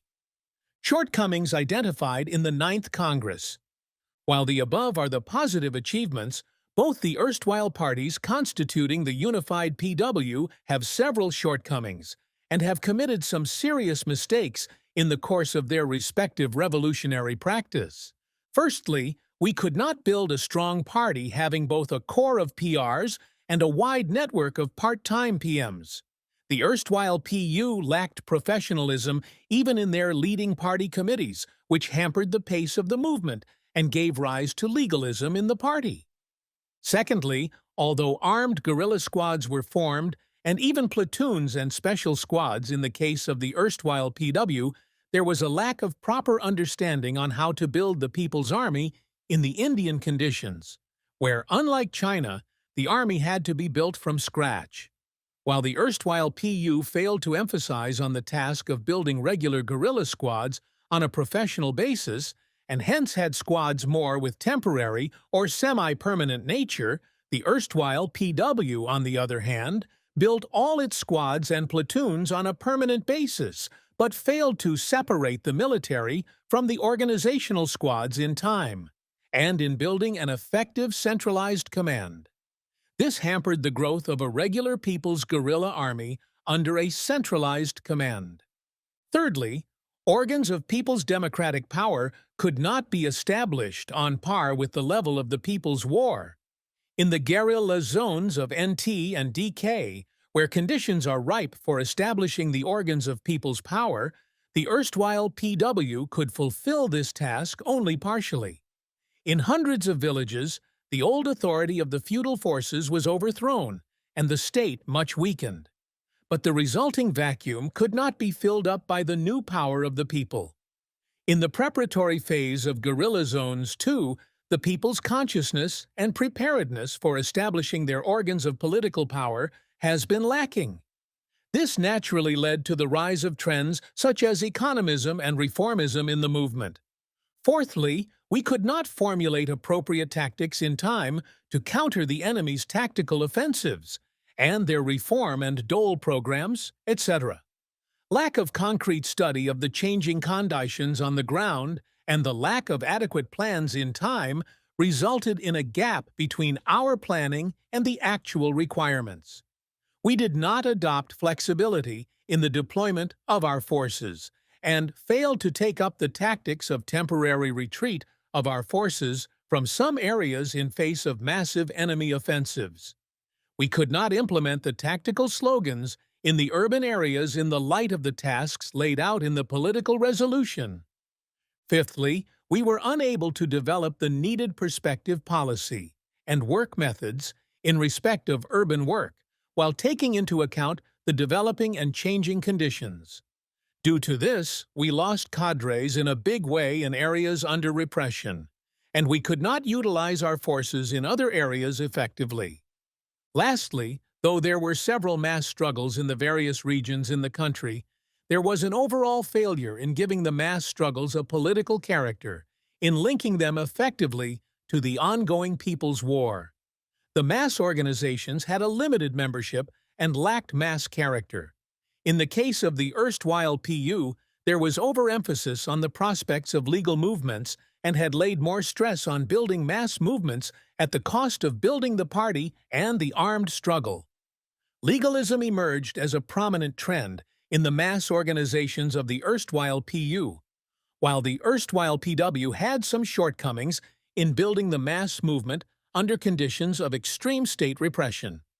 The overall evaluation should be based on the policies adopted and the resultant practice in building up the three magic weapons of revolution: the party, the People's Army, and the Revolutionary United Front. The Ninth Congress, after summing up the past, drew the following lessons. 1. We must always keep Marxist-Leninist theory as the telescope and microscope in drawing up short-term and long-term plans and perspectives and for studying the concrete objective realities. Neglect of theory and the concrete application of theory to the concrete conditions will lead us into a blind alley. This aspect has come out most glaringly on the question of building the People's Army in our country. Our experience has shown that reiteration of general principles alone is not enough, and that the grasping of Marxism-Leninism-Maoism is actually related to the concrete practice of advancing the revolution in all spheres. 2. We should always keep the objective of building and strengthening the three magic weapons of revolution in mind while drawing up our tasks from time to time in all spheres. All our work should be oriented towards this end, from the higher to the lower levels of the party. Neglect of this all-important task has resulted in a relatively weak party organization, in only an embryonic form of army without a centralized command and halting united front activity. Without strengthening the above three instruments of revolution, we cannot advance our people's war. 3. We should educate the entire rank and file of the party on the importance of mass line in all our revolutionary work. It is not enough if the leadership alone understands this, or merely to state it as principles in our documents. Literature and speeches is not sufficient.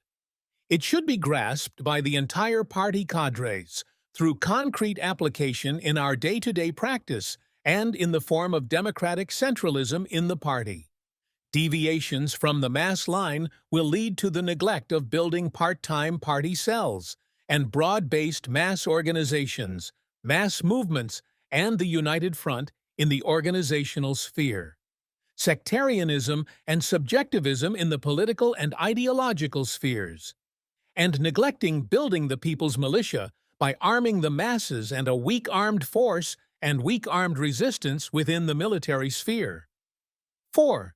We should always keep politics in command. The seizure of state power should be the goal of all our activity, whether in building the three instruments of revolution, or in conducting our day-to-day mass work, or in building the mass movement. Neglect of this central task will lead to economism in the movement and will confine the masses mainly to reformist practice. 5. The principal tasks drawn up by the party should be fulfilled through special campaigns and time-bound plans from time to time. Without such a special drive under the direct supervision of the leadership, a qualitative improvement in party membership, people's militia, organs of people's political power, counteroffensives against the enemy forces, rectification of deviations, etc., is not possible. The leadership should go down to the grassroots, undertake concrete study of the situation, and conduct the campaigns in accordance with the requirements. Reviews of the plans and campaigns should be taken up regularly. 6. The party leadership should train itself and the entire party to study the changing conditions in the course of advancing the people's war and formulate appropriate tactics and tasks from time to time. Refusal to analyze the changes in the situation will result in passivity and loss of initiative. Delayed assessment of the changes in enemy's tactics has resulted in heavy losses to our side and gave the enemy an upper hand. Political calls and policies should be formulated in time. 7. We must always be vigilant against the danger of alien ideological and political deviations within the party and in the movement due to the influence of the surrounding society and the continuous influx of non-proletarian classes into the party and the armed forces. Rectification should be taken up continuously in time-bound campaigns. Criticism and self-criticism should be undertaken both within the party and in front of the masses. The party leadership should be accountable to the cadres, and the entire party to the masses. 8. Party committees should give real leadership to the party and the movement of the concerned levels. They must acquire the skill and art of giving leadership, of resolving the problems confronting the movement in time. Train up able revolutionary successors, and ensure continuity of leadership and collective functioning should be consciously promoted at all levels. Leading party committees should guard themselves against the danger of falling into spontaneity through proper planning.